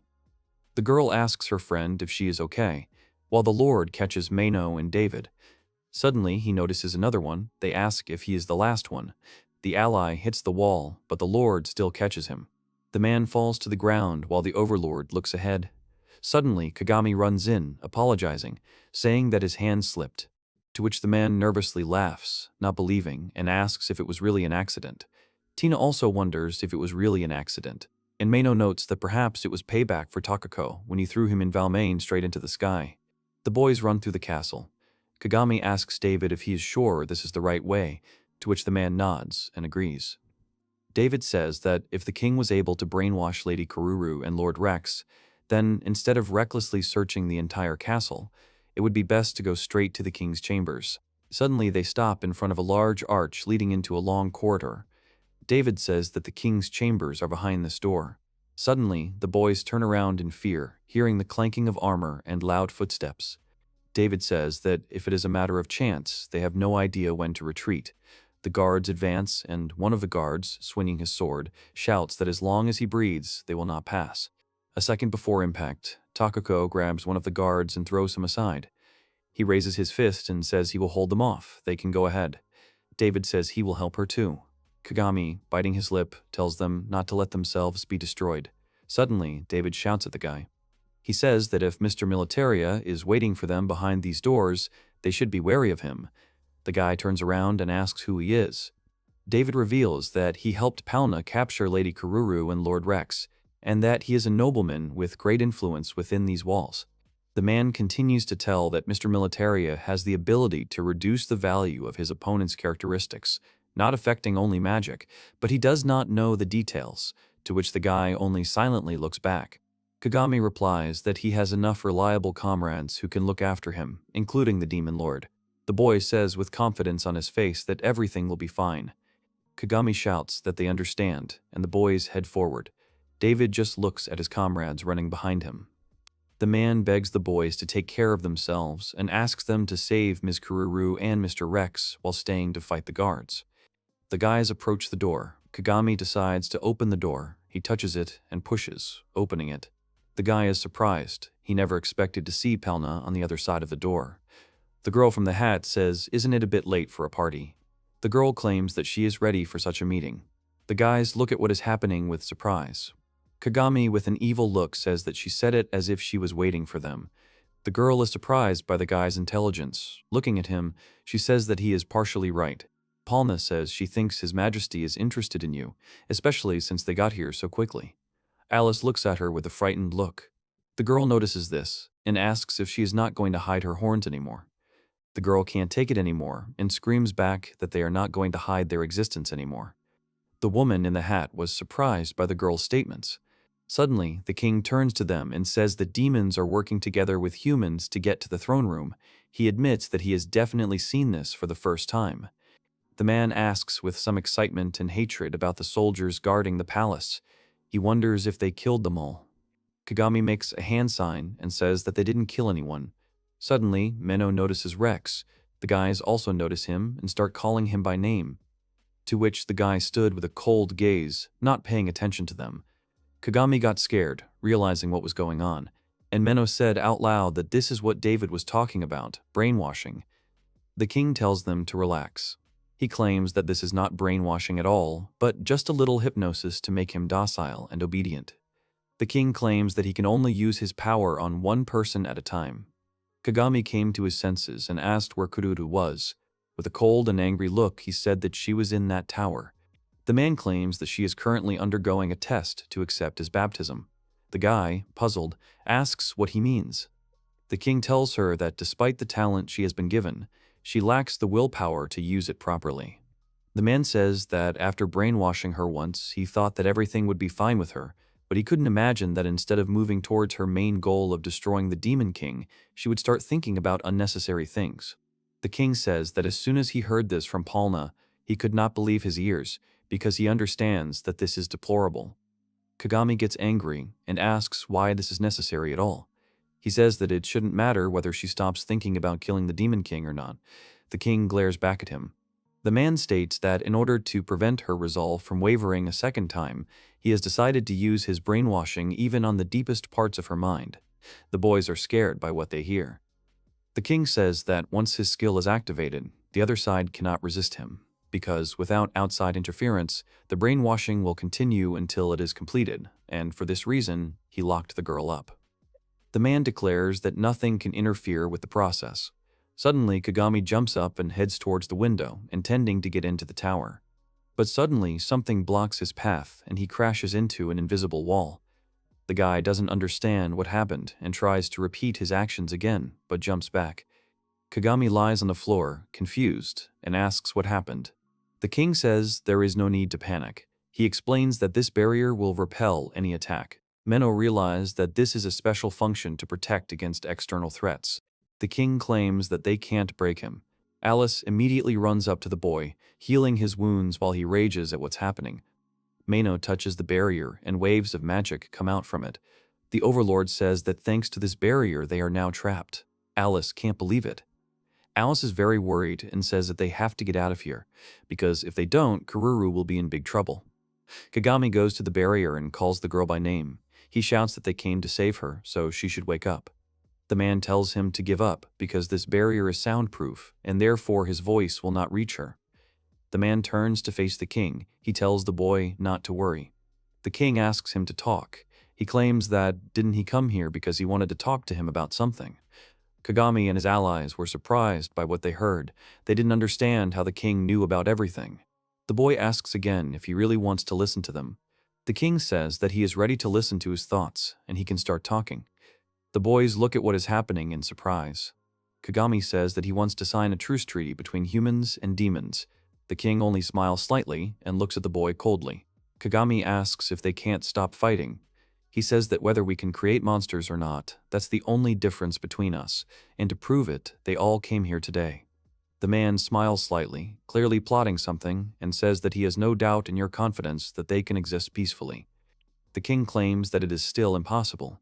Kagami is angry at what he hears. He asks why he is so sure of this, not because demons create monsters. The boy asks if the problem is monsters, then can't humans and demons find solutions together? The king claims that this is a very exciting sequel. The man asks with whom he should sign this contract, with a demon or with a human. The king asks who represents whom. Kagami answers that the representative is the demon lord who is here. The man is scared and makes a face, asking again who he is. The guy states that the demon king has agreed to make peace with humans, and that all that's left is the king who must agree, and the world can be changed. The man looks at the guy with a cold gaze. Kagami explains that after defeating the demon lord, they will all be rebooted. All their memories of defeating the demon lord will be erased, and a new demon lord will be created. The guy claims that this war will continue forever. Palna and the king were surprised by what they heard. Kagami told them everything he knew about the system of this world, and a stellar, and the dark dragon. The king began to laugh hysterically, covering his face with his hand. The boy was frightened by what he saw, and the king declares that these are actually the most important parts. The man says that in order for the reboot to be completed, he sent the strongest representatives to defeat the demon lord. The heroes were very surprised and worried by what they heard. The king claims that the boy heard about it from a stellar and the dark dragon. He asks if something like this has happened to him. He says if demons and monsters exist to maintain the balance of this world. The king claims that they must then exist in order to select the best representatives of this world. Kagami bares his teeth and doesn't believe what he heard. Suddenly, the king rises and a weapon appears in the king's hand. The man says that's enough talking. Suddenly, Palna becomes agitated and the man turns around and asks her what happened. Palna asks him if he knew this all along, to which the man replies that he should have known, but he says that knowledge doesn't change anything. He claims that once everyone is rebooted, the demon lord will be created anew. The man claims that in the end, demons can only be our enemies. The girl hesitantly agrees with him. The king approaches the heroes and says it's time to start with the demon lord. Suddenly, he appears behind the demon. Before the lord can react, the king strikes, asking why he is so surprised. Doesn't he know he is the king? The king claims that his power is quite problematic, so he will lock him away somewhere further, and the demon lord disappears, leaving only the smoke of magic. Alice screams and worries about her father. The man says that the demon king is supposed to die, but his time has not yet come. He switches to the other heroes and says that there is no need for these demons. The king turns to Kagami and says that his power is a price and asks to let him brainwash him, which the boy gets angry at hearing. Suddenly, the guy jumps up and heads towards the king at high speed, insisting that they are not tools for their war. The boy raised his arm, about to strike, but suddenly the king abruptly changed his position, leaving the boy behind. He agreed that they were not tools of war, but it would be problematic if they refused to fight for him, especially one as valuable as he was. The king swings his arm, hitting the boy. Kagami flies back from the blow and falls to the floor. Mino worries about his friend, while Kagami lies on the floor, breathing deeply. Palna asks if he understands that he is not fighting monsters. She claims that things will not go as he wants. Kagami is surprised. The guy noticed that his body seemed to be filled with heaviness. The man says that apart from his physical strength, there is nothing attractive about him. The man claims that his skill has reduced his physical strength to almost zero. The guy curses and gets angry at his opponent. Mino noticed that this is the same militaria that David was talking about. Kagami gathered his courage and insisted that in that case he would finish him off first, when suddenly a man in armor appeared in front of the man. Rex covered him. The guy was surprised by what he saw, when suddenly the king appeared behind him, striking the guy. The man uses a beam of holy white lightning on Kagami. The boy realizes with horror that things are bad for him. Suddenly, Mino appears. He grabs his friend and pulls him away from the blow, thanks to which Kagami was not seriously injured. The guy admits that hiding such a crazy attack up his sleeve is mean. The guys are very worried about what is happening. The girl approaches the boy and begins to heal his wound. She says that the man has studied her while they were away, but she did not think that he would master her completely. The girl noticed that the boy had a rather severe wound. Kagami admits that the guy was trying hard too. The man gets up and says that he is using her well. The girl tells the guy not to move because she is not done yet. Suddenly, someone hits her hard on the back of the head. It was the king. He says it will never end with him and strikes the man again. The king says not to worry since he didn't destroy it, considering it's quite valuable.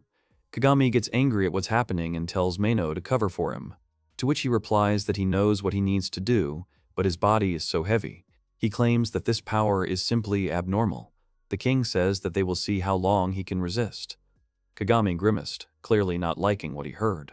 Suddenly, Mino saw that the guy was looking for something behind his cloak.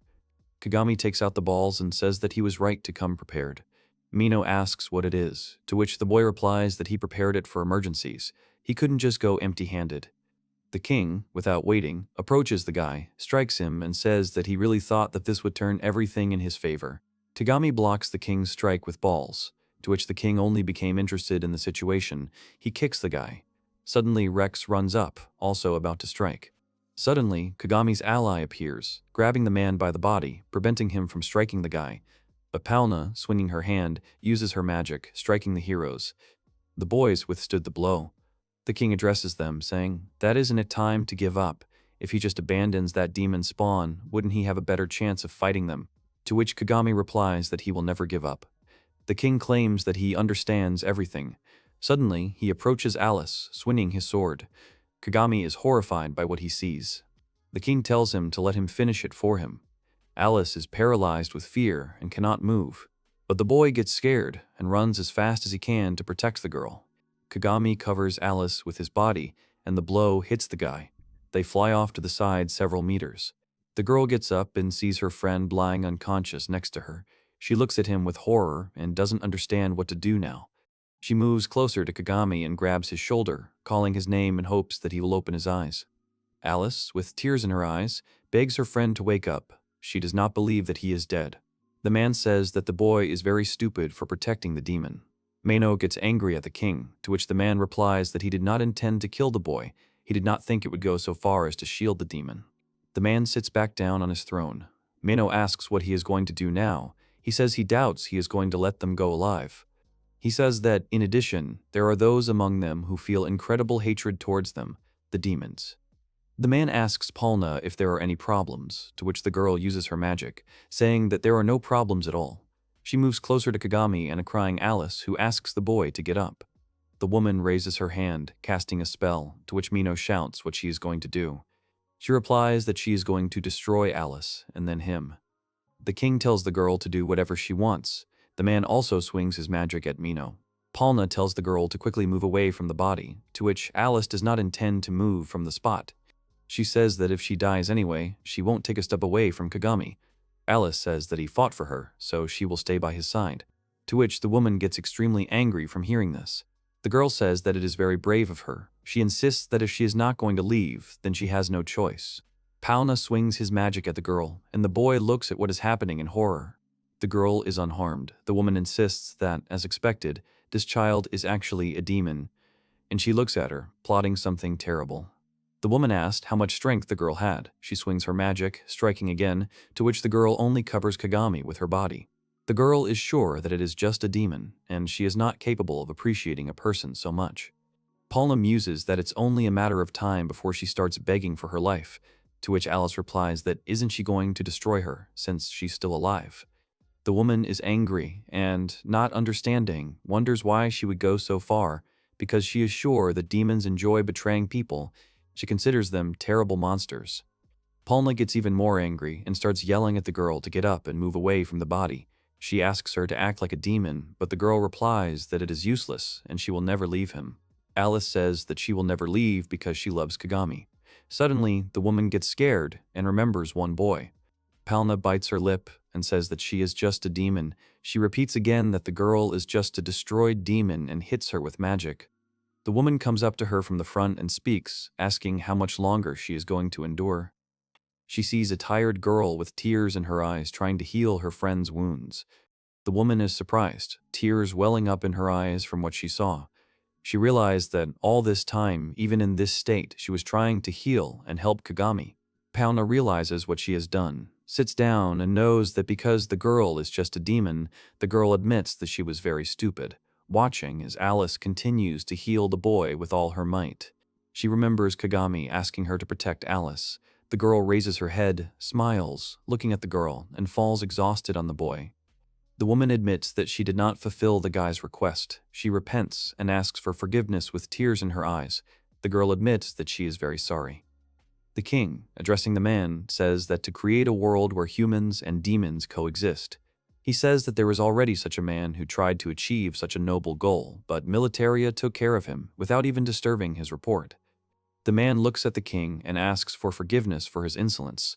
He says that he thought that his existence would interfere with the fulfillment of his desires. A man approaches Paula and says that her son had potential. The girl is surprised, asks again, not understanding what he is talking about. The man says that his son wanted to establish relations with the demons. People revered this guy and tried to maintain friendly relations with the demons. But because this guy gathered so many followers under his wing, he used the demons to destroy the guy and make his people remember that the demons are even stronger than before. The girl does not understand what she heard. The king admits that this man is truly heartless, to which the man replies that it was done for the king. The man says that among his followers there were many useful people, and he made them despise demons so that they would become useful tools for the king. The man says that the very fact that Paula is here now is proof of the value of the pawns they received during those events. The woman listens to him with surprise and fear, not believing her ears. The girl asks that the teachers wanted to destroy him, not the demons. She asks what he did, to which the man sighs. The man says that he went to one of the settlements of demons with whom he had strengthened mutual relations and destroyed one of them. He says they believed he was one of his son's followers.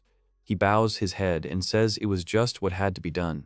The man claims that this one act was enough to destroy the relationship that had been built for so long. The girl insists that this cannot be. Paula remembers the boy who told the demons that no one would harm them. He asked them to trust him. The woman asks if it was humans who betrayed him. Tears well up in her eyes, and she says, how can anyone betray their own son? The man says that's why he said that all his actions are for the good of the king. The man addresses the girl, telling her how she thinks why such a pathetic person like him was allowed to know the whole truth about the structure of this world. He insists that what is important is the loyalty he swore to his king. The man says loudly that his king is the whole world to him. He thinks that because he can understand the desire and pain of his majesty, even if it is his own children, he can destroy any dangerous creature. The man hysterically says that his majesty is absolute. He insists that their pathetic little people cannot even be compared to his majesty. The woman asks why he is telling her all this. He replies that in order to understand whether there is a need for his majesty to brainwash her too, since she has learned a lot of new things lately. The girl is surprised by what she heard. The man says that perhaps she no longer wants to destroy the demon lord. He insists that it would be very problematic. The girl gets angry and swings her hand, intending to cast magic. She strikes, and everything flares up before her, and in the midst of the smoke she looks at the man, and is greatly surprised by what she sees. Kagami stood in the middle of the smoke. The man was surprised that the boy was still alive. He asks what he was trying to achieve by blocking him from the blow. Kagami replies that the girl has no need to bear the burden of his death. The man asks if the boy heard everything, then why did he take so long to act? The guy claims he couldn't move. He admits he was on the verge of death, so close that even a small explosion would have been enough to turn him into dust. The girl sits on the floor and listens to the guy. Kagami holds Alice, who is unconscious from fatigue and weakness, in his arms and says that she healed his wounds, even at the cost of receiving such terrible wounds. The boy thanks the girl, saying that she held out long enough. He picks her up and turns to Pauna again. He asks her to make sure to protect her this time. The girl looks at him with a fierce face. She asks the boy if he understands that it is her fault that the girl ended up in this state. The boy replies that what she did was definitely terrible and unforgivable. Pauna yells at the guy to hit her because, isn't she his enemy? Kagami looks at her carefully. The girl says that just as much as she hated demons, he should hate her, to which the guy only straightens up and puts Alice in her arms. The guy says that this has been bothering her for a long time, because she was always worried about what would be the best thing to do. The woman holds the girl and tears well up in her eyes. She agrees with him. Kagami asks if she understands what she did wrong. He says with a smile on his face that now she knows that Alice is not an enemy that needs to be destroyed. The guy, walking away from the girls, tells her that from that moment on, she never did anything like that again. He asks her to show with her actions what she has learned. He says that it doesn't matter what she did in the past. He insists that what matters is what she is going to do now. Pauna lifts Alice up and embraces her with all her soul and body. The guy just smiles at what he sees. The man claps his hands and says it's so inspiring, says he's glad the boy is still alive. The man says that now, after all the effort it took to save his life, he asks him not to throw it away anymore. The man tells him to listen to his words and become a pawn. To which Kagami quickly approaches the man and angrily tells him to shut his mouth. The man is frightened by the surprise. He asks, in confusion, what he did. Kagami replies that it was breaking the limit. The man remembered that Pauna had warned him that he had a side skill, but in the face of his beloved master skill, it was useless. The man says that his skill is to reduce the characteristics of any opposing outside being, but it did not work on Kagami. The man was scared by what he saw. He says in confusion that his power must be suppressed. He has horror on his face and does not understand what is happening. The guy admits that he has become sluggish, but the man still does not understand where he got so much strength from. He claims that his overcoming of the limit should only double his strength, to which the guy smiles broadly. Kagami uses God-defying power, which has the user's power grow continuously. The boy asks if he knew about this skill. He says, did he really think he got this far using only limit break? The man thinks that by using his skill, he created a disadvantageous situation for him, which turned into experience. The boy says that experience is proportional to the difficulty, even if his opponents are humans. Kagami claims that he almost died, and thanks to that, he was able to overcome his limits once again. The man says that it is impossible, to which the boy replies that what he did is unforgivable. The boy asks if he understands that the death of someone dear to him is so painful for those left behind. Kagami asks if he understands the pain it causes others. The man is frightened by what he hears. He is afraid of what to do next. Kagami says that his conscious lie destroyed Pauna's entire life. The guy looks at his interlocutor with fear in his eyes. The guy claims that the girl started to despise demons, that the world started to persecute them, and they even sent all the promising representatives to the next level. The guy claims that they are actually different. He says that Kururu and Rexa were brainwashed. The man starts to justify himself to the guy. But before he could finish, Kagami shouted at him to shut up, and he, swinging a blow, insisted that for the sake of one single goal, they brought so much pain and sorrow into this world. Kagami deals a strong blow to the enemy. The man understands that his end has come. Everyone watched what was happening. The guy insists that he will never be able to accept this, and strikes with a fist of rage. The guy stopped a few centimeters from the man's face without striking. The man was very scared, thinking that this was his end. The king, watching the scene, asked if he had killed Militaria. Kagami turned around and said that he had not. The boy points his finger at the frightened man and says that wasn't it because of the crooked system of this world that he ended up like this. Kagami catches on and says that he just scolded him well. The king takes out his sword, ready to fight again. The boy aggressively insists that he free Kururu, to which he replies that the boy is really trying to negotiate again. The man confidently says that he refuses and approaches the boy, starting a fight. Then Kagami confidently states that he himself will defeat him and save the girl. The man smirks and says that he really thinks that defeating him will dispel the barrier or the mind-washing. The king says that the guy mistakenly thought that he started winning because even having defeated him, nothing can stop him. The king says that no matter what he does, the guy cannot change reality. Kagami does not listen to him and delivers a confident blow. After striking, the boy leaves, saying that a stellar was capable of the same. The man says that it will be impossible to defeat him, but he can't win either. The king asks Kagami to give up because he doesn't have the strength to change this world, to which the guy just remains silent. Kagami approaches the barrier and touches it with his hand. The king asks what he is doing. The boy replies that he will destroy this barrier and save Kururu. The man explains that this barrier reflects any attack it receives, so his body will likely fall apart before the barrier does. To which the guy turns around and says that without trying, you won't know.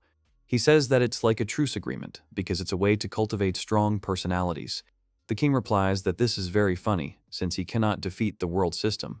He admits that until a true hero appears. The king assures that until salvation appears in its true form, he will do his duty. Kagami claims that he will end it. Until then, the king must simply continue sending away strong men. And since they cannot grant him the salvation he seeks, he will continue to seek more and more. The boy insists that in that case he will end it, to which the king only remains silent. Kagami puts his hand on his chest and confidently says that he will definitely bring this salvation to everyone. The king yells back at him not to make him laugh. Since the salvation he seeks is much greater than what he thinks, he convinces the boy not to be arrogant. Because when a child like him acts as if he knows everything about this world, the king gets angry and claims that he cannot save this world so easily. Kagami again claims that you won't know without trying, and besides, he's not going to force him to measure humans and demons. The guy offers the king a deal. The man asks again, because such a deal must offer something different from the very beginning. The king convinces that the guy must prove its value to him. Kagami explains that up until now, his goal has been to constantly level up, constantly earn money, and have the struggle light his way. The boy insists that from now on he will use his power to stand by his side as his ally, without wasting a single drop of his power. He insists that he will use it to save him. The king looks at the boy in surprise. The man asks if this is really a worthy deal. Kagami looks at the king with confidence. The man replies that he doesn't understand him and why he would want to go so far in the fight against the world system. The guy replies that he too, so to speak, gave up, but then he met his friends. Kagami explains that despite their demonic nature, they tried to befriend humans, and even knowing that they were demons, he couldn't stop himself from worrying about them, since they were no different from humans. Kagami confidently tells the king that he loves them, and for their protection, this stupid thing called the world system. He claims that she must disappear from his path. The guy swings and hits the barrier. The blow ricochets off the barrier, transferring damage to the guy's hand. The king insists that he stop, because soon Guru's brainwashing will be complete, and something like this will shatter his ideal reality. Kagami confidently shouts that he can definitely save her, and slams his hand on the barrier again with all his might. The blow is transferred to the boy's hand again. The king does not understand why he would go so far, to which Kagami only smiles widely. The guy says that when he found out that there was a way to destroy the world system, he was in seventh heaven. He says that he's finally getting closer to his goal, and that he's got the chance to beat all the bad out of the damn god who created this world. The king looks at the guy with a sad look. Kagami strikes the barrier again and admits that he later realized that he only understood a tiny part of the world system, and in the end, he only played along with the desires of this universe. He says he tried to change the system, changing it little by little, but he realizes it wasn't enough. Kagami says that after realizing that he was wrong, you have to face that fact, otherwise you will never be able to move forward. As he hits the barrier, he says that he was filled with disappointment in this world. He insists that the greatest obstacle he had to overcome was himself. Kagami hits the barrier with all his might, creating a crack. The king was surprised by what he saw. Kagami confidently says that he will not run away anymore. The guy says that he has come this far to say that the king is wrong, that the world system and this common sense. He will destroy them all. Kagami delivers a final blow to the barrier, shattering it into pieces. The king looks at the guy in surprise and does not understand how this is possible. He says that the guy is still one step behind because there is also a barrier around the tower where the girl is, and in his current state he can't even hope to destroy the barrier. Kagami thought about it. As Mino runs up to him, the guy turns around and looks at his friend in surprise, coming up with a plan. He shouts at him to hit Mino with all his remaining strength. Kagami calls his friend by name, clearly wanting something in return. Mino looks at his ally in surprise. Kagami says he needs him to hit him with all his remaining strength. The boy is confused, asking what if he does that. The boy shouts at Mino to trust his friends, to which Mino lowers his head. Suddenly, he makes up his mind and uses his power with all his might. He conjures a large ball from which sparks and a strong wind emanate. And with determination, he directs the blow at his friend. Kagami extends his hand, accepting the magic. He uses the antipathetic will, which allows the user's chosen area to be able to repel magical attacks for a short period of time. Kagami loudly says that even when he is so exhausted, he still has things he needs to do. The boy takes a punch from his friend. The boy knows that most of the peasant's skills are useless, but he understands that even useless skills, if used together, can be useful. Kagami activates the super finger skill, which increases the power of his finger snap, and then the hyperfinger, which increases the power of his finger snap even more. The guy uses all his skills. He understands that the force of the finger snap is becoming stronger and stronger. He shouts that no one will ever underestimate the skills of a peasant again. A powerful stream bursts out of the castle, heading towards the tower. The tower breaks and begins to fall apart.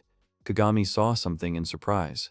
The guy noticed Kururu. Kagami runs towards the girl, trying to catch her. The guy loudly calls the girl by name. Kururu, sitting on a large stone island, hears her name being called in the distance. She hears someone's voice and turns around, looking for the source of the sound.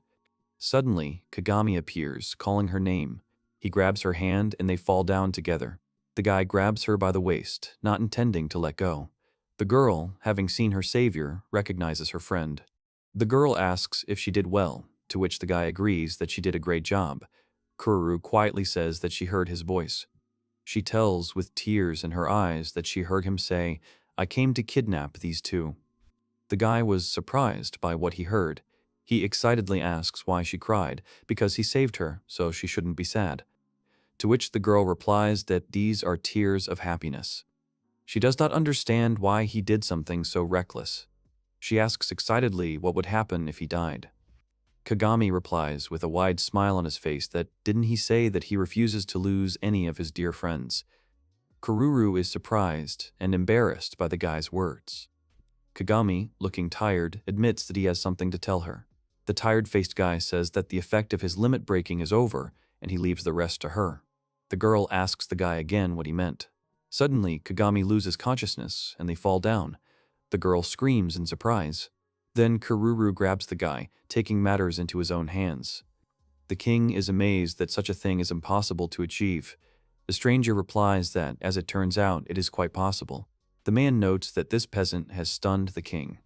He admits that their way of thinking is not wrong and that resistance to the system of this world is useless. The king admits that he could not receive him harshly, to which the man agrees that he should not receive them. He says there is no denying that he is incredibly valuable. He asks if it wouldn't be fun to give him a chance until he fails. The king remembers Kagami, his words about using all his power as his alliance. The king admits that the guy's deal isn't that bad. Both people and demons walk the city streets. The king, sitting on the throne, agrees to accept a non-aggression pact between humans and demons. The man warns that if anyone doesn't like it, the first thing they will do is decide that, after years of hostility, they need to overcome the past and move into the future together. The man says that this will be his message to the people as the king of this country. Kagami asks if this is too drastic a change. The king answers the guy who spoke recently that this is only a temporary agreement.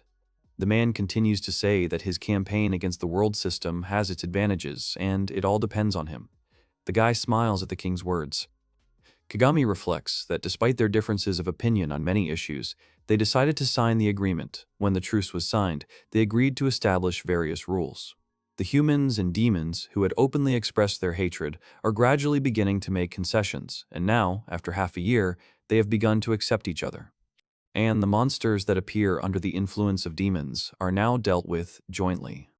Demons help protect human cities, and they are going to create a system that will make it easier for both kingdoms to work together. Tina addresses Kagami, saying that the hatred between the parties will not disappear so easily, because the problems will definitely remain. The guy just closes his eyes and stretches, thinking.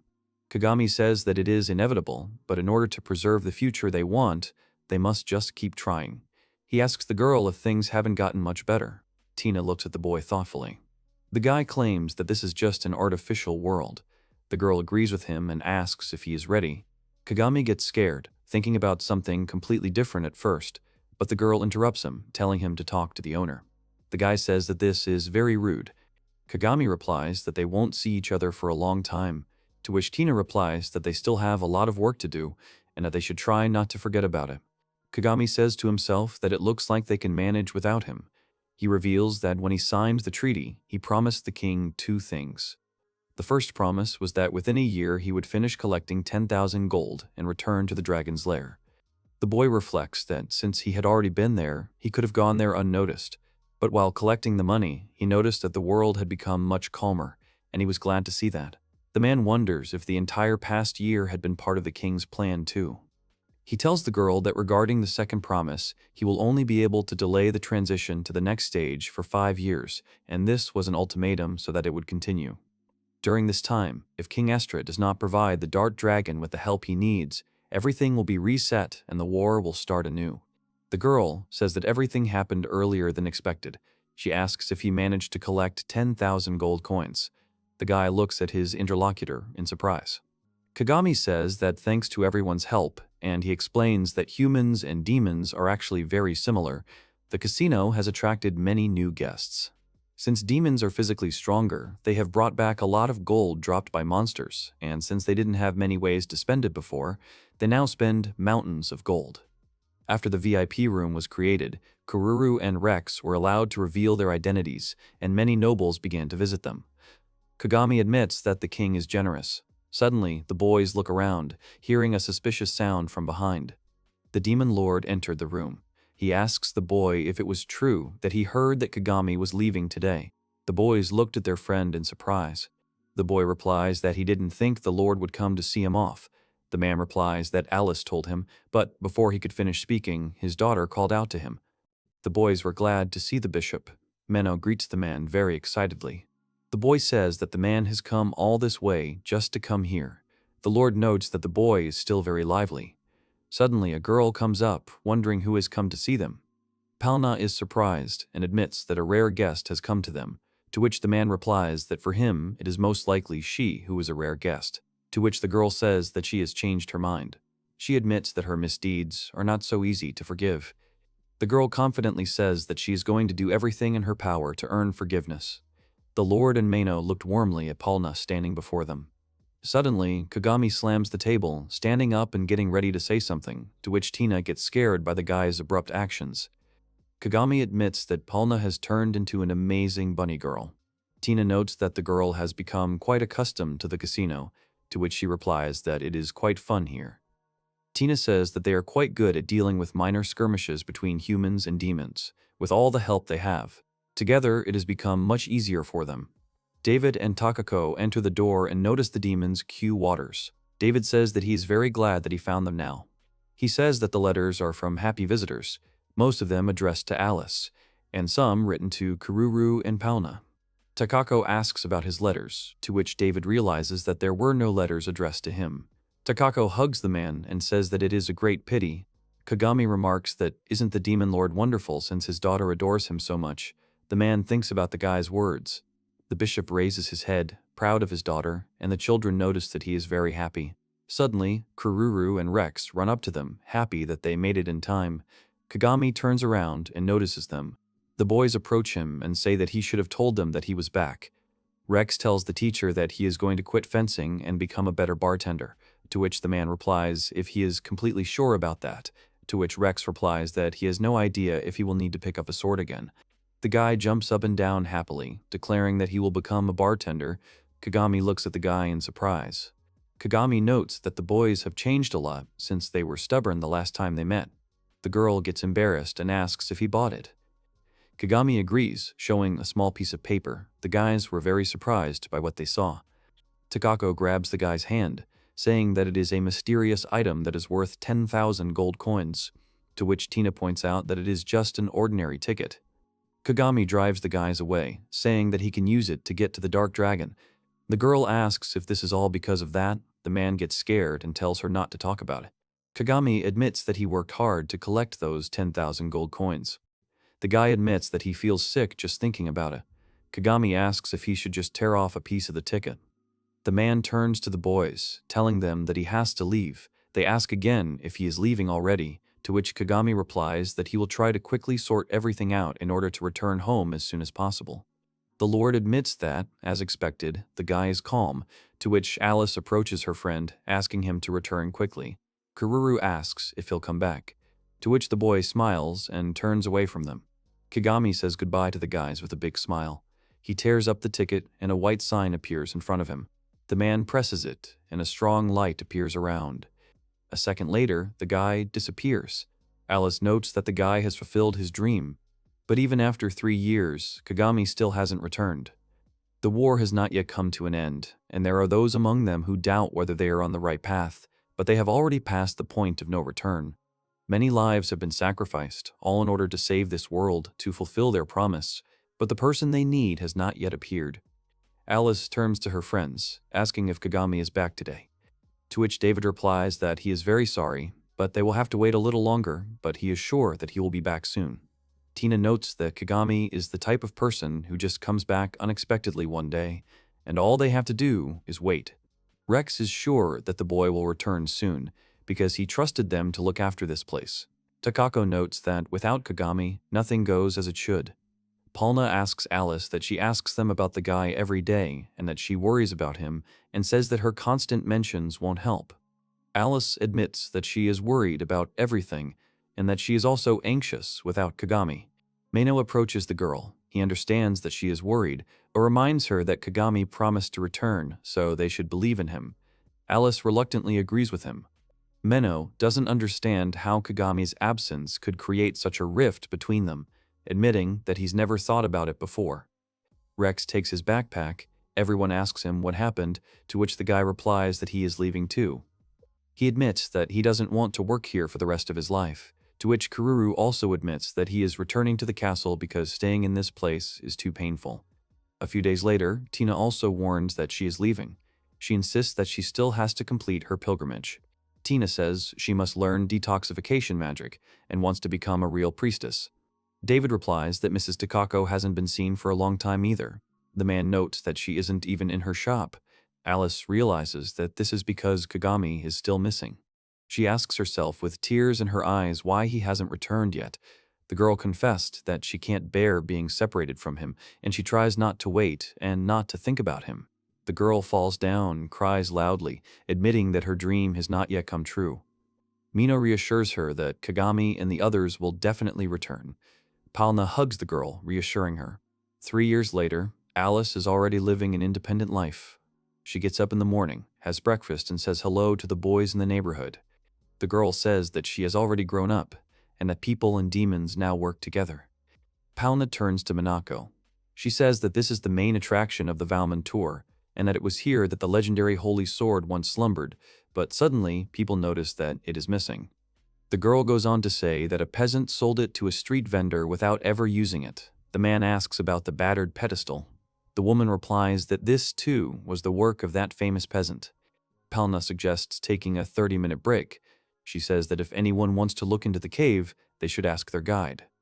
The girl says she is very tired. She scolds David because he thinks it is useless. She thinks that with the help of demons, killing monsters has become much easier, so the caves have become safer too. Suddenly, a large monster jumps out from behind her, preparing to attack her, but in response, the woman only gets angry and uses her magic. She defeats the monster in a second. She realized that she can now destroy monsters with one blow. The girl admits that she has become much stronger because her level is now 43. Elia is sitting near the wall, trying to chip off a stone.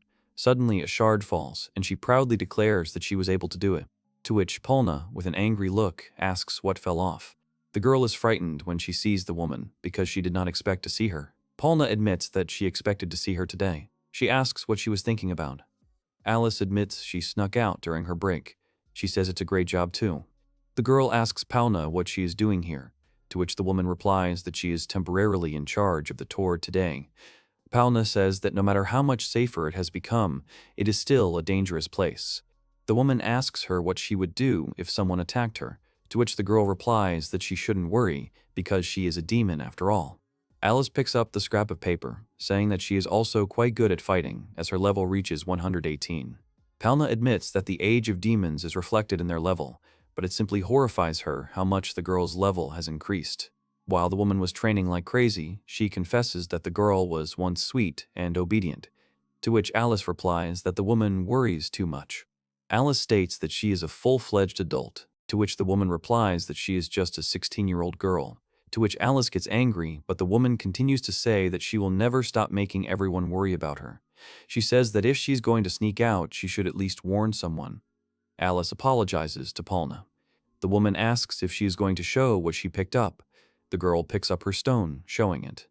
She says it's a recreated spawn stone that still can't produce monsters. The woman notices that her headband is made of the same material.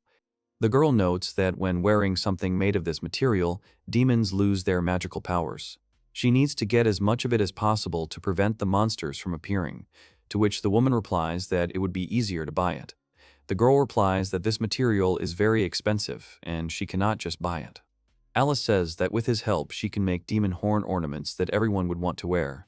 Polna wonders if this is all for a dream. The girl agrees with her friend. The woman remarks that she is doing a wonderful thing. Suddenly, Alice's stomach growls loudly. Polna remembers that David asked her to pass her lunch.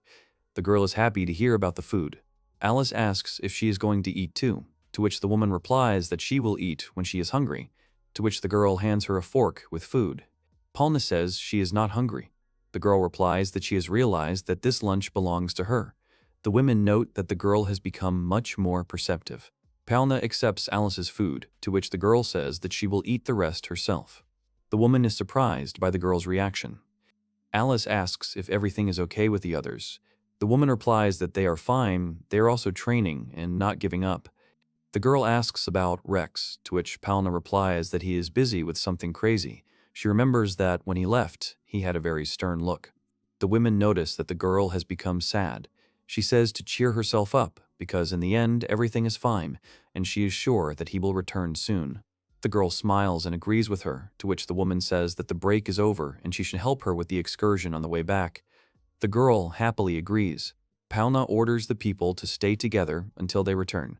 The woman tells Alice to smile. Suddenly, 3 large monsters jump out of the bushes behind the girl. The girls realized that it was a level 4 furry goblin. The people behind them started to panic when they saw the monster, but Alice told them to calm down because the staff would guarantee their safety. Suddenly, a large sword flies out from somewhere, striking the monsters. Polna was surprised, not understanding what was happening. A large lightning bolt hit the monsters.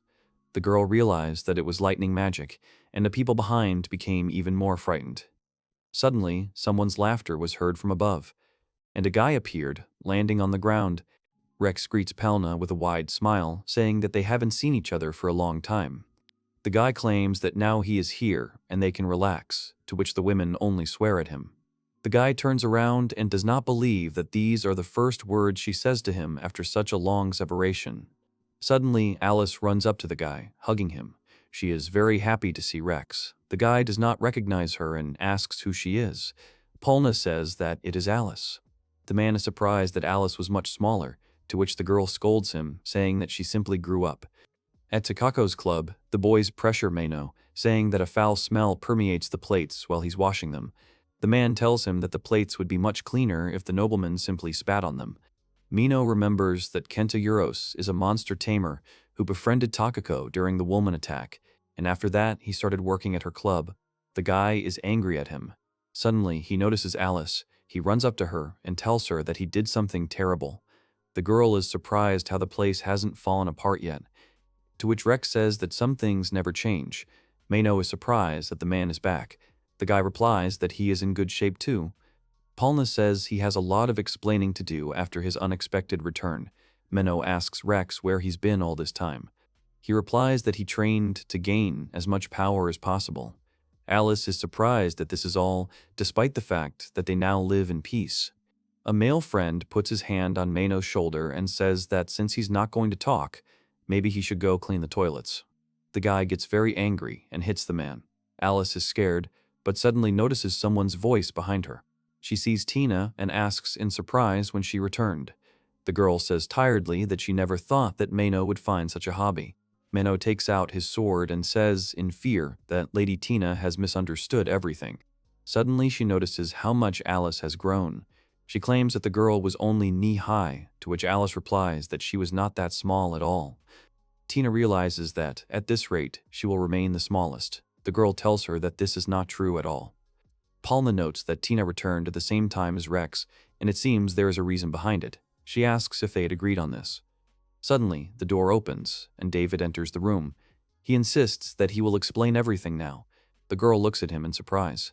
He claims that it was no coincidence that Mr. Rex and Miss Tina returned at the same time, as he had told them in advance to return on that day. David tells Palna that Kagami made a pact with the king of this country. He asks if she remembers the conditions under which this world will be maintained without resets. The girl isn't sure, but she says there was something about saving the world. David agrees with her, and he says with a stern look that the condition was to save the world within 5 years. Alice reflects that if the conditions for salvation are not met, this world will be rebooted, and the conflict between the demon and people will flare up with the same force. She wonders what salvation really means, because at this rate, is it enough to just wait for Kagami to return? David says that 3.5 years have passed, because the treaty was made by the king, one of the rulers of this world. The man says that he is afraid that he will have to make his offer. He says that since Mr. Kagami still hasn't returned, then they'll have to step in. The guys look at David in surprise. Alice says that all that remains is for them to fulfill their promise on their own by moving on to the next stage. David says that if you don't look at killing the demon lord, then as an opportunity to move on to the next level. David, with a serious face, takes out 2 tickets and says that there is only one way left. The hero is surprised. They ask where he got 2 tickets from. Palna asks in surprise, isn't each ticket worth 10,000 gold? David replies that 3 years have passed. He worked hard, but he could only earn enough for 2 tickets. The man says that Mr. Kagami was able to collect 5,000 gold coins on his own in just 6 months.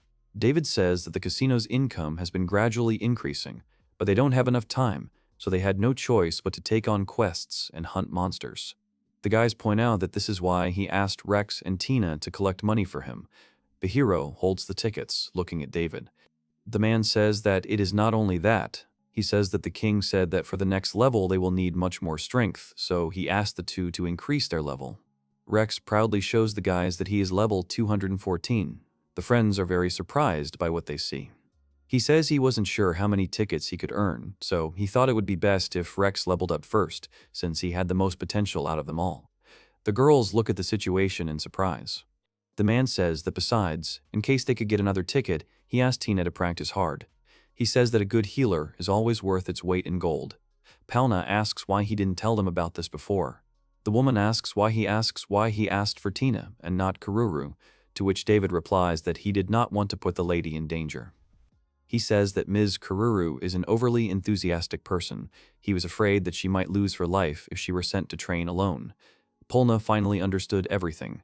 The girl realized that she was so focused on finding him that she was acting too recklessly. Tina says that she has also become much stronger. She shows that her level is now 136. The guys looked at her in surprise, clearly not expecting to see such a high level. The girl says that sometimes she fought monsters with her bare hands, like Kagami did, to which Polna says that it's wonderful. The girl shows Tina that she is level 146. The girl is surprised and asks how she became so strong. The woman replies that she simply did the same things she did. Palna says that since they are going to send the strongest, who better than to give the ticket to her?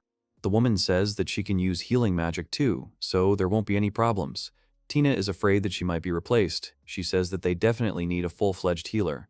Suddenly, Tina becomes embarrassed and admits that she also wants to find Kagami. The woman is surprised by what she heard and asks what kind of nonsense she is talking. Palna laughs, thinking that her friend has fallen in love with the guy, but Tina interrupts her, saying that she is very much mistaken. The girl asks why she wants to go there so badly too. Tina sneaks up on Alice about to grab a ticket. She snatches the ticket and happily says that maybe she should go then, because she can use combat magic and healing magic. Palna forbids the girl. She says that Kagami ordered to keep an eye on her. Rex interrupts the girls and says that he will go with Palna. David says that's why he only told Rex and Tina, but he admits that Palna is actually higher level than Tina. The man says that the fate of their world is at stake, so they must make the best choice. David thinks and decides to appoint certain people. He hands the ticket to Mr. Mino, saying that he is second in strength after Mr. Rex, and he has already met the Dark Dragon. The guy says that if he goes, then during the reboot, all the monsters and demons will be created anew, and only people will remain in this world. Alice looks at her friend nervously. Mano agrees and reaches out for the ticket, but he says he's not sure it's the best choice. Suddenly, the door opens sharply, and the man who entered insists that they give the ticket to him. The boys saw the spirit of Mrs. Kururu. The heroes did not expect to see the girl. Palna says that they thought that she was now in the castle. Kururu says that it would take too long to explain, but suddenly she steps on a wet mop and falls to the floor with a crash. The boys looked at her in surprise and realized that it was actually their mistress, Kururu. The girl admits that at first it was not entirely clear because of her fighting spirit, but they realized that it was undoubtedly Kururu. The girl did not believe that they would really recognize her like that. Palna asks with a cold look why she showed up. She asks if she would care to explain what is going on here. The girl looks at her guiltily. Suddenly, Rex appears in front of her, protecting her, and he says that he left the city and left a message for her. David asks what he means. Barry says that when he was still training here, he was anxious because the training was hellish. Then he realized that his teacher had lived like this for years. He realized that the gap between them seemed even greater. Rex admits that it scared him. Palna points out that he's telling it as if Kagami is already dead, to which the guy gets angry and states that he doesn't even want to think about it. The man claims that he would have to fight without him then, so he wanted to fight with everyone and hoped that they could all go together. Rex hangs his head and admits that he is not a hero at all, but a common coward. David realizes that he is a hero, but still young. The man realizes that he has placed too much burden on him, to which Kururu says that she has been training alone in secret, and so that they don't blame Rex for it. The girl quotes his letter, "I have decided to prepare myself to find a teacher, so I am setting out." Kururu says that was his message, and that he did not ask her for help. David asks the girl why she did not say anything. Kururu smiles and says that he would have stopped her, so she convinced all the servants to tell him that she locked herself in her room. David is surprised by the girl's decision. The girl says that Rex's message was nothing more than a pretext. She herself initially wanted to go after Kagami, but with her insignificant level, she was not capable of much. The guys listen to their friend attentively. Kururu continues to say that this is why she returned to the castle and met her father. David and Palna were stunned by what they heard. The girl says that her father is one of the rulers of this world, so she thought that he probably knew about those who went to the next stage and what levels the sages had. Kururu reveals that she is level 172. The boys are very surprised that the girl has become so strong.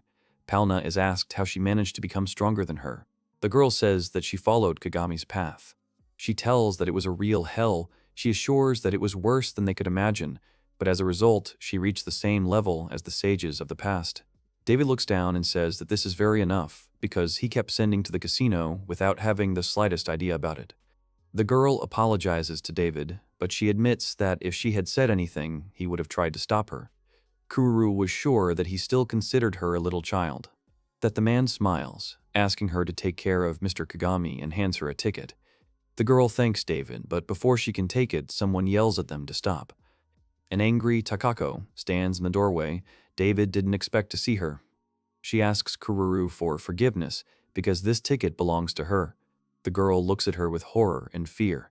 Mino asks Mrs. Takako where she has been all this time. He scolds her and says that she is willing to steal Kururu's ticket just to follow Mr. Kagami. She is surprised and asks if they noticed. Takako confesses that she wants Kagami. The girls look at her in horror, not believing what they heard. She admits that Kagami is her love, and that without the guy's help, there will be no progress. She thinks that if she doesn't bring Kagami back, she will become more and more distant from David, to which the man starts to shudder. Takako is told that she knew about the training and the tickets, and that's why she went to her own training. She admits that this is all to get her love back. The girls shrink, realizing how strong their opponent is. Takako asks, is there any problem, because the strongest one should go. Level 245th. The guys are very scared by the big number. They don't believe that she was able to earn such a high level. Tina asks how she could do it, since she specializes in bare-handed fighting and Kagami's method shouldn't work on her. Takako admits that she shackled her body and fought tirelessly without removing the shackles. The girl is surprised that she miraculously survived. Palna notes that it would be useful to have at least one magician, because the squad of Kagami, Rex, and Takako is poorly balanced. The boys admit that Rex should stay, to which he is indignant and says that everyone has already decided that he is going. Tina says that they have enough fighting power, so it would be better for them to take a healer like her. To which Alice and Kururu disagree. The guys start fighting among themselves to decide who will go, Mino thinks, and says that he has a proposal. He proposes a plan that they can travel together only if they pass through the sacred forest. The heroes walk through the forest. Tina asks Mino how much longer he is going to make such a sad face. After all, if he did not want to go, then he should have stayed. The guy turns around and asks what she is talking about. He says that if he is not here, then who will protect Mrs. Alice? Tina silently points her finger at Tanako. Palna asks why he is really so against it. She wonders if there is a reason. Mino admits that the Dark Dragon respects the rules, and that 3 years ago, when Kagami's power was recognized, they convinced him to send him to the next stage, even though it was against the rules. The guy goes on to say that since he's already broken the rule once, the chances of him sending such a large group to the next level are incredibly slim, since they also have Alice with them. Mino says that no matter what, they can't let the world be reset, since he also wants Kagami to return safe and sound. He says that because of this, they should go together, but it all depends on whether they can persuade the Dark Dragon. David says to leave the persuasion to him. He promises to make sure everyone gets sent to the next stage. Alice looks at the man and asks if he's not coming with them. David admits that his level has not increased at all and that Kagami left the casino to him. Palna asks if he can handle it alone. The man agrees and asks the girl to take care of Alice. The woman agrees, and they continue walking forward. The boys stop at a large circle. Mino says that they have arrived. Rex asks if he really has to dig here, to which Mino says that it's not that simple, but the guy doesn't listen to him and says that everything was left to him because he has more than enough, and he quickly starts digging. Rex was digging while the boys were relaxing, when suddenly he notices something. He calls everyone to come and take a look. The girls look into the hole in surprise, and suddenly they notice that the earth is being restored back. Mino says that this can only mean one thing. If they want to get to the Dark Dragon, then they need to do something about it. He explains that the earth is regenerating very quickly, so quickly that even Kagami couldn't dig without his limit break. Rex wonders how he couldn't do it. The guys say that he should have said that in the beginning. Rex asks how Kagami was able to dig up there then. Mino suggests that maybe he dug with his bare hands like a mole, to which the guy thinks that's complete nonsense, but he still insists that nothing will work if you don't try. And he starts digging the ground with his hands with all his might. The boys just silently watch what is happening. Suddenly, the boy stops and says he gives up. Tina wonders how he could give up so quickly. Palna, looking at the hole, wonders how little he could do. Rex admits that he is not capable of much, saying that their stats are nowhere near as high as Kagami's, even without breaking their limits. Tina asks Takako what about her, since her level and speed are her specialty. Takako looks down and says that it's impossible anyway, since even Kagami had to use limit break to achieve something. She says that if they take their time, maybe they can get something done, but it looks like digging a hole big enough for everyone will be very difficult. Rex pulls out a ticket and says that's what he thought. Suddenly, David asks him to wait. He says that if one person is not enough, then perhaps if they all work together. After all, the training they've been through over the past 3 years has allowed them to learn powerful skills and spells. He says they need to use them to the fullest, and then they should be able to get there. Kururu says that the strongest magic she can do has a large radius, so they must be prepared to dodge to avoid hurting each other. Tina says that even if they can open a passage, won't it close before they can get through? To which Kako says to leave it to her, she will attack with her fists so that the surrounding area does not receive much damage. Palna says that if something happens, it can always use a high-level Rex as protection, to which the man twitches from what he heard. He asks if it will really be that easy, to which Takako is already ready to act.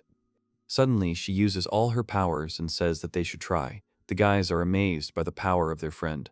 Tina asks Takako what the skill is, to which he replies that she's just getting worked up. Rex chimes in and says that he's not at 100% either, to which the girls also pick up on the situation and say that they also did not give it their all. David notes that now they will definitely be able to get closer to Kagami's strength. The boys gathered their courage and began to attack the ring together. Suddenly, a dragon appeared. He says that it is worthy of admiration because they passed all the tests and reached his lair. But he notices that the boys now look very battered. He asks what happened to Rex. The dragon noticed that the guy took the brunt of the blow. Rex notes that it is nice of him, but he would like to tell him a lot of things. Takako uses her explosive strike, and then the super armor effect skill, where their legs will be pinned to the ground at their will. Rex then used the same skill, covering the boys with his body, but was left badly battered. He then uses the skill Revenge effect, which converts all damage taken into attack power. Takako noted that Rex was able to deal with the aftermath of his explosive attack and used the damage taken to deal his own. She noted that their skills matched each other perfectly. The dragon says that even though they are exhausted, it doesn't change the fact that they were able to get here because they have a large enough group. The dragon notices that there are some familiar faces among them. The dragon deduces that these people are all friends of the peasant. He notes that they all came here the wrong way. Mino nods, and Tina asks the dragon how he knew. The dragon explains that part of the agreement with all the peasants was that they could only get in with a ticket, but in the 3 years since the peasant disappeared, they wouldn't have been able to get tickets for everyone. He says that the demon they met 3 years ago is also here. The girl noticed that the dragon was surprisingly relaxed. They were afraid that he would get very angry. To which the dragon replied that it was too late to talk about it, because even if they got here illegally, this on the contrary proves that they are worthy. The dragon said that he recognizes them. He looks at Mino and says that he has learned his lesson, that those who follow the rules are not the only ones who are worthy, to which the boy sighs. The dragon admits that he knew they would all come here. The guys are surprised, and Polna asks what he means. The dragon says that he did not know the exact day, and it was not he who predicted their arrival. Alice understood who the creature was talking about. The dragon says that it was a peasant. The girl asks again if it was definitely Kagami. The dragon says that he grants the right to make a wish to anyone who can reach him, and the peasant has received this right too. The girl asks what he wished for. The dragon explains that the boy wanted him to send them to the next stage when their squad finally arrives. The creature says that if his return is delayed, it must mean that he was drawn into a deadly conflict because the guy was sure that they would definitely come to his rescue. The dragon says that because of the dangers involved, he didn't want to force them to help him, and the boys thought about the dragon's statement. Alice remembers her friend, and the dragon says he has a message for them. The creature lifts its wings and recites the message, "Hurry and save me," to which the boys look at the dragon in surprise. The dragon admits that even he himself does not know whether this peasant is alive or not, because only those who have passed to the next stage know what is happening there. The hero is frightened by what he hears. Paula admits that, as expected, the next stage is a very dangerous place, but Alice says that everything will be fine. The girl confidently states that Kagami is alive, to which Paula pats her on the head and agrees with her, while the dragon looks at what is happening with a serious look. The dragon suggests getting down to business. He asks if they want to move on to the next stage or if they want to return to the surface and continue their peaceful lives. The dragon gives them time to think and says that this decision is theirs. He says that this is an exception according to the wish of that peasant. The dragon says that he will allow them to proceed to the next stage without fulfilling their wish. This creature says that if they still want to go there, they need to step forward. The guys step forward in unison, but the dragon is not even surprised. He asks if he can guess why David doesn't want to go. The man replies that he won't be of any use there and that he's going to help Kagami with his own methods. The dragon admits that he was a very interesting man, but that they, gathered here, are also quite interesting. The creature says that it will send David back to the surface without erasing his memories, to which the man thanks the dragon for its concern. The dragon tells the boys to get ready. Polna warns that there will be enemies that even Kagami had problems with. She suggests that they quickly deal with them and return back. But the dragon says that everything is not so simple. The girl asks him again what could happen. The dragon says they will have to figure it out on their own. He flaps his wings, enveloping them in a strong wind. The creature says that he relies on them. Alice opens her eyes and notices that she is alone with Mena. The girl, not understanding, asks where everyone went. The dragon answers that those who decided to stay returned to the surface, and the brave ones went to the next stage. Mino says that it is as expected. He asks, "What, demons can't go to the next stage?" The dragon replies that it was so at first, but this case is an exception. The creature admits that it has something to tell them. Suddenly, Alice finds herself in a completely different place and in completely different clothes. She gets scared and looks for her clothes. She gets dressed and goes out, realizing that this is the next stage. The girl looks for the others, opening the door for her. But before she could open it, the door opened itself. She wondered if she was going the right way. Suddenly, she noticed someone in front of her. Mino runs to Alice, saying that he is very glad to see her, because when they separated, but before he can finish speaking, she says that the guy is too worried. Suddenly, she notices that Mino's horns are gone. The girl is scared of where they could have gone. The boy, noticing, begins to feel his head, looking for his horns. Mino does not understand how this is possible. He assumes that Alice's horns have disappeared too. The girl is convinced that the horns have really disappeared. The guy is worried, thinking that Alice is starting to feel sad. Suddenly, Alice screams, saying that she did it. The guy, not understanding, asks if she really hated her horns that much. The girl replies that it's just that if she marries Kagami now, no one will complain about it. Mino sighs with relief. Alice remarks that Mino now looks like a nobleman without his horns. The boy says he will take it as a compliment. The guy says that what's more important is that Alice now looks like a goddess. The girl says that whatever it is, that's the next step. The girl comes to the window and says that they have lost contact with the others. She wonders where they are. The guy asks what she thinks about it. Alice replies that it is full of things she has never seen before. The girl says that even though she is seeing this city for the first time, she has a feeling that it reminds her of something familiar. The guy notices that the girl is watching this world very carefully. Alice turns to Mena. A man in a cloak stands in front of her, telling her that isn't it wonderful. A man with long black hair, dressed in a white coat, said that this was Japan. Alice turned in his direction in surprise. He added that it was obvious that this place seemed unfamiliar to her. After all, it was the ancestor of Hexeldoria, where she had lived before. The girl looked at him warily and asked who he was. The man calmly replied that his name was Saijo Cruz. He believed that for her, he must be with someone like a father. She screamed indignantly that she had only one father, to which he replied that everyone who came here made similar statements. Her gaze was full of distrust. He added that she probably had a whole bunch of questions on her mind that she wanted to ask, but before that, he asked her to let him say something. He spread his arms out to the sides and greeted her with a wide smile on the planet Earth. She was amazed by his words and asked if this was the clear Earth they lived in. He replied that there was no fundamental difference. However, one could say that it was a completely different world. He clarified that if one could say so, then Yasnozemi is a world of dreams, and the Earth can be called reality. The girl did not understand his words at all. He said it was a good way to explain everything. She asked him where Meno was, if he was hiding him. He replied that since he seemed quite rowdy, he had sent him to the main hall beforehand. He added that he always wanted to have a little chat with the demon. Still smiling, he said that it was the first time he had seen a demon here. He waved his finger and said that he was now satisfied. He would explain what had happened to everyone at once. After his words, they began to dissolve into thin air. After a while, the girl teleported to the others. Saijo decided that it would be a real hassle if he had to tell the story several times. When they saw Alice, everyone was glad that she had appeared. They wondered if she was okay. The girl replied that she was surprised and that she was fine. She wondered what was wrong with them. She noticed that the people present no longer had horns. Having Alice nearby made Palna sigh with relief. She said that since only Mino showed up, she thought something had happened to Alice. She angrily asked if the girl had met the guy they had never seen before and if he had done something strange to her. Saijo appeared and replied that it was painful to hear because he was not some kind of animal that would treat people badly. The people present looked at him with irritation. Looking at the group of people who had arrived, he greeted them on the ground at the next stage. It had indeed been a long time since the last appearance of heroes here. He asked them to accept the greatest hospitality he could offer. With a smile, he asked them not to worry. He would not harm them. In fact, you could say that he would help them.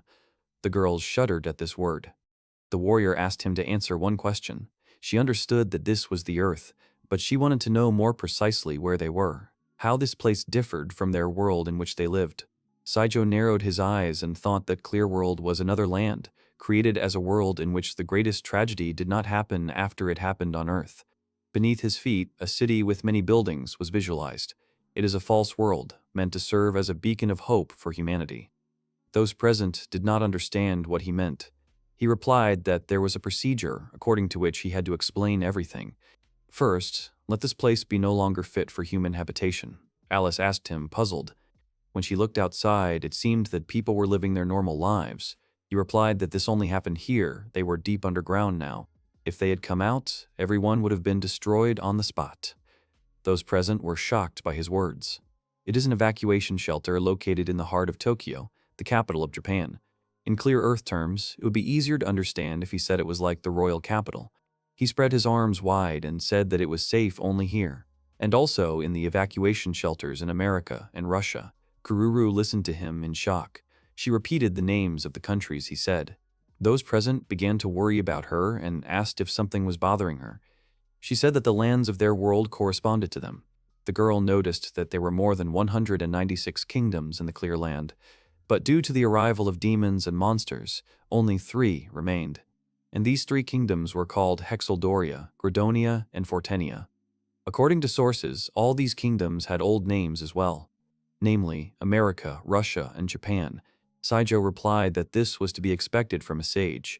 She had indeed studied hard. The girl realized in horror that this meant that they had been sent back in time. The guy replied that it was not the past at all. However, the trio of states of Japan, America, and Russia no longer existed. People were shocked and did not understand what had happened to this world. The guy asked what they thought about the existence of monsters and what they did when they saw monsters. The girl answered that they were enemies, and if they could defeat them, they destroyed them. He asked what they did if they couldn't defeat them. She hid and said that if something like that happens, they run away. Saijo confirmed her words. If we describe it in simple terms, this is the current situation on Earth. If we exclude the residents, we can consider that everyone living here is the same as first-level people in their world. Besides, it didn't matter that they were all assigned the peasant class. The warrior understood why they were called heroes. They appeared hundreds of years ago, after which they began to destroy humanity. At that time, their technology was no match for them. It did not matter what weapons, and especially human resources, they threw into battle. Humanity simply could not win. He added with a laugh that there were even humanoid robots, but the situation was still hopeless. Alice imagined the robot he was talking about. Palna noticed that he spoke as if he had personally seen it. He replied that there were some records left in that institution. There was no way he could have seen it personally. Whatever the case, they suddenly appeared and overwhelmed humanity. At the forefront of the battle was a new breed of superhumans known as mutants. Palna asked who they were. He replied that they were probably evolved humans. These creatures possessed strength many times greater than that of humans. In addition, they had special powers that were very similar to their skills. In other words, they were their senior comrades. The girl realized that in this world, they were not considered normal. The man wanted to continue his story, but he was interrupted by the knight, who did not understand who they were to them and why they called them elder comrades. He wanted to know what the connection was between the countries with the same names and what he meant by the fake world. He asked him to give a clear answer and was very angry. Saijo calmly agreed with him. After that, he waved his hand, and the outlines of some mechanical structures began to appear near them. Everyone was shocked that the floor was disappearing. They wondered not if it was magic. They wondered what it was. Tina noticed that something was glowing. Suddenly, they noticed that a man had appeared in the midst of this light. Their faces twisted in amazement. Saijo explained that each of these capsules contained a person. They were all residents of the kingdom, and they were all sleeping here now. A structure resembling a building appeared before them. There were a large number of capsules on it. The guy said that this was Yasnazemiye, one of the beacons, the hope of humanity. They were extremely shocked by the picture that appeared before them. They asked again whether these people were really inhabitants of Yasnazem. Saijo said that Clear Earth is an artificial world created so that humanity can one day live on the surface of the Earth again. At the same time, it serves as a kind of incubator for the growth of evolved humans. Alice didn't understand what kind of people he was talking about. The guy replied that he meant people like them. As he said, this world is no longer suitable for human life. The reason for this is the enemies that appeared out of nowhere and defeated them. Since they could not oppose the enemy, they had to flee underground. However, a limited space can only accommodate a limited number of people. As a result, humans have created a fake world. Thus, even if only in their minds, humans can spend their lives outside. However, humanity is unwilling to give up the way they lived in the past. Even if the situation is at its worst, there is still hope in humanity's hearts. Saijo smiled at the people looking at him. All this thanks to the efforts of their comrades. The people who evolved during those battles. The small number who became superhumans. Once people saw hope in these superhumans, they rebuilt the clear earth, where humanity lived peacefully in its consciousness. They created a mechanism that artificially forced people to evolve. And his gaze changed. He looked intently at those present and added that as a result of all this, they were created. Warrior Takako repeated his words in surprise about the apparatus for people to live peacefully and the mechanism that makes people evolve. She came to an understanding about the monsters and demons in the world. Saijo replied that they were virtual enemies created by them to force them to evolve into superhumans. The conditions for creating superhumans are incredibly harsh. For example, science can easily create an incredibly strong body. However, without the willpower required to control such a body, man destroys himself through recklessness. Therefore, a strong body must be created by the person himself with a strong mental force. Since all this was quite normal for them, they did not rebel against it. It turns out that by defeating monsters and demons, life becomes better. Saijo confirmed his words. Palna turned to him sharply, saying that even if they were actually inhabitants of some false world, did they really have to part with life? Couldn't they really save when they were on the verge of life during the battle? He replied that the damage received was simply necessary for the development of the physical body and willpower. It was simply impossible to monitor 10 million people and save them on the brink. But she didn't understand why it wasn't possible. Saijo replied that if they wanted to, they probably could. However, the world couldn't handle more than 10 million people. In order to create a new life, the old ones must be sacrificed. The girl indignantly asked him if he really thought she didn't know this. He replied coolly that he had no idea who she was thinking about, which was what was upsetting her so much. But in clear land, one could live without being in danger. If someone gives up their life trying to do something risky, how can that be called natural? These words literally broke the girl. The warrior asked if she could ask a question. If someone loses their life there, can't they bring them back to this world? Saijo asked why he should worry about that. Didn't they tell them that the conditions for coming to this world are two things, defeating the demon lord or obtaining 10,000 gold? It is important to choose these people carefully. Since they all grew up in capsules, they have to pass certain tests to live on Earth. For example, time in that world flows 3 times faster than on Earth. It is very important for such things to be in sync with the situation on Earth. In addition, the number of people they can take care of is limited. That is why they are waiting for those with the power to become heroes. However, there is no need to worry. When the time comes for them to return to that world again, he will once again take on the responsibility of caring for their bodies. Even if that's the case, it will be problematic if they come back. If they want to come back, they need to do an equivalent amount of work for them. Karuru repeated his words about the passage of time. Her unexpected statement surprised Alice. She asked the guy if he was right about the passage of time. She happily asked if that meant that only a year had passed here. Saijo didn't understand her question. She asked if she was right in thinking that Kagami was now 24 years old. Since she was 21, there was only a 3-year difference between them, because she's 16 now. It's perfectly normal for people with a 7-year age difference to get married. Saijo did not understand the reason for the joy and replied that he had no idea about it. The warrior tried to find out if there was anything they could do to help. He said that he understood that they were stronger than the inhabitants of this world. However, even if they were physically stronger, the weapons he was talking about should easily compensate for this. He asked if the boy knew that they could not use magic. He replied that if there was magical energy, even ordinary people could use magic. However, that did not mean they would be useful in battle. The powers that the previous superhumans possess, and they are a special case that cannot be reproduced by any weapon or magic.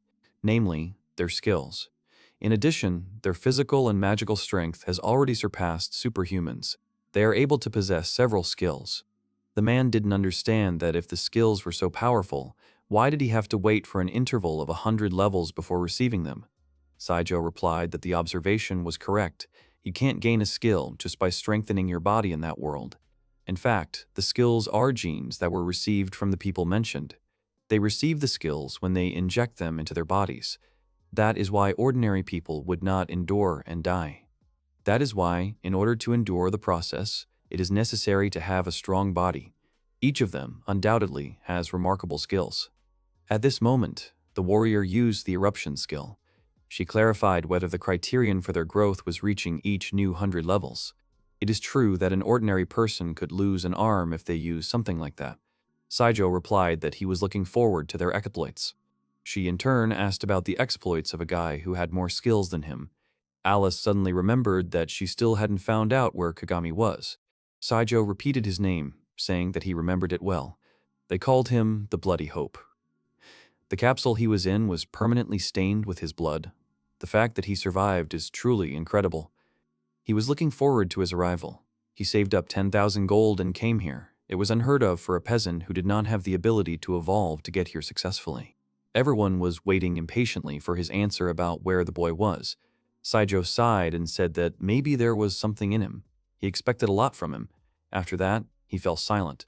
They impatiently sank him so that he could continue. But he asked them to forget and to ask about him from the people who fought with him. He sent for some people to show them around the place and explain the current situation. If they were interested, they could approach them. Palna asked him where he was going. He said he had work to do, so that was it. After his disappearance, the girl was shocked that he did not know about Kagami's true strength. Kako thought about who to ask about him. She wants to know what happened to the guy. Whatever it was, he could not imagine such a thing. What opponents could he fight? At this point, they turned their attention to Tina. She sat sadly and talked about being an orphan. She was raised by the church. She understands them, one way or another. They just wanted to create untainted conditions. But it was a terrible feeling. Does this mean that God does not exist? The others downloaded and looked at her. Palna said, patting her head, that it was rare to see her cry. The girl replied that didn't that mean their world was just a fake? It was all just a lie. The girl said that didn't mean it was all a lie. She added that there was evidence of this. After that, she hugged the crying girl tightly and smiled. She added that maybe she had no right to say this, but the time they spent together wasn't a lie. Hadn't they all come here because of their connections with Kagami? These memories can't be a lie. The hero confirmed her words. If they hadn't met, they wouldn't have been able to go so far. If they hadn't met their teacher, he hated to admit it, but he would have been destroyed by the demon lord because of his pride. However, thanks to everything that had happened, he was still alive. Everything they had done up until now wasn't a lie. Everyone supported the girl, smiled at her, asking her not to say any sad things. At first, she started crying, and then she slapped herself on the cheeks and pulled herself together. And ahead, she said that they were right. They were all true comrades. After that, there was a sharp sound that attracted everyone. They saw a light in the distance. Unknown girls entered the room, shouting that they were there. When they entered, they asked if they were the new heroes who had come out into this world. Everyone looked away with suspicion. Those who came looked at them with admiration, saying that this was perhaps the first time that so many people had come at once. The second added that they were all just unreal. She found out that there was a hero among them. At first, she thought that the girl with blue hair was a magician, but then she realized that it was a sage. They simply couldn't believe that the hero and the saint had arrived together. Among the others, they recognized a martial artist, a priest, and a magician. To think that such a combat-specialized group would arrive. The girl with glasses said that in the end, the second girl was the happiest. Then she introduced herself as Sakagami Yuki. She was assigned to be their guide, and they could simply call her Yuki.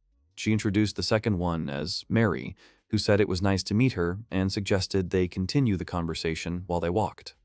Yuki asked Mino and Alice what class they were. Mino replied that they were mages, but compared to others, they weren't that strong. Yuki replied that she understood everything now. Mary asked Kururu if her last name was the same as the country's name. She asked if she was the ruler. The girl replied that it was not her, but it could have been her father. She responded with surprise that there was nothing strange about a person from another world being the ruler of a kingdom. Kururu asked if that was correct. In exchange for explaining the situation on Earth and in the other world, the king became the ruler of the people. Since then, the lands have been watching him, so if he does not do his job well, he will be destroyed. The girl thought about her father. He continued to bear such a heavy responsibility. That's why Militaria took such measures.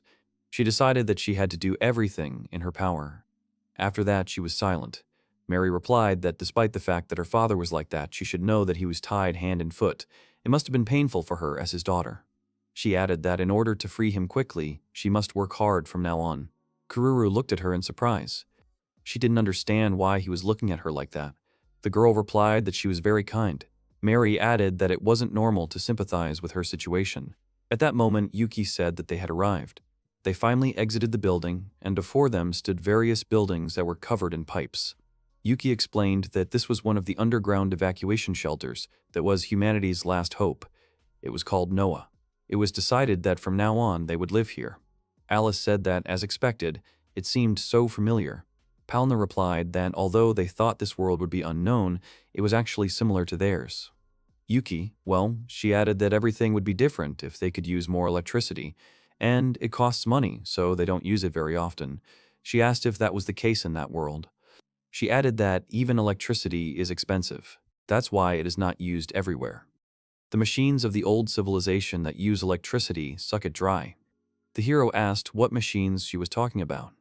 Pointing to the train, she said it was something like this, and pointing to the lantern, she added that it could light up the entire city. Most devices made using the technology of the previous civilization consume a lot of electricity, so their use is limited. However, the electricity bills are very huge.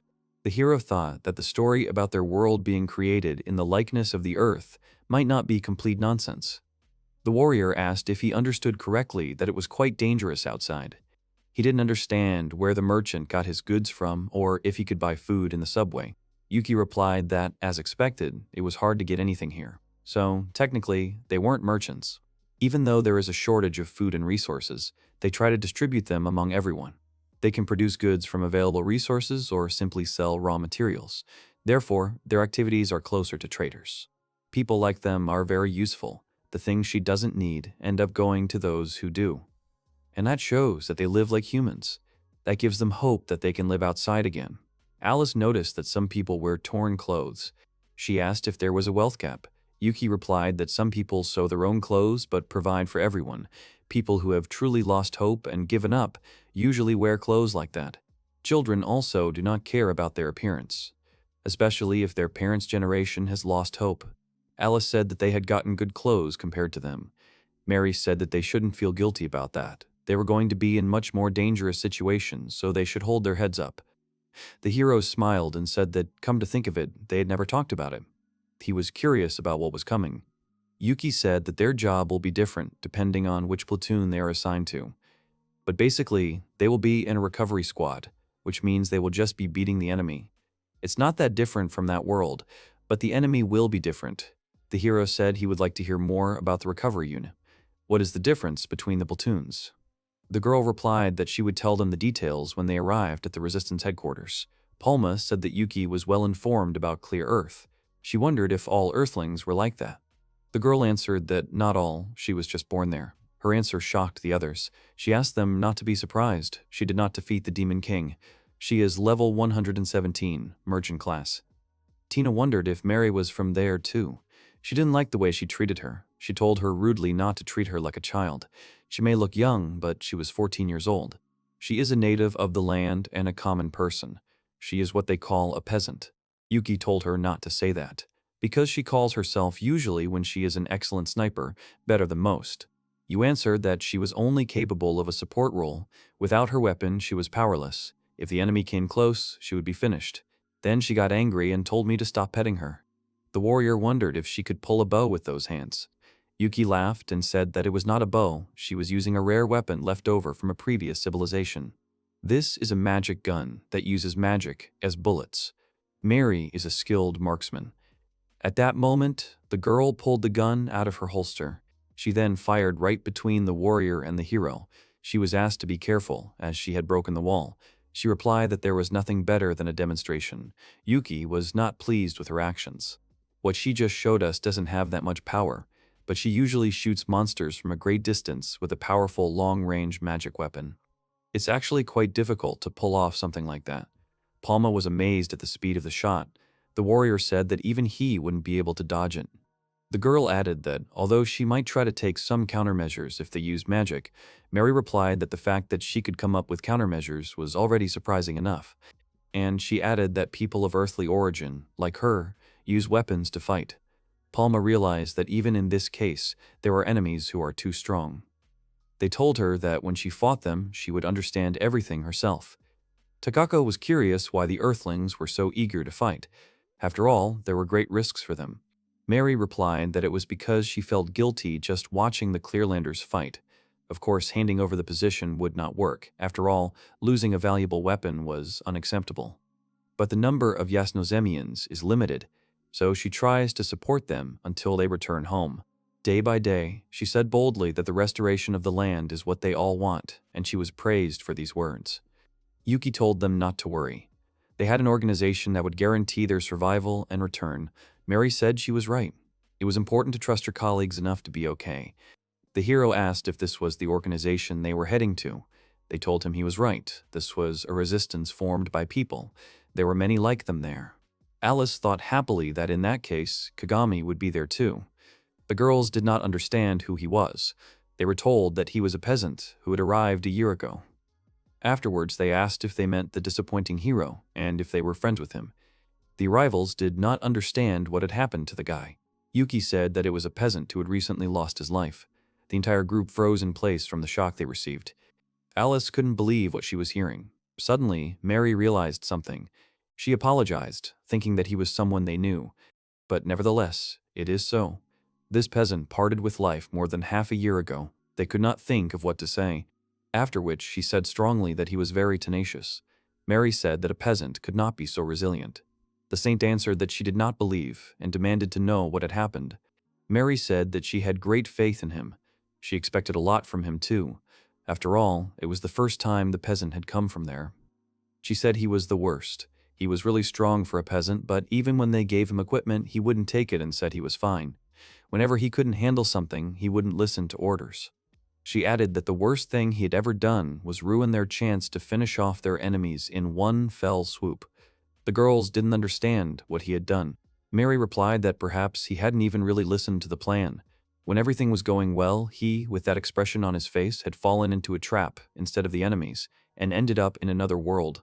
Many enemies escaped successfully. That was the worst part. The warrior replied that it couldn't be. She didn't know what kind of trap was used, but she didn't think the guy could just disappear like that. An old civilization's weapon was used, capable of creating powerful explosions.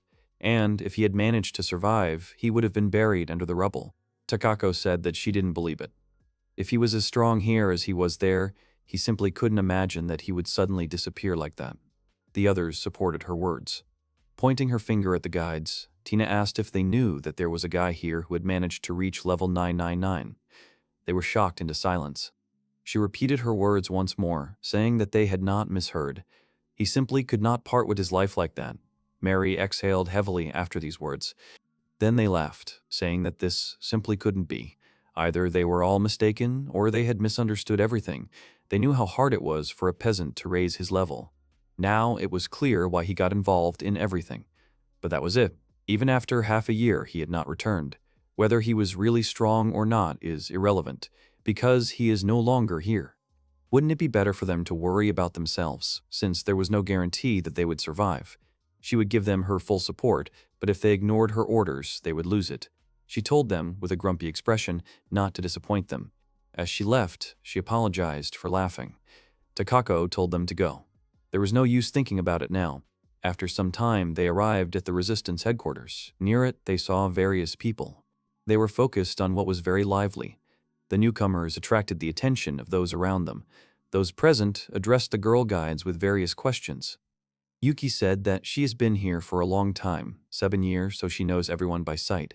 Mary added that she is a virtuous person. You answered that it's all because she's good at repairs. They all depend on her. In any case, they can only survive if I cooperate.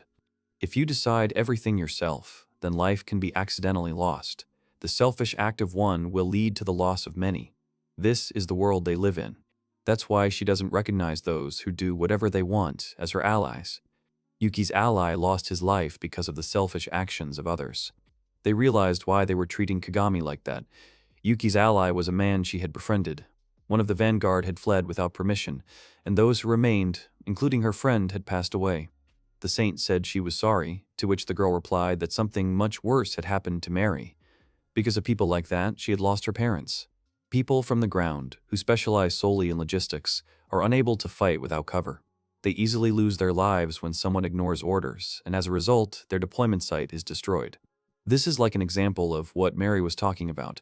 The girl asked them not to talk about it anymore. They needed to greet someone. She told them to follow her, and after a while, they came to a tent. Approaching the tent, she said that she had brought the people she needed. No one answered her. Entering, she called out to the man. If he wanted someone to do what he needed, it would be nice if they at least responded. The man turned around and said that it was his fault. He was repairing the equipment and had not heard her at all. He realized that these guys were new heroes and he was counting on them. Mary told him not to embarrass her and to introduce her. He apologized and said that his name was Balmonk Moharos. He was currently acting as the resistance commander, and it was a pleasure to meet them. Mary added that even though he was an old man, he was a commander. They had to be respectful. The man said that she was the first to show no respect. Balmonk noted that they all seemed nice-looking, and Mary replied that they hadn't yet told him the reason for their arrival, but that they were all acquaintances of the disappointing hero. He said that he understood, and then hit her. She was shocked by his actions. He responded menacingly that he asked her not to talk like that about the guy. Even as a joke, she should not say such things about a soldier who fought to take back the land. She always had to be respectful, even if they were no good. She replied that she felt like she would remember it better if he insulted her. Or said that, as expected, he thought the guy was gone. The man was surprised at first and then thought about it. He asked if she knew the details. Because they hadn't found him, they couldn't confirm it. But the last time they saw him was over 6 months ago. He doesn't think there's a chance he's alive. He apologized and said he wasn't strong enough. Suddenly, his eyes widened in surprise. Turning to them, he said he still hadn't heard their names. Listing their specialties, he said they were an incredible group. He wouldn't be wrong if he assumed they had come to find a peasant. Kako replied that their goal was to reunite with the guy, but she was not the only one. They would save this world no matter what. The man was surprised by her words about them planning to fight together. Palna asked if there was any problem with that. He replied that no, it was just strange to hear such things for the first time. Each of the groups that arrived cooperates only with the resistance in order to live. This will save them the trouble of convincing them, but he does not understand why. The girl replied that they had a reason, and she wondered what he meant when he said that they should only join the resistance.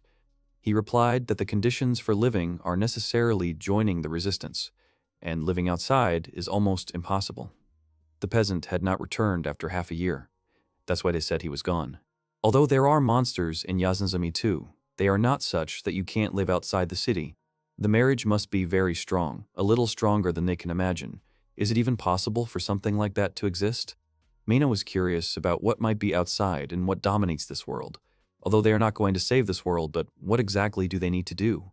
At that moment, a man came running and said that a tribe of fanged beasts living in the old city were going to begin a mass migration to the old Shibuya district. According to the report, they were attacked by another time and escaped. They are very good at hiding, but not so bad at running. The new arrivals didn't understand what they were talking about. The man said that they would leave the explanations for later. It would be faster if they saw everything for themselves. Although it was unexpected, they had work to do. They could go get weapons from the tent across the street. Once outside, he ordered everyone to move out. All search and rescue teams should begin preparations. Balmonk stood in front of everyone on the platform. The assembled people listened to him attentively. He began to give military instructions. He explained about the tribe that had previously hidden well. They would be forced to fight at a disadvantage. They had been attacked many times, and in return they had destroyed them. But now they have started migrating, so they can ambush them in the river area. If they create a situation, they can deal with them at once. They will set a trap to attack everyone at once. Their main strength will be magic weapons. At the same time, they must prevent unnecessary damage to the support squad. In addition, a new group of heroes joined them today. He introduced the people who arrived one by one. People were delighted by this. A hero and a sage joined them, and this is a great honor. They believed that they could win. People began to shout joyfully that they would win, raising their hands up. Those who arrived felt a great burden of responsibility. Orders were heard from all sides.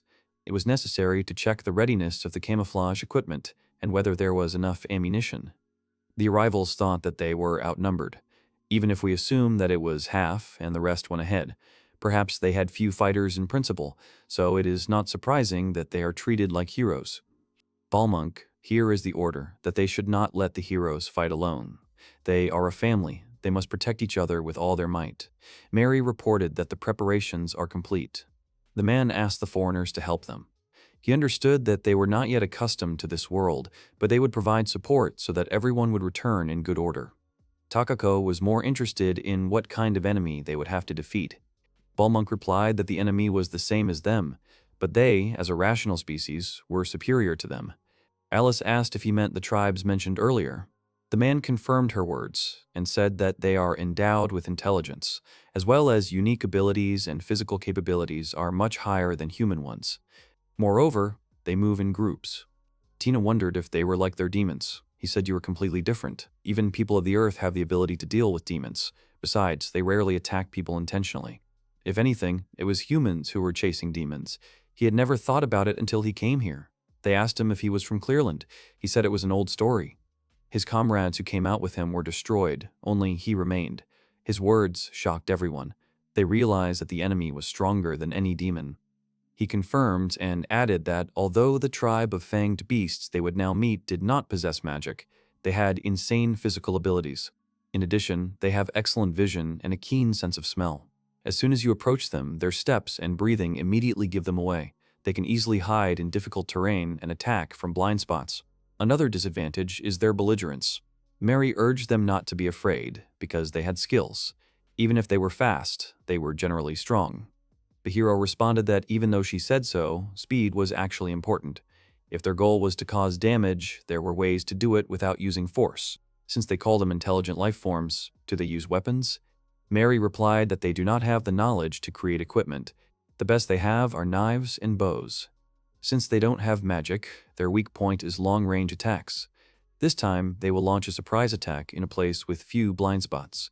They won't be easy to destroy. The man shouted that they were moving forward. Half of the personnel had already moved up to secure the perimeter. Balmonk told him to get them moving. Tina didn't understand what he meant. He replied that they were deep underground. When they got out, they couldn't lose sight of their comrades. The lift began to move upward. The warrior said that everything beyond this place was completely unknown to them. They must fight and be ready for anything. Alice asked her what he thought about Kagami. She thought about it and said that she wanted to believe that he was okay. And now she needed to focus on herself. The girl sadly answered that she knew. Palna hugged the girls and told them not to make such a gloomy face.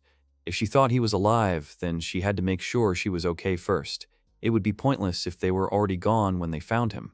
The girls started saying that she was right. They noticeably cheered up. The man realized that they were ready. The girls looked at him confidently. The lift began to approach the surface, from where a light appeared. The man said that they would be there soon. The soldiers' faces became serious. The lift platform was located in the middle of a city that had long been destroyed and was partially overgrown with vegetation. The walls of the building were cracked. Trees and grass grew. The arrivals were shocked by what they saw. Balmonk ordered no one to move. He said the inside of the elevator was camouflaged and invisible from the outside. They would be in plain sight as soon as they got out of here. They wondered if they were planning to settle here. The man said no. The ones who went up first were gone. We should be careful. Palna asked what they should do. They didn't understand anything yet, so they would listen to their orders. He said he would come out first. As soon as he showed himself, there should be some reaction. He came out of the barrier. He began to carefully examine everything around him. He thought that there was nothing around. Therefore, he did not understand what had happened to the advanced detachment. Suddenly, a scream came from the side.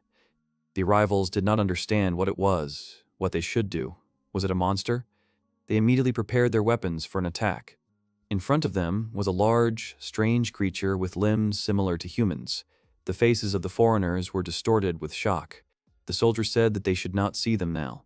The commander ordered everyone not to panic. The vanguard should form a circle around the support squad, and they should cover the back.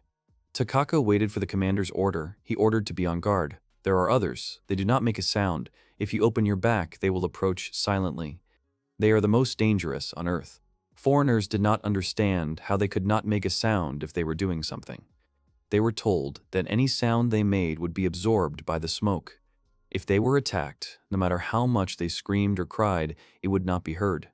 Suddenly, a monster appeared from the haze behind the warrior. She turned in horror towards him. The commander reached out his hand towards her in fear. But Kako didn't lose her head and made a quick strike straight at the monster. The commander told her to continue, and Kako didn't stop. The commander was amazed by his surprising reaction. The warrior noted that the impossibility of detecting their presence would cause more trouble than he imagined. If you rely on your eyesight alone, their reaction time would be pretty fast. It all worked out just because he was faster. She realized that they were quite vulnerable to attack. Thanks to that, she was okay. The commander said not to break formation. It became clear that the monster's movements were not consistent, making them difficult to predict. Until now, they had been using low intelligence when setting traps. The commander realized that they had evolved again. They hadn't been very smart before. Apparently, they had noticed them this time. At least, it looked like they had waited for him to emerge before acting. Every day they evolve.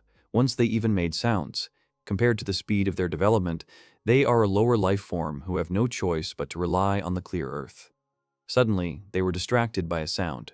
At that moment, another monster appeared and began to attack the warriors. They realized that it was the same one. He remained alive. The monster grabbed the man, but at that moment, a powerful blow hit his head, which freed the soldier. He flew to the side and was glad that he was okay. Paulna said she had no idea why he was safe.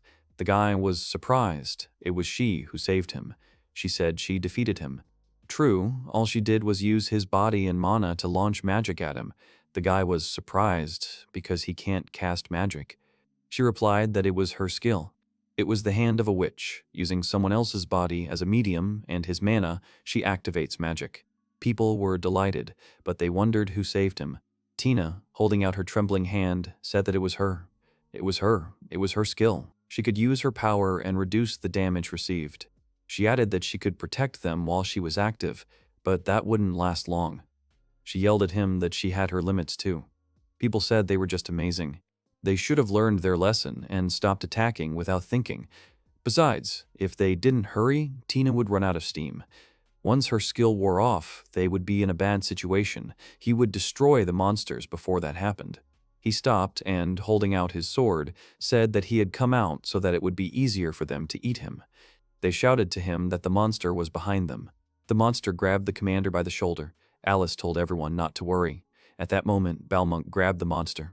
He tossed it into the air with one hand and then swung his two-handed sword. He said they were unlucky. With one blow, he cut the monster and everything around. The foreigners were shocked. Mary said that he was a commander at the front. After all, she is a warrior of level 273. Turning to the people, the commander said that as soon as they assess the situation, they will immediately move out.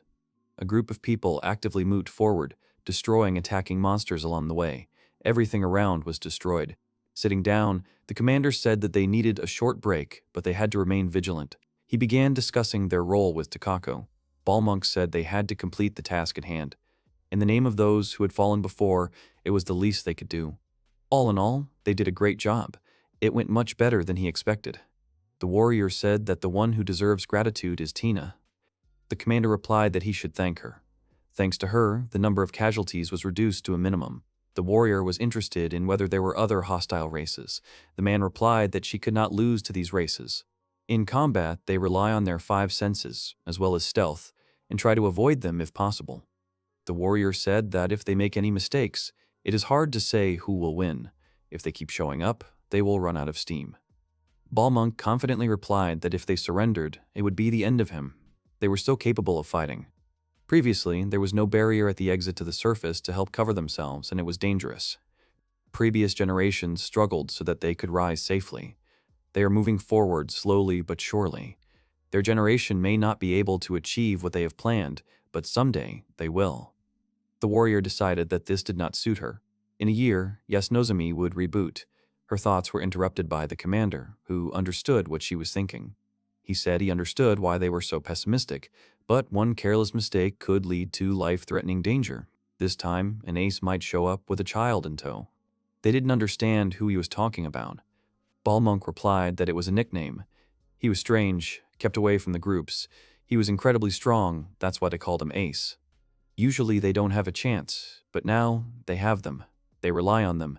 The warrior wondered what Kagami felt when he saw this world. Did he face despair or give up? The commander said they would be moving soon. Kako asked if Tina could stand up. She said she couldn't. They couldn't believe she was so tired in such a short period of time. The hero said everything was fine. It was like a challenge for them, because it was the first time they encountered them, but next time they would fight better. He will show everything, but what is capable, even being without a master. The people around cheerfully supported his words. They decided to carry Tina in their arms. Mino picked her up and said that he would carry her. She was his dear friend now. Besides, at the moment, everyone was stronger than him, so he was more suitable for this role. The girl was outraged that they thought of her as luggage. They apologized to her. The heroes asked Mino why he was doing this. He replied that it was really so strange. The hero replied that he had not even tried to move during the fight. Did he really rely on them that much? An awkward atmosphere had arisen around them. A scream brought them out of this state. Yuki beat the commander and told him to be faster. There would be big trouble if they got separated. The hero realized that he would not get an answer. Balmonk explained that the fanged beast race had many old people among their children. Since they were making a huge move, it would probably take a long time. News if they decide to transport a large number of people across the river, this is the only possible place. Alice remembered that they had a family too, but she couldn't think about that now. They decided that before they arrived, they needed to set traps and hand them over. After that, everyone went about their business. Alice didn't understand what they were doing. They told her that they were installing gunpowder on the bridge, and when the monsters crossed the bridge, they planned to blow it up, causing them to fall into the river. They will set up a net in the river that will temporarily paralyze them. Once they fall into the river, they will be unable to move. After that, they attack. Kururu remembered that this race had a keen sense of smell. She wondered if they would notice the trap. She was told that she was right, but this time it would be different. They use a special device that will hide them, and the river will hide small sounds and smells. With the help of another device, they will be able to determine that monsters are approaching. Suddenly, she was called. Mary said irritably not to scare the girl. They decided to postpone the explanation for later and check the weapons just in case. Yuki picked up the rifle. Mary asked Kururu later why she had that face. The girl asked her if she was scared. She was again irritated by the way she addressed her. The girl replied that she shouldn't be afraid. It would be bad if she was afraid when she was behind him. But there were so many things she wanted to do after they brought back the world. So she wouldn't sit and wait. She would fight. She will destroy before the enemies can get close, and fear will consume her. She will definitely destroy everyone. At this point, Palna said that they finished setting traps.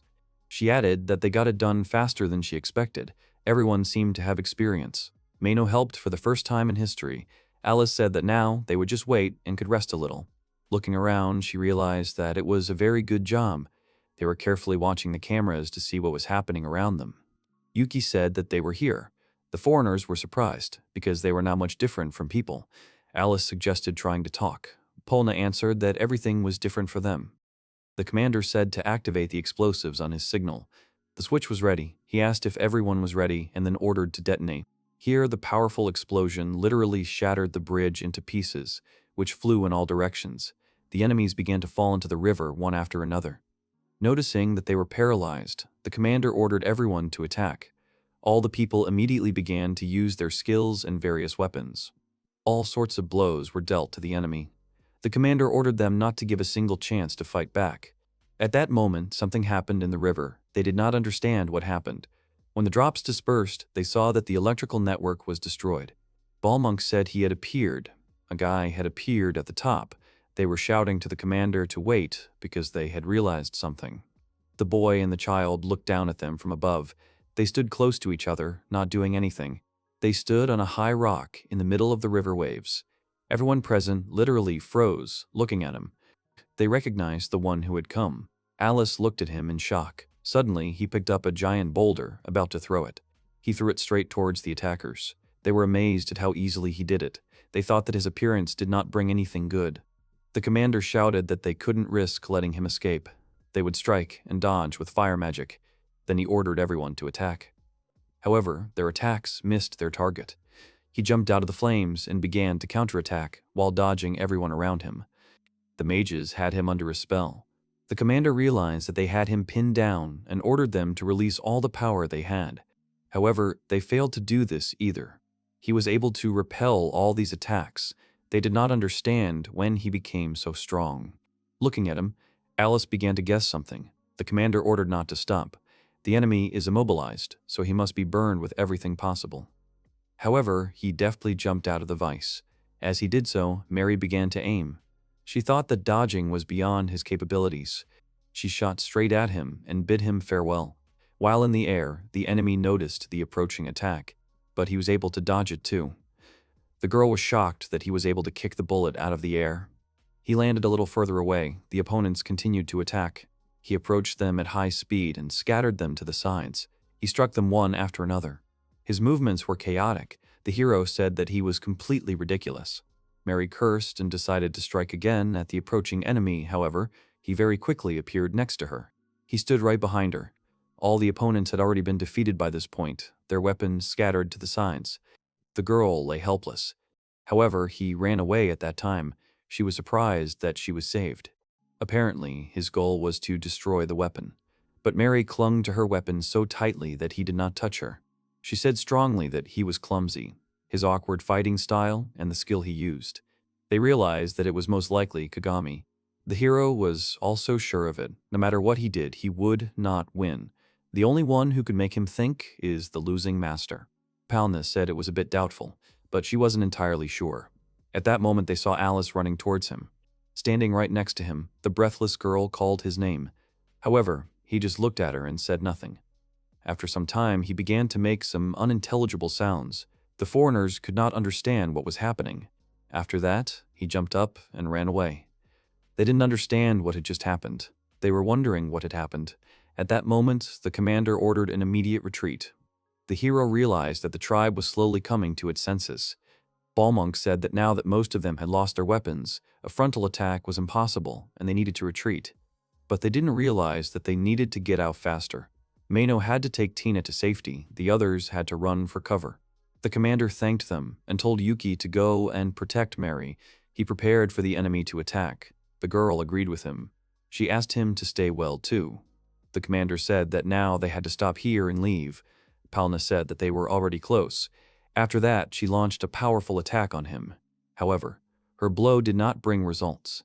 She was told that the spell must be powerful. The girl replied that she could not run and cast a spell at the same time. The warrior picked her up and told her that she would run for her and that she had to concentrate.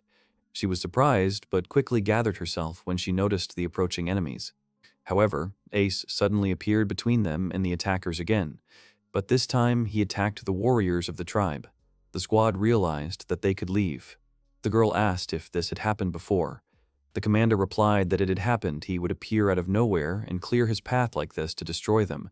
He enjoys it and waits for them to attack him again. The girl pointed out that no one had lost their lives, which was not bad.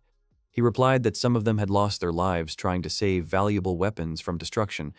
He added that there was nothing good about it. The foreigners looked at him dejectedly. Everyone quickly began to move towards the shelter. Or she thought about the fact that if it was Kagami, then she couldn't understand what exactly he was trying to do in this world. Sometime later, they returned to the resistance headquarters. The warriors said that they managed to return, but everyone was pretty battered. The people around were very exhausted. Mary told them they had done a good job. She had set up 3 tents so they could separate them into men's and women's. They'll contact them later, while they can rest. The warrior said they'll be gathering in the guy's tent. Kururu insisted that the man was definitely Kagami. The others completely agreed with her. Only he could use such a stupid way of deception. They began to talk about his peculiar sense of humor. Alice said she wouldn't call his behavior stupid. However, Palma disagreed. they would remember how he behaved. The saint said that if it really was him, what was he doing in a place like this? They shouldn't forget about the little girl from the beast tribe who was next to him. The hero told me to worry so much. He added that they were talking about the master. Just like when he united the demons and the humans, did they not think that here, too, he was trying to find a way to make peace with the tribe? Alice happily agreed with him, adding that he probably had reasons for hiding his true identity. Mino thought that it seemed that he was not on the best terms with the tribe, but it was not difficult for him. He tried to understand how he was pursuing his goals. The warrior said that in any case, if the guy was really him, she would like to meet him in person to exchange information. I wonder if he is still on the surface. Paula did not think he was going to join them. If they decide to do this, wouldn't it be better to just send a secret signal? They don't have free movement from underground because they won't be able to do everything they want. It occurred to Alice that perhaps the boy didn't want to see them. The witch said she was sure he would just pop up again. He looked a little worried when he saw her face. Hiro asked her if she had become too caring since their last meeting. She didn't seem like herself. If she continued to act like this, people would think she was Alice's mother and then she would never get married. At this time, Yuki ran into the tent, telling everyone to get to work. She was wondering why they were all gathered in this tent. She had a bag of groceries in her hands. The warrior said that she came back very quickly and wondered if she had heard them. Yuki replied that she wanted them to take it all in stride. She also added that she is afraid that this work will not be confirmed. Today, they are the only ones who can remain as elders. At this time, Mary entered the tent with food in a pot. She said that they would cook the food together. Looking at the people on the street, the warrior noticed that they were treated differently than city dwellers. Yuki said that there are too many people, so they can't accommodate everyone in the city. Everyone is treated equally. They use the same supplies, the same food, and the same equipment together. The saint asked if there was enough food for all the residents. The girl said that it was natural. After all, it was the resistance that was responsible for the food supply. Of course, they were not cooking only for themselves. Kururu asked if there were enough ingredients. Mary replied that there was a place to store everything else, so they would make a full meal. However, there is still a shortage of food. Therefore, they stock up on food themselves and make sure that there is always at least a minimum amount of food available. The saint understood her words. She thought that Brightland might be a temporary world, but they had such a good life. Alice asked about the ingredients. Mary replied that she had gathered them from the tiny field she tended. She wanted to feed the children. Everyone smiled at her words. Yuki said that she was still a child herself. The girl was outraged by her words. The warrior said, looking at them, that the inhabitants of this world are very strong. Later, they prepared food for the people. Mary told the children to line up and they pushed each other. They probably had enough for everyone. With drool at their mouths, they didn't understand what probably meant. They told her to distribute it properly. They said they were just a little out of their minds. The girl told them to be quiet. The warrior said the children loved her very much. She also noticed that her group was made up of only elderly people. Because of her, such a beautiful woman was languishing in the shadows. The girls agreed. Having taken the food, the children ran away, saying that they were grateful to her. She asked not to call her sister. Palna said that by age and appearance, she was the sister here. Alice was curious what the guy would say when he saw her. Palna noticed that he had already seen her, and they had even managed to chat. Yuki asked what she had just said, to which the girl replied that she had said nothing. The saint sighed heavily at this time, and Tina asked her what had happened. Kururu replied that it was okay, they just finally met. And if you think about it, there really wasn't anything they could do about it. After that, she sighed again. Tina thought that the conversations were getting more and more fun. She said that despite everything, there are quite a lot of children here. She is looking forward to them growing up. If they are part of the settlement, then their children are taken care of, if necessary, if it happens that they have no one else. When they get older, many will want to join the resistance. They care about the outside world. Tina thought it was hard here, and she felt useless. Palna told her to work faster, because she had a client in front of her. She happily replied that she was speeding up. Suddenly, she turned her attention to Alice. Among the people, they noticed a man dressed in a black cloak. With a serious face, she ran after him, not paying attention to the people calling her. The warrior told Tina to follow them. She would sort everything out, and then she would just tell them what happened. The girl asked if she would or Mary would be angry. The warrior asked her again, and the girl agreed. At this time, Mary was furious. Eli said at the time that we saw a rock wall. Apparently, she reached the ring of the dungeon, but she does not raise where he went. Suddenly, she noticed him near the tent. She came closer and heard someone talking, one of them staring at him like crazy. He asked if there was any food left. Losing this base would definitely be a blow to someone. The girl realized there were 3 people there. Suddenly, a voice called out to Dad and said that there was someone wandering around outside the tent. A hand appeared from there, grabbed Alice, and pulled her inside. The guy held the girl in his arms, covering her mouth. He asked her not to freak out. The child called for her dad again. He said that other people were coming too. At that moment, the others rushed into the tent. Mino shouted at him to take his hands off the girl. However, he couldn't agree properly, in the person who hugged the girl, Kagami. Everyone was shocked. After examining him closely, they asked if it was really him. The guy pulled at his hood with a tense laugh.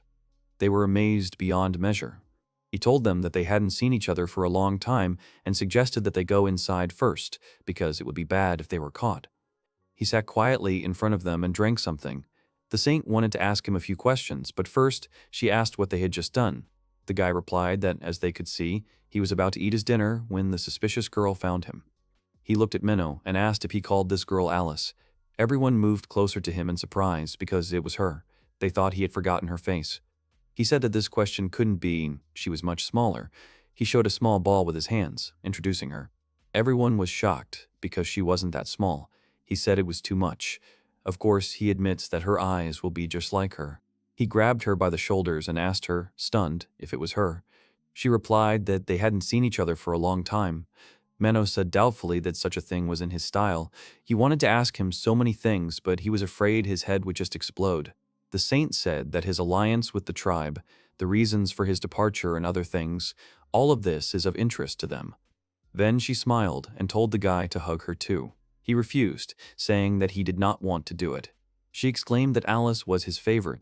She asked Tina if she was right. The girl asked to spare her touch, and she too was not in the mood for hugs. Suddenly, a girl from the tribe stood in front of the guy, locked him in with her, and told him not to dare touch him because Dad only belongs to her. Kururu was angry, saying that he had left them and had a child on Earth, although she believed in him. They asked her to calm down. Tina said that Alice used to have this too. Kagami is always the girl in his arms. They were whispering about it off to the side. He yelled at them to shut up. He was amazed that it had only been a year since he had come here. How could he have such a grown-up child here? At that moment, he picked up the girl in his arms. Afterwards, he asked Mino where his horns were. He was told that something else was more important, the course, or that the resistance called him a disappointing hero. He added that he was too thick-skinned to live with someone he was bothering so much. The guy decided to explain to them what was going on. As soon as they got here, they were recruited into the resistance. As they know, the resistance's job is to save the world. But saving the world meant destroying all non-human life forms on Earth. He thought this was just one way to solve the problem. Given the rush to clear the land, there was no other way. Besides, the beast tribe was almost identical to humans. He personally had no desire to deal with it that way. But despite this, achieving peace is very difficult. Because, unlike demons, beastmen do not have a master who would unite everyone. The possibility of convincing beasts who hate humans to make peace is almost non-existent. He was at a complete impasse. During one of their operations, they had lured them into a trap rigged with explosives. But the herd was unusually small. He was on guard, thinking that this might be one of those times when they were deliberately covering their main force. Several of the tribe's creatures walked right into the trap. They were mostly old people. It seemed to him that it was a trick, as if they were trying to fool them, and then a lonely child appeared in the crowd. He asked them if they should go out and explore. The girl looked as if she didn't understand the situation. As soon as the thought of being trapped in life flashed through his mind, he was already flying to save her. And as a result, the whole operation returned a huge disaster. This girl's name is Pitta. She's about 7 years old. Tina immediately remembered how Mary spoke about him. She said that she hated his soul. Elia asked why he hadn't returned to the resistance. Was he also trying to establish peace between the tribe of beasts and people? The guy answered negatively. He apologized if he had disappointed their expectations. But today's expedition was not intended for reconciliation. Mino specified that since he was an ace, their appearance on Earth was no secret to him. He wondered why he had not contacted them. He replied that they had always been a resistance. He had to stop them immediately so that they would not destroy each other. Mino did not understand what he wanted. He began his story but was interrupted. A girl ran into the room, taking them at gunpoint, and ordered them not to move. The guy calmly closed the entrance. She burst in again and shouted that she advised them not to move, being at gunpoint. She said that she would let him escape. The guy thinks that she won't be able to destroy him. He added that they constantly clash, and even today. Yuki interrupted their quarrel, wanting to confirm if he really was the peasant called the disappointing hero, Kagami. So he really did survive, and he was the ace. It turns out that the words about his level are also true. One only has to remember the power of Ace, and it immediately becomes clear that this is not a lie. The hero entered and told the master that he had not changed at all. The guy noticed that it was he who had changed. The hero noticed that if he was avoiding detection, then it was worth contacting them secretly. He replied that he was getting food for himself. Then he asked the girl why she had not warned him of the approach of the people. The girl tearfully replied that it was because she thought that her father's friends had come again. He picked the girl up and said that half of them were really his friends, so she had done everything right. The new arrivals tried to figure out what was going on and who this girl was. Mary told him not to move. With this transmitter, she could alert all the people about this place. She didn't think he was still alive, the ace of the tribe and its traitor to humanity. How many lives did he think were lost because of him? She was very angry with him. He asked her if he had not been in their way, they would have returned. Clenching her fist, she replied that they could have ended their lives with honor and dignity. He replied that it was true, that many times it had deliberately hindered them, but the reason was only that he did not wish for either side to perish. He would be lying if he said that he had nothing to do with it. But they, knowing that he would interfere, still chose to fight. There were ways they could have avoided violence, but she chose to fight for what she believed in. And yet, if she doesn't change anything, and her life is wasted, is that fair to those who sacrificed their lives? It's not for him to say, but maybe that's why he was called a disappointing hero. Mary replied that they were people. They fought because they dreamed of a world of people. She didn't understand what was strange about destroying those who interfered with them. The guy replied that this was not a solution. Pulling the transmitter forward, she pressed the button. However, it did not activate and she did not understand why. Throwing it to the ground, she angrily said that she would say everything like this. However, he quickly blocked the exit. Everyone was shocked by his speed and thought it was a new skill. He replied that it was his companion's ability and asked her to show herself. A small kitten appeared in front of them. He wrote that it was a bit cramped. Alice realized that he was the third one who had spoken earlier.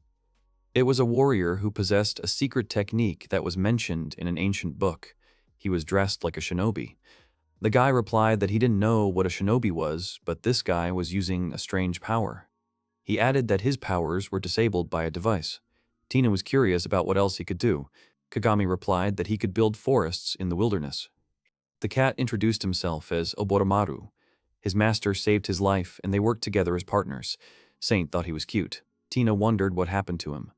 Kagami pulled him out of the trash and thus gained his trust. The cat would call this meeting fateful. The guy decided to leave the details for later and asked him why he hadn't contacted for so long. The cat began to tell his story, but turned his attention to the girls.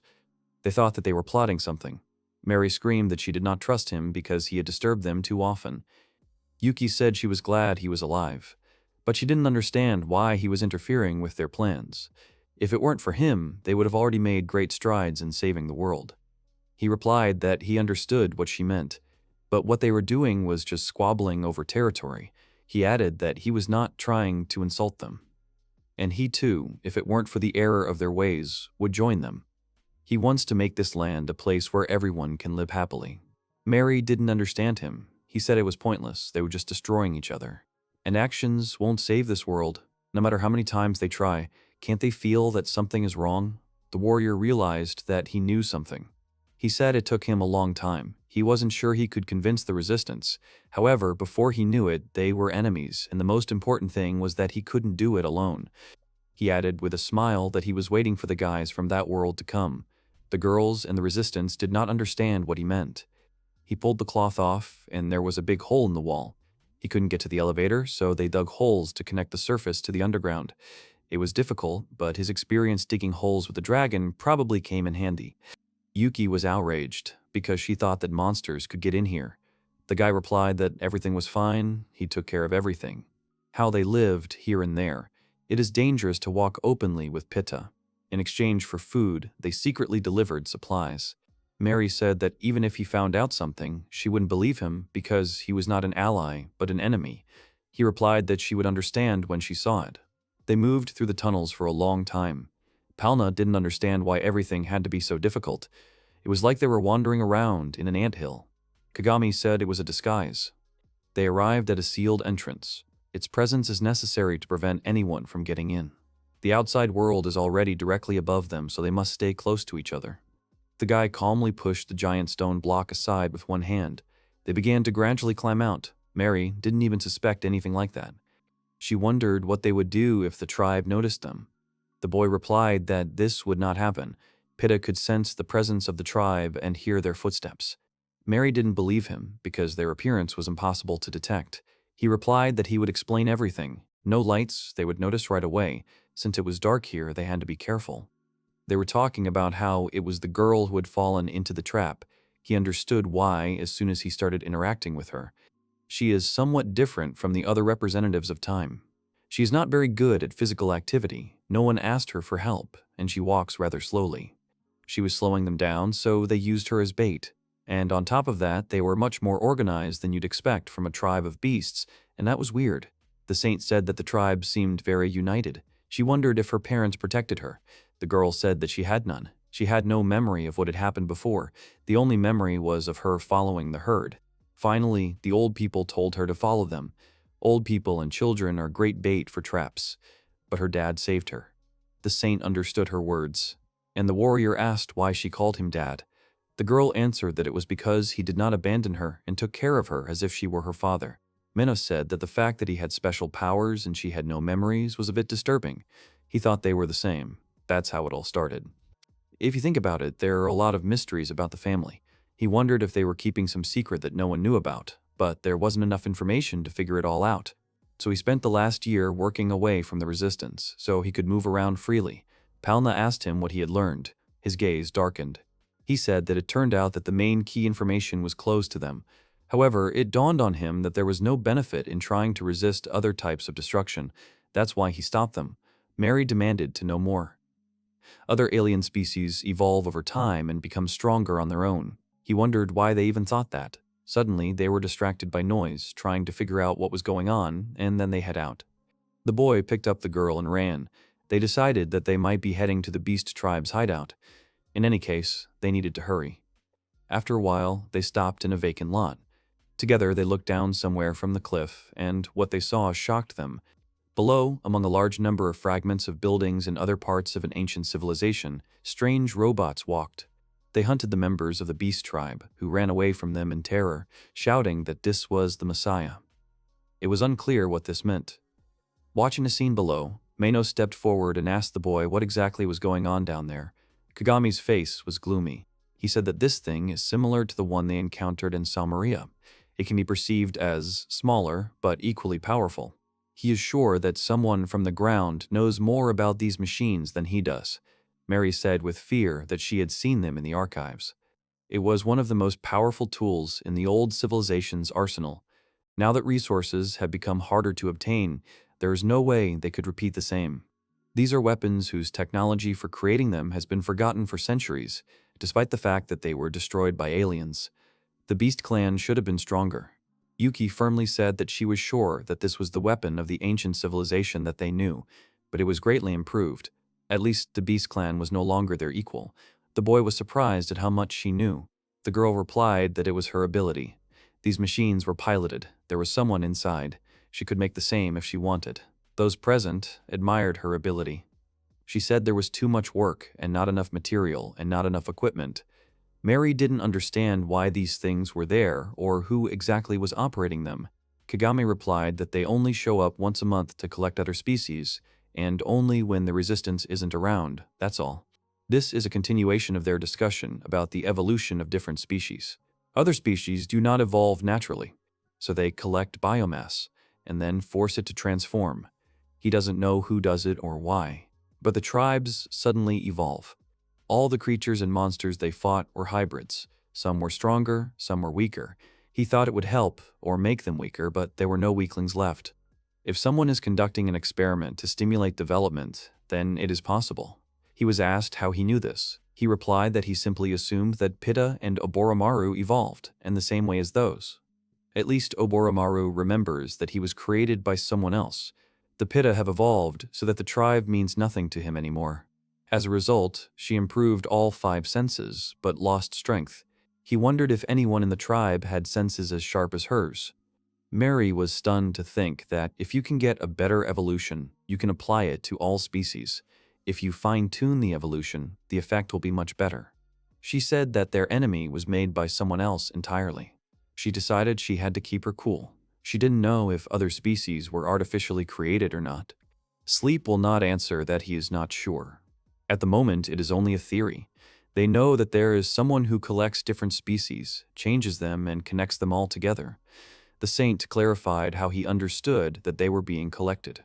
There are many different monsters and intelligent species in this world. The monsters came from blocks that absorb magic, but there are no such blocks here, as well as magic itself. But even so, the resistance destroys monsters every day, and there are more and more of them. He was curious, so he tried it. He calculated the appearance of the erection and continued to destroy them in batches. But their number did not shift, even by 100th. He knows, you can think about it for a long time, but does it not seem too suspicious to them? Mary noticed that he spoke as if they had him answer. He replied that it would be great if his thoughts were true. It doesn't matter how much she destroys. They'll do hundreds of times more while she tries to bring the world back. But maybe that's what they want. They want to force you to change, to evolve, by fighting those same changes.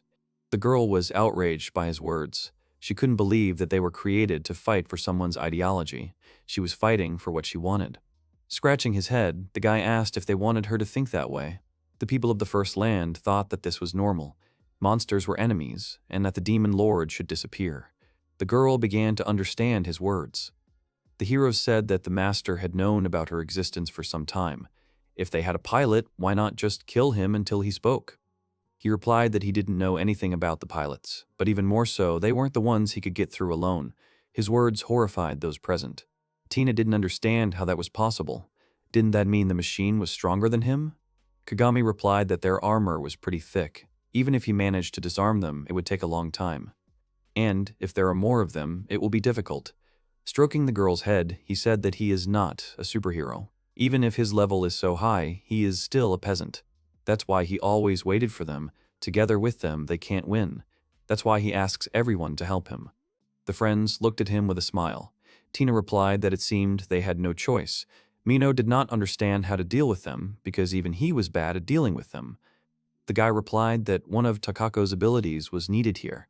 After all, she can ignore thick armor and direct the force of the blow straight through it.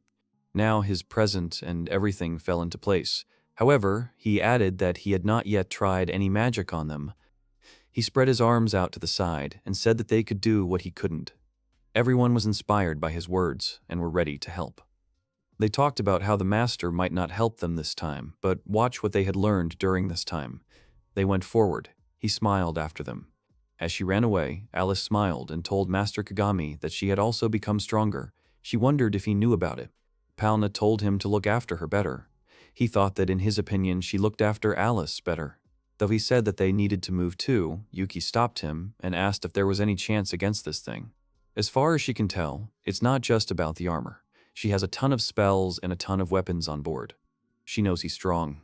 Ever since he defeated her, Mary didn't understand what the point of all this would be if he was gone. Standing in front of them, the guy calmly said that they no longer had time to sit quietly and wait for something. He added that he believed in them. If there was a chance to win, he would try. His friends were already at that moment taking the necessary place for the attack. He picked the girl up and said that what was more important was that they didn't want to give up. They smiled at each other.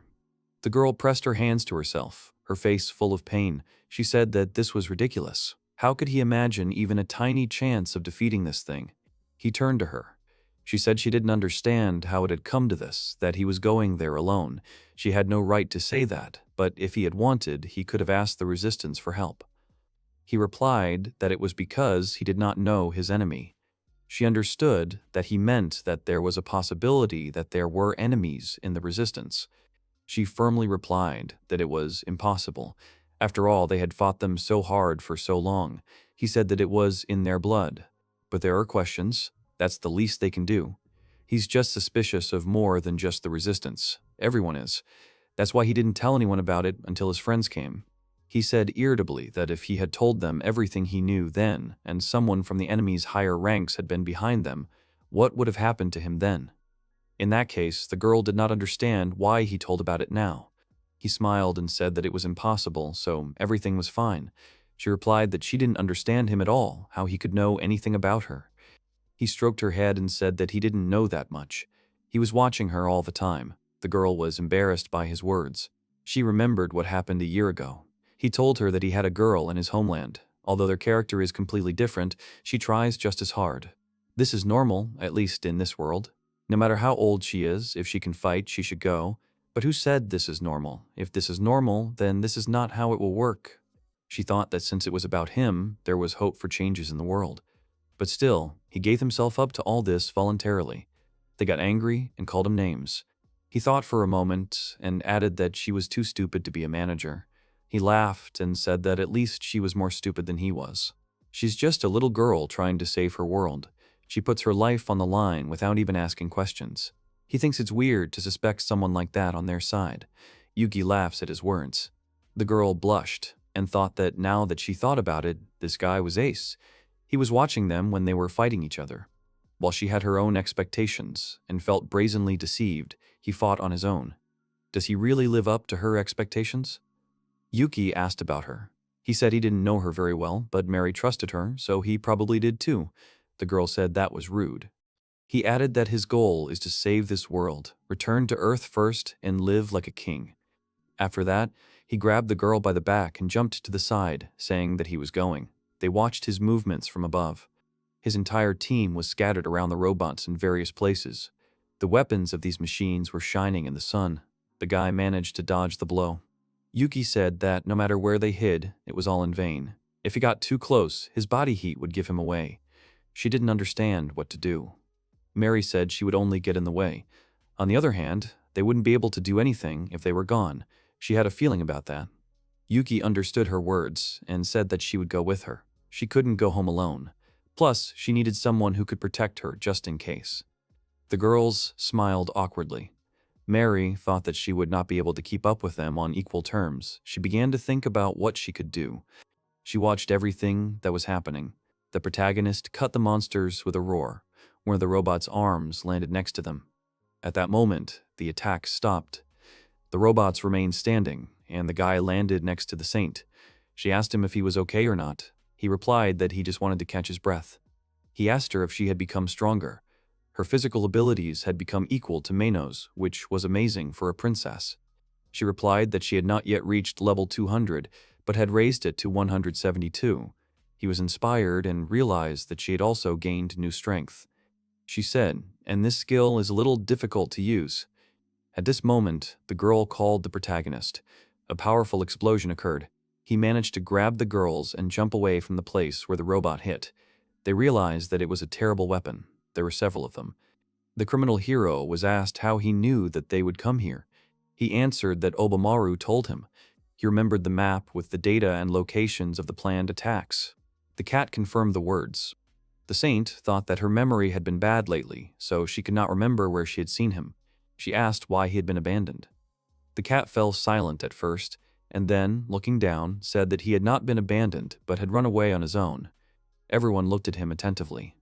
He added angrily that, to be more precise, he had not been abandoned, but rather destroyed. They wondered what had happened to them. The girl realized in shock what had happened to him. Ooramaru and Pita were silent in response. The girl's eyes were full of pain. She did not know what to tell them. The cat said he didn't remember much, but he was definitely created in some kind of lab. As far as he could remember, he was strapped to an operating table pretty much every day, and so he spent day after day like a guinea pig, tormented so much that it even hurt to speak. But after all this daily torment, he discovered incredible abilities. The girl was curious about what exactly these abilities were. It was levitation, invisibility, and telepathy. They were afraid of his powers and decided to throw him away. His body and mind were destroyed, even his existence was erased. They probably didn't think he'd lost his life, but they were wrong. He escaped being torn to pieces when they rescued him. The main character answered sheepishly that at first he thought that someone had thrown away a stuffed animal and thought that the girl would need it. The girl said it was too rude. The cat asked not to blame the owner. Even without knowing who he was, he picked him up and took care of him. He couldn't thank him enough. The girl was surprised by the voice in her head. Pitta said that she hated it. If he does it, he must warn. The saint asked the cat what he would do if he met his creators. Without thinking, with eyes full of malice, he replied that he would simply destroy them. The saint called the protagonist in a panic. At that moment, they began jumping on the building's debris again, escaping from the robot. The guy realized that it was time to fight back. After all, they had all gotten used to their attacks. The saint understood why he was running around. He replied that it was quite dangerous to go to an enemy he knew nothing about. The girl asked him to tell them what he would do if he went on the attack without thinking. He replied that they would hardly do something like that. After that, he gave her the girl. He said that he wanted to know if magic worked for them and told her to use the most powerful spell. Pitta would tell her where the danger was. She replied that she understood everything, but she was not sure that she would be able to walk normally with the girl on her back. He replied that she was quite light, so everything was fine. He looked at the crying girl and asked her not to make such a face. Since he was her dad, Kururu was her sister. The girl told her that she could call her mom if she wanted, but the girl confidently called her sister. The main character said that he and the cat would lure them out into the open. Jumping towards the robots, he shouted that the rest trusted them. He began to attack the robot. The others watched from below. Pitta said that it was time for them to go. She added that Dad's heart began to beat faster. He must be worried. The girl said that since he was worried, she would take the worry upon herself. After that, she began to gather magic around herself, preparing to summon her most powerful spell and ask the protagonist to watch. Her magic was so powerful that the building's debris began to crumble into dust. A crater formed at the site of her attack, with robots standing in the center. Her friends were shocked by her actions. Pitta, running up to her, asked how she was. The guy was amazed by what she had learned. Suddenly, something caught his attention. He asked the girls not to say anything. He realized that such an attack did not even touch them. After that, he said there was no need to rush. It worked pretty well. After that, he started forming a fist around his hand. He said he would give it his all. The girl used magic on him, which caused a large amount of power to gather around him. He quickly moved towards the robots. After that, he dealt them one powerful blow. His comrades were shocked by what was happening. They were happy that they could win. The guy bragged about his and Kururu's strength. Palna decided that, in this case, she would act together with Lex. Jumping on him and pressing herself against his back, she offered to join forces. The guy told her that he had difficulty concentrating. She didn't understand what he said and told her to just move faster. He told her not to move. It would make things even harder for him. They stopped in front of the robot. He grabbed the girl under the arm and hit the robot. The girl used magic on his sword and increased the attack. The guy said that nothing could compare to the master's speed. They launched joint attacks, not forgetting to dodge his shots. Suddenly, the robot stretched its hand towards them, which made them tense. But then it exploded. Alice screamed for support. Palma said that she never thought that the day would come when they would be saved by Alice. Everyone joined forces to attack all the robots with greater force. The main character shouted at them to continue at the same pace. Suddenly, there was a powerful blow, from which literally everything around shook. This shook all the comrades present. Amidst all this chaos, a warrior appeared with Tina on her shoulder. Those present, with a calm expression on their faces, realized that she had dealt with all this alone. A little while later, the dust settled. Kako was apologizing to the girl. She said that she had given in to impulse and had been too reckless. The protagonist told the girl that it turns out she was overtired because of the skill, but thanks to her, they managed to destroy everyone. Probably, having found out who they really are, they will be able to attack the trail of those they are looking for. The saint assumed that the cat was angry with them. He replied that he had only hatred left for them. He would take revenge, even if he had to put everything on the line. The main character said that if it weren't for the girl, he wouldn't even notice him. If he's not there, it turns out that they saved him in vain. He replied that he wasn't going to part with life. The guy said that if they get everything useful for the robot, they will be one step closer to saving the world. Suddenly, he was called out in fear. They were frightened to see that I could see a huge ball of strange energy forming above them. Behind it, they saw another robot. From this powerful blow, the remains of the buildings were completely destroyed. The guys remained all intact. The guy realized that this was the Messiah. He pushed off the ground sharply and jumped towards him. He began to hit him with a large number of powerful blows, but they had no effect. This amazed the guy. The robot hit back with such force that the guy was thrown towards the buildings, which scattered from the impact with him. The cat asked him if he was okay. He replied that he was fine overall, and that they needed to leave here quickly because the others were worried. At that moment, the robot launched another attack, and Yuki saved the boy. He apologized for having to bail him out. Yuki said that the robot must now think that he had destroyed them, and so they could escape while they had the chance. He replied that it was impossible to do this, since he had seen their faces. As long as the resistance remained unnoticed, the boys could confidently go about their business. If the enemy can control the resistance position, they will be destroyed as soon as they return to the city. Besides, it will be over as soon as they start to be wary of them. Yuki didn't understand what to do in this case. The guy answered that he had an idea, but there was only one chance. In any case, they needed to hide for now and gather everyone together. Mary began to mock him, saying that he was wonderful at the beginning, but somehow gave in towards the end. If it weren't for Yuki, he might be in the next world now. Yuki explained that she was saying this and crossing her arms to appear tough, only that's exactly what she asked to help him. The boy realized that he had been saved one way or another. He asked what the Messiah was doing. He was told that as far as he could see, he was conducting a cleanup, destroying everything that was left. The guy said that he expected that. There are things that people don't want to reveal. He thinks he's coming to get rid of them. He asked where the others were. Yuki said that they hid somewhere, and since they weren't leaving, they thought he was okay. Kagami asked the cat to use his telepathy to tell everyone that he was okay. Yuki explained that even if they hid, they would be found. The robots were equipped with the ability to search by body temperature. The guy said they couldn't escape. The girl asked him to think about what happened last time. There was a catastrophic difference in strength between them from the very beginning. The guy said with a sigh that the robot was strong, and he admitted it. He leaned back and said that he would not be defeated in a direct confrontation. Mary shouted that they needed to retreat for a while and prepare countermeasures. The boy asked Kako if she was okay. She responded angrily that she should be the one asking. The girls came running, saying that he needed urgent treatment. After that, help was given to all who needed it.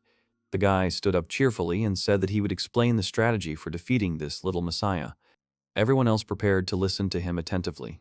Mary, however, did not understand what was happening. No matter what plan they had come up with, it was impossible to pull off something like this. She thought about this robot with fear. However, looking at the group of people, she wondered what kind of expression they had on their faces. All of the protagonist's comrades calmly accepted his plan. But Mary did not understand all of this and called the guy. She said there was no chance and therefore did not accept his actions. She saw no point in challenging an opponent they could not defeat. Smiling, he asked her if she was worried about him. She laughed and said that was not true. He said that if they fought face to face, they would have no chance, but they had skills. If they use the full functionality of the skills, they will have a chance to win. If they can catch the monster off guard, they will only have one chance. She screamed that wouldn't it be better to throw away such a one-time chance and just run away? Then another chance would come, but if it didn't, then it would all be over. He replied that their appearance had been imprinted today. Therefore, they were in great danger. It was better to take advantage of the chance to win here and now to bring the salvation of the world closer. He also added irritably that if they ran away now, everything they had done so far would be useless. After his words, he calmly scratched the back of his head, and the girl did not know what to answer him. He smiled and told everyone to listen carefully. He would explain the details of the plan. Afterwards, he was asked if he was sure about it. The warrior said that the chances of success were very small. The guy confirmed and said that whether it would work or not depended on all of them. Mary didn't agree with his actions, because they didn't even know if this was the enemy they needed, and she thought this plan was very stupid. Alice agreed with him because she believed in the main character. Everyone present said that it was definitely against common sense, but at the right moment, Kagami becomes a person who can be relied upon. Mary didn't understand them. Lex said he was the one who defied common sense time and time again. He did his best in situations where they would have given up long ago, and he told them everything would be okay. If that's the case, isn't it natural to believe in investigating him? And this time, too, their strength was needed. The girl sighed resignedly. She asked him why he intended to fight. He replied that at the very beginning, when he arrived on Earth, he thought that he would destroy all the enemies and everything would be over. At that moment, the robot found them. The guy added that as soon as he tried to do what he had planned, everything turned out completely wrong. The world is expanding infinitely. All that remains for them is to move forward. Like a man possessed, he was looking for a way to save the world. That's why he went so far. That's why he would never miss this chance that he had so successfully seized. Then he suddenly jumped forward towards the robot. His face was distorted with rage. His comrades followed him. They removed all restrictions and prepared to attack together. Many blows were dealt to the robot. Its thermal imagers will be ineffective for some time. A large number of metal fragments began to gather around the robot. It flew higher. The hero said that this robot would not escape from him again. He said it wasn't just absorbing damage. The warrior and Tina started to quickly approach him. The guy swung his arm for a powerful blow. The more he absorbs, the more powerful his sword becomes. He slashes his sword at Kako, whose face twists from the power. Tina used the lady's alms to protect him. Together they flew towards their opponent in a bright flash. But they realized that he had read them. Palna didn't understand if they could defend themselves with Tina's skill. She replied that she had just defended Lex, so it was possible. At that moment, the protagonist flew up to the robot, saying that he would do it. He attacked him powerfully, but at that time the robot prepared to counterattack. However, he was hit from the side. Mary said that now they owe her. She used the hand of the Messiah for this attack. The warrior threw Tina towards the protagonist and asked him to look after her. After that, they sent Takako and Palna flying. The girl strengthened the warrior, and a large amount of energy formed around them. At the same time, from the ground, the saint used her skill on them. They used physical attack boost and heroic flicker. Everyone involved in this attack watched in fascination as it all ended. They were able to break through the robot's defenses with Takako's true bazooka, and the robot literally disappeared in the light of their power. The people who remained on the ground saw the monster begin to fall apart. They thought that it was finally over. A group of heroes find themselves in a destroyed location, possibly after a battle or attack. Takako thinks that she and Palna have burned everything and that nothing is working for them. The heroes saw the one they were chasing.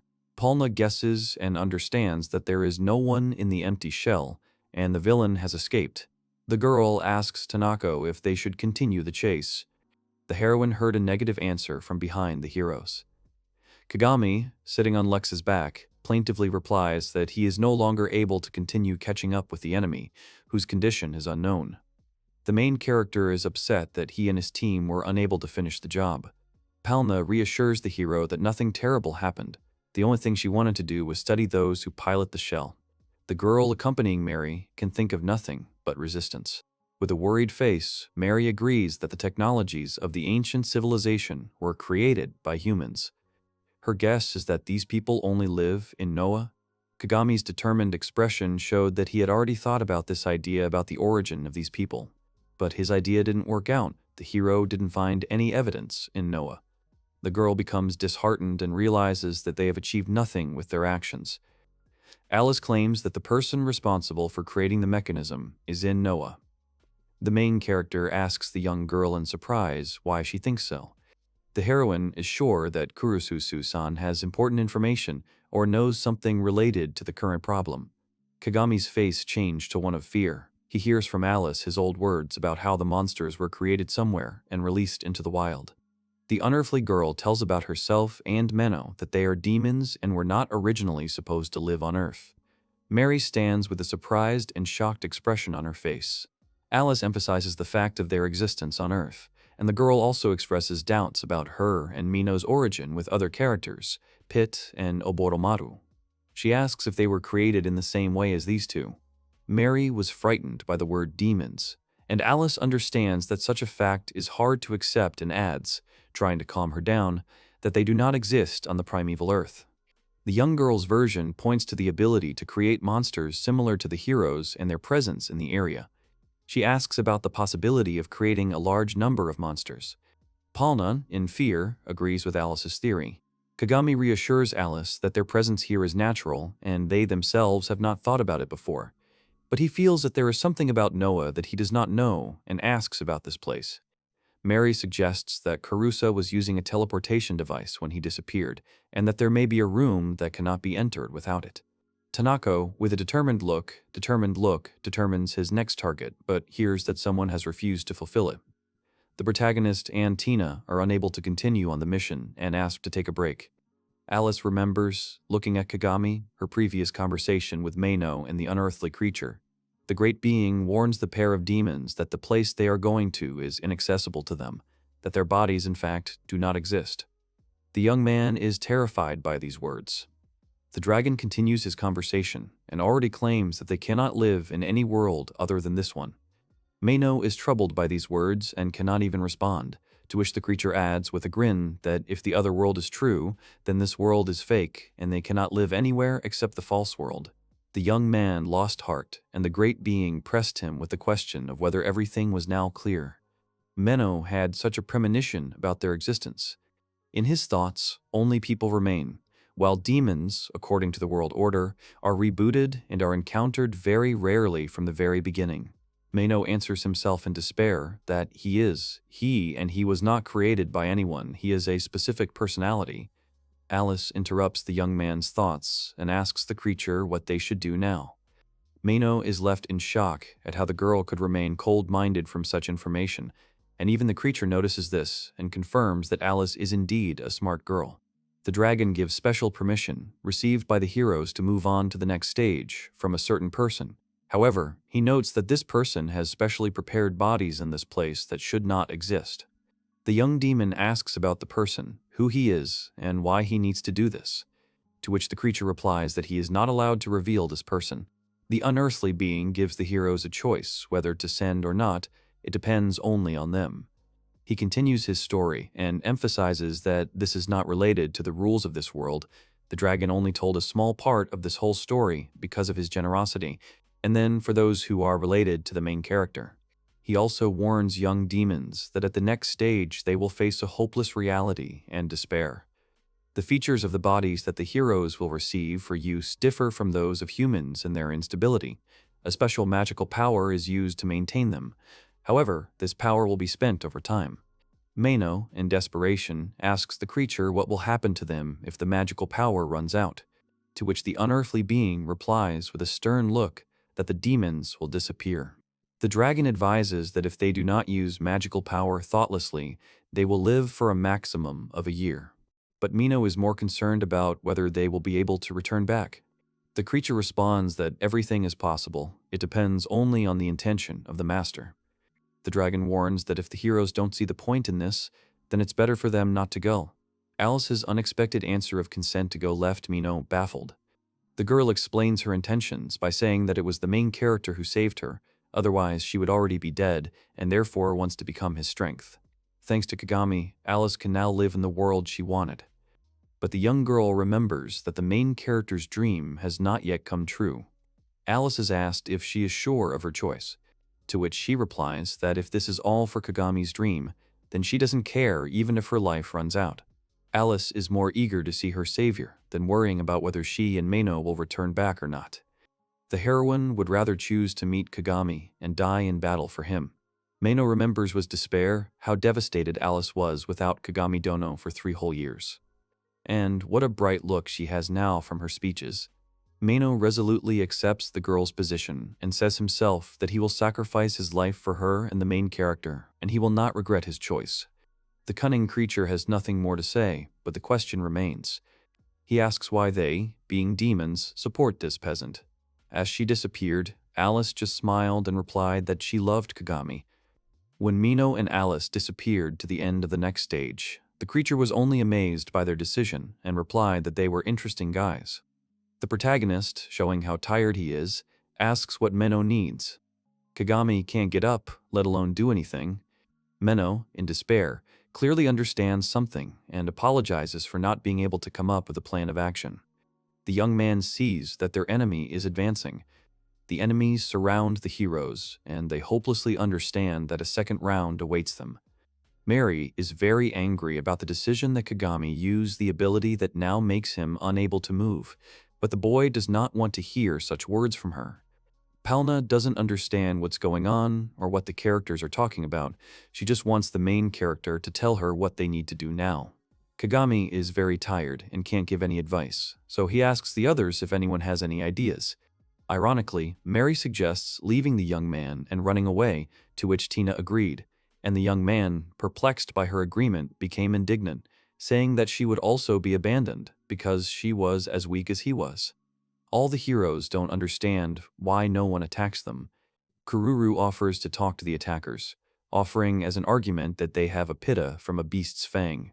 But Palna, seeing the angry look of the enemies who are ready to attack, says that this is a bad idea, and they don't care what the heroes look like, because they will attack them anyway. The heroes don't know what to do, considering that two of their team are literally crawling on the ground. Mary does not give up and does not understand why the girl is calm in such a situation. Mino assumes that the girl's calmness is due to Kagami's calmness, but he doubts it a little, so he asks the hero if there really is a plan. The main character calms down and replies that if the enemies wanted to attack, they would have already attacked. He also has an opinion that the villains saw their previous battle and therefore behave cautiously, and the heroes decide not to provoke. Manhua wraps his arms around Kagami and Tina and lifts them up, leaving them in shock. Given the situation, Tanako believes that it is better to let the heroes recover, just in case, for safety's sake. With a grim and firm look, Mino declares that there is no place where everyone will be safe.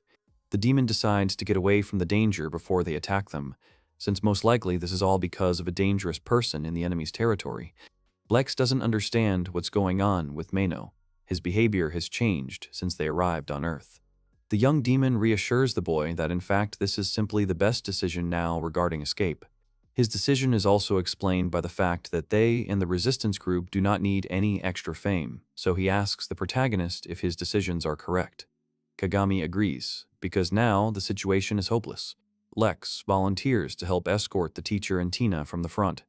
The girl's calm appearance makes Palna and Mary a little doubtful, but the girl just hopes that everything will be fine. Mary is very worried that she has become a burden to the team because she was even preparing for death. Kagami reassures her that he wouldn't let her die, but the girl doubts it because his condition now leaves much to be desired. The young man's comrades would never allow anyone to die, and Kagami asks the girl to remember these words. The girl says that when they all get out, it will be easier for them all, even though there are various dangers. But the heroes heard in a menacing tone from behind as the enemies ask why they helped them. An unknown young man appears before the heroes. He demands an answer to his question, and the heroes did not even hear when he came so close to them. Some of the team are surprised that someone from the Beast Fang tribe can talk. Palna concludes that they can talk, because Pitta can, after which she meets Pitta herself. The girl tells Pichan that she and his father are friends. The protagonist switches his attention from the girls to the stranger, asking why he was eavesdropping on them. The stranger makes the assumption that it is the teacher who is the leader here.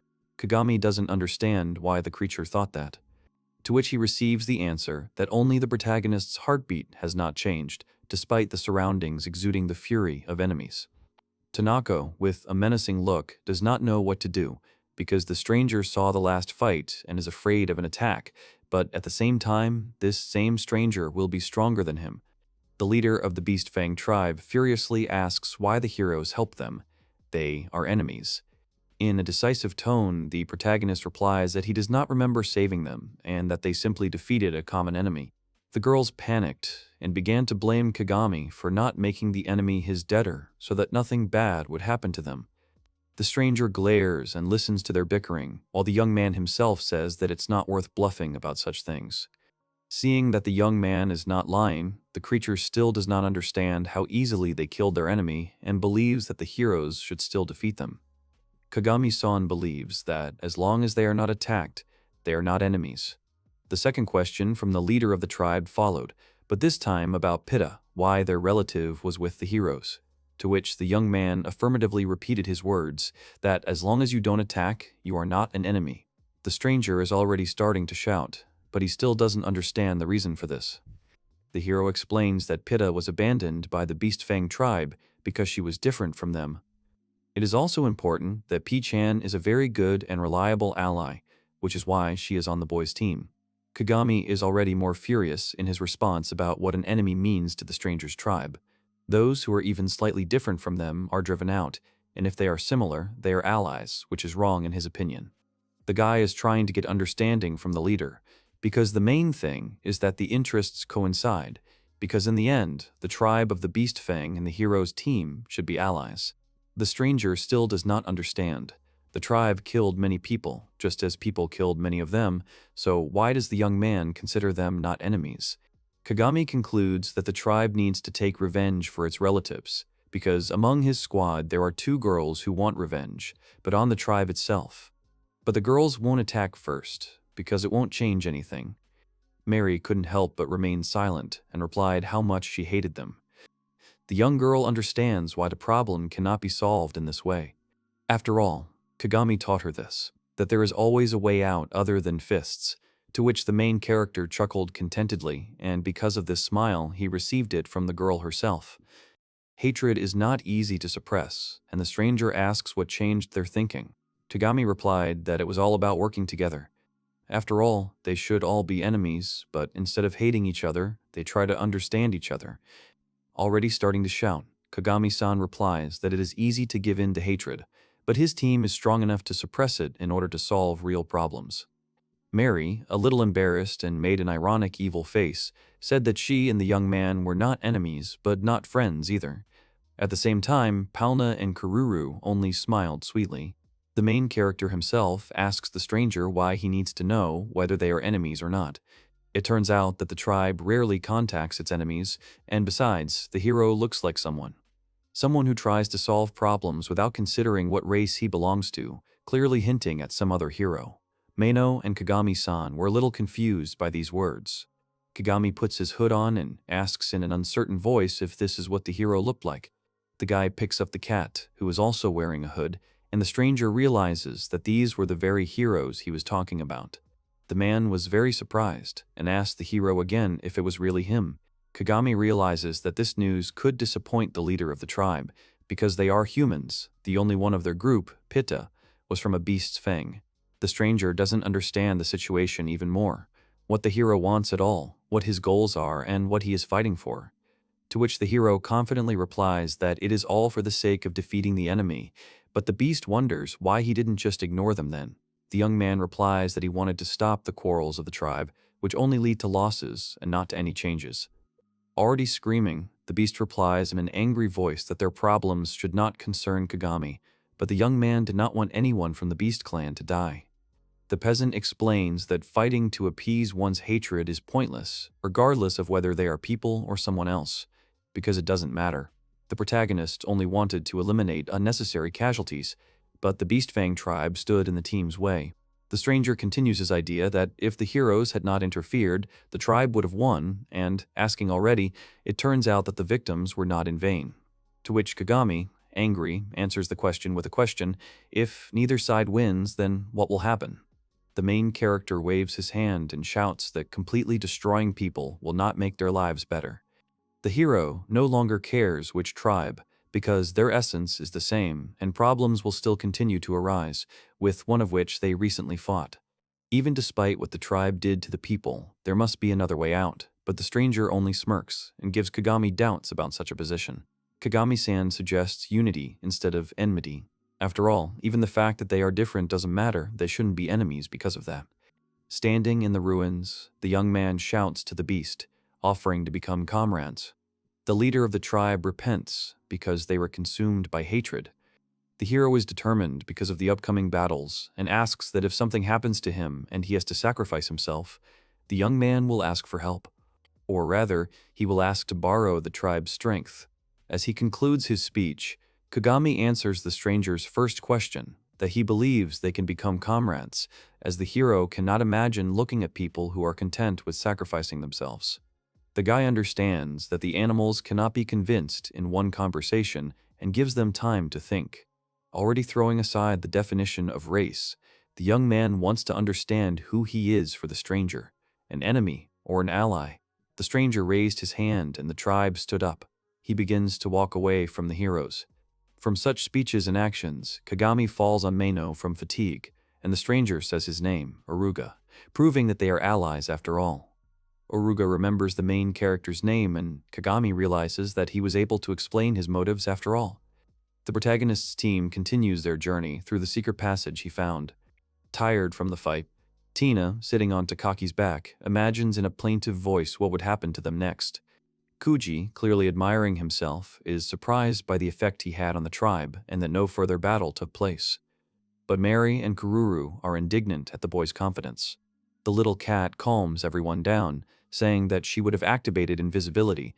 Palna didn't know about such an ability and asks if she was able to make everyone invisible. The girl was angry at the cat's answer because she was only able to make herself and the master invisible.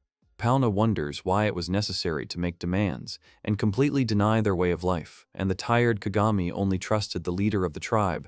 It seemed to him that he could be reached. The whole team is tired and decide not to talk for now until they return to Noah.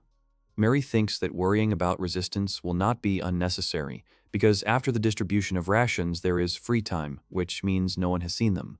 She also assumes that the enemy is acting behind the resistance and is worried that he will find out what all the fuss is about.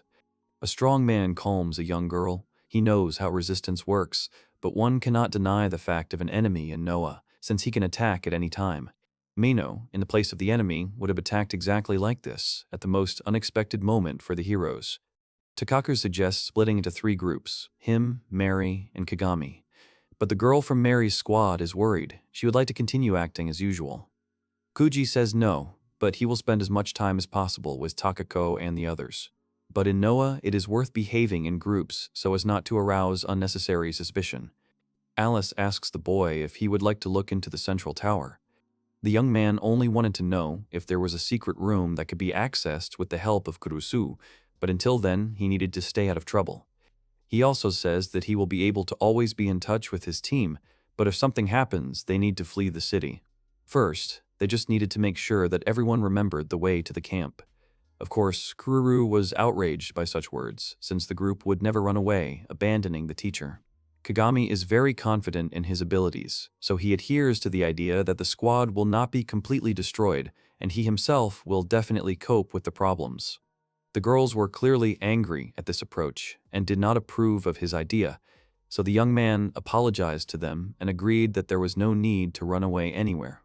Kururu reassured him that they were friends and would definitely come to his aid. Therefore, the girl asks, knowing the answer, if they find themselves in the same situation as Pitta, will Kagami himself save them? To which, with a kind smile, he replies that he promises to save them, and the heroes move on. Walking through the tunnel, Kuji, who is completely tired, still wants to rest when he returns to the city, otherwise it will be bad if someone like the Messiah attacks them. Although he acts secretly and is not capable of such a thing. Lex reassures the hero that even though they are not as strong as he is, they can still stand up for themselves. Kagami just smiles, a wide smile at the guy's words, believing and trusting him. The guy continues to calm down. He even knows a couple of people who can help in case of a problem, and the girl from Mary's group makes a guess that these two are Lada and Lanashi. Alice doesn't know these two because when they joined the squad, they were no longer with them. But Tina doesn't care about all this anymore. She wants to take a bath and wash off the dirt that Palna and Kukuru are crying about. Mary suggests using a resistance bath, since there is almost no one there in the mornings and you can use as much water as you like. Lex doesn't understand how one can think about such things, because in adventures, one almost never thinks about when to take a bath, to which he sees Palna's reaction, who covered her nose with her hand, hinting at the stench from the guy. Having gotten off Takaki's back, Tina could barely stand on her feet, and Kagami jokingly says how weak the girl is, although his own legs are still shaking and from the slightest touch of Pitta he falls. Suddenly, Pitta's ears perk up. The hero asks what she heard in the tunnel. It turned out that the girl simply dropped something. Palna doesn't understand what the girl has in her hands, but it's a piece of iron. Since it is iron, all kinds of tools can be made from it. Pitta is credited with having keen hearing in such a situation. Mary doesn't quite understand what's happening to the girl because she was blazing in battle, and now it's as if it's not her at all. The heroes approached the bathhouse just where the girl pointed with her hand. Everyone was happy about the bathhouse, but Pitta had some doubts. She froze and looked at the door. The heroes go to the bathhouse, except for Kagami and Pitta, and Mary asks him to be careful and stay in touch. Saying goodbye to the squad, the guy falls to the floor from fatigue. Kuji was completely tired. Pitta sat next to him and called him Dad. The little animal is fired up with the idea of going to the bathhouse with everyone, but the hero replies that it is dangerous for her to go there alone. The heroes heard something behind the curtain and turned towards the sound. Kagami thinks someone is approaching, but Pitta denies it. The little animal replies that he heard an explosion and the hero's face was distorted in fear. She also smells gunpowder, possibly from the secret passage through which the heroes passed. Kuji decides to check what's going on, in case the enemy is already attacking them. At this point, Pitta hugs the hero. The guy understands what this is all about and also takes the animals to check together what happened. At this time, the entire squad stands calmly and waits for them to take a bath, and Alice only feels sorry that Kagami cannot join them. Seeing this whole picture, the hero was shocked. He thought that they were making fun of him. And the picture was that someone had blocked the path to the bathhouse with huge boulders, which is why the path was blocked. Lex and Mino are sitting in the bathhouse and reflecting on how the room, although spacious, seems empty. Lex looks surprised or confused. Mino Bana admits that he never thought he would share a bath with another person. The guy laughs, noting that he has the same feelings. Lex is in the bathhouse trying to change the subject. He is trying to look calm. A guy with gray hair shares his personal story. He admits that such tragedies happen all the time, not only to him, but to other people as well. Lex continues to reflect on his attitude towards demons. A male character in a bathhouse reflects on how his view of the world has changed after meeting the master. At the end, Lex asks his interlocutor a question to try to understand how much the person he is talking to has changed. The heroes are in the bathhouse, relaxing. Mino replies that these are two different people. Mino expresses surprise or bewilderment. His tone indicates that he finds the situation insignificant or uninteresting. Lex reflects on his and Alice's attitude towards people. In response, the man admits that he used to think completely differently. The hero is in a room where there is another man in dark clothing. His determination and readiness to carry out any order create a tense atmosphere.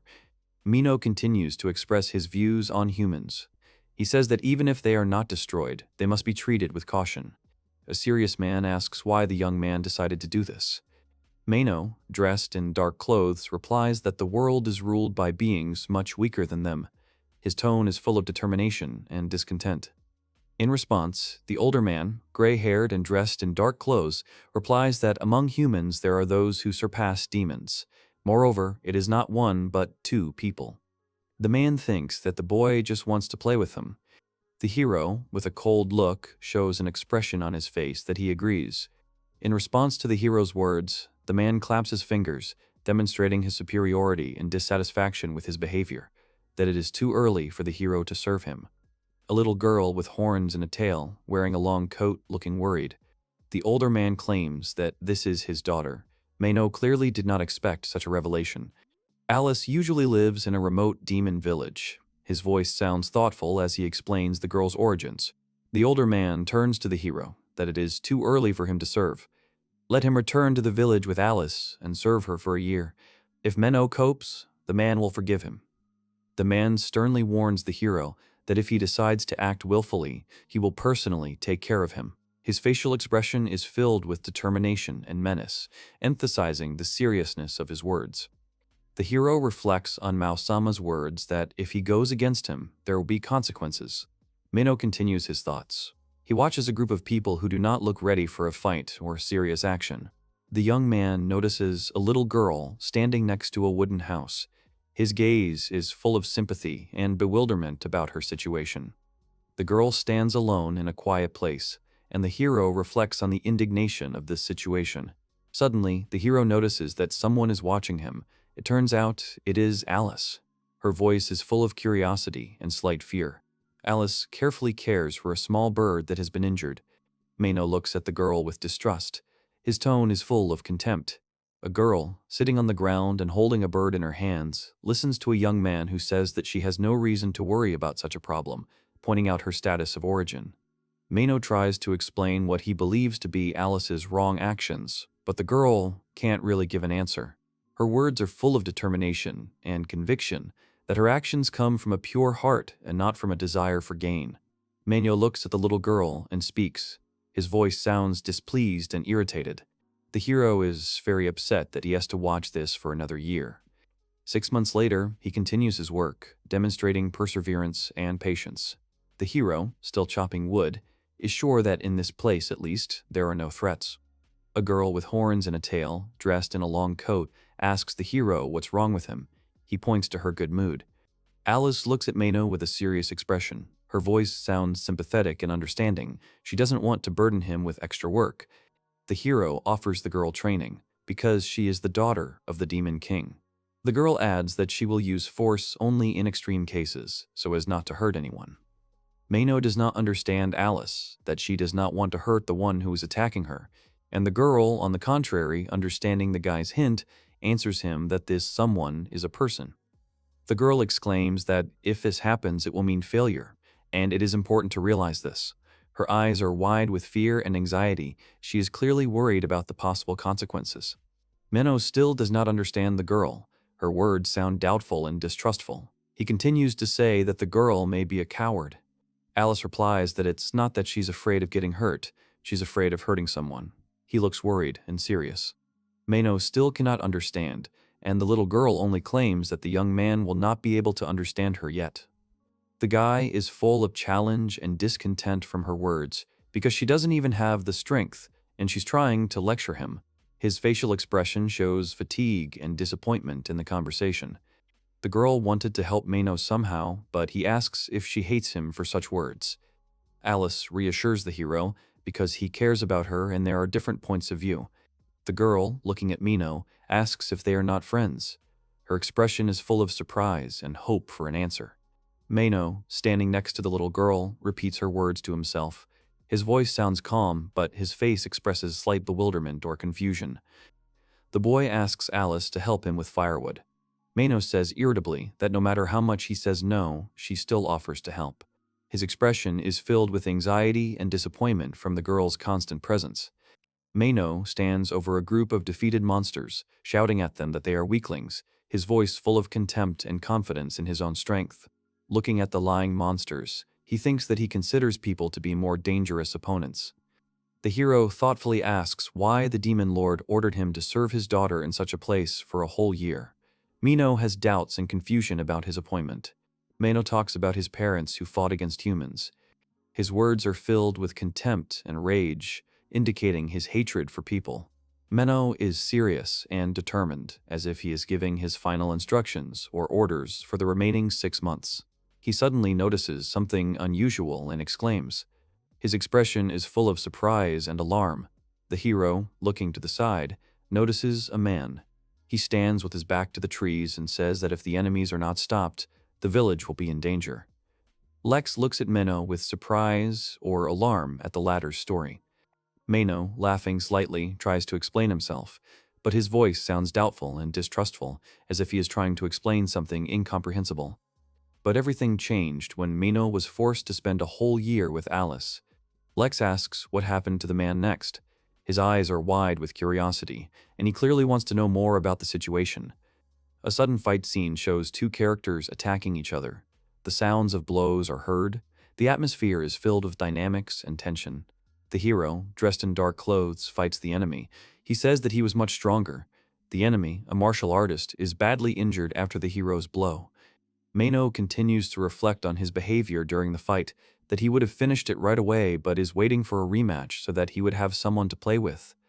Showing a group of people gathered for revenge, with Mino already lying on the ground, he notes that each of them was weak individually, but together they formed a team where everyone had a role to play. Alice saw the young man. Her eyes were wide and her expression indicated that she was very concerned about his condition.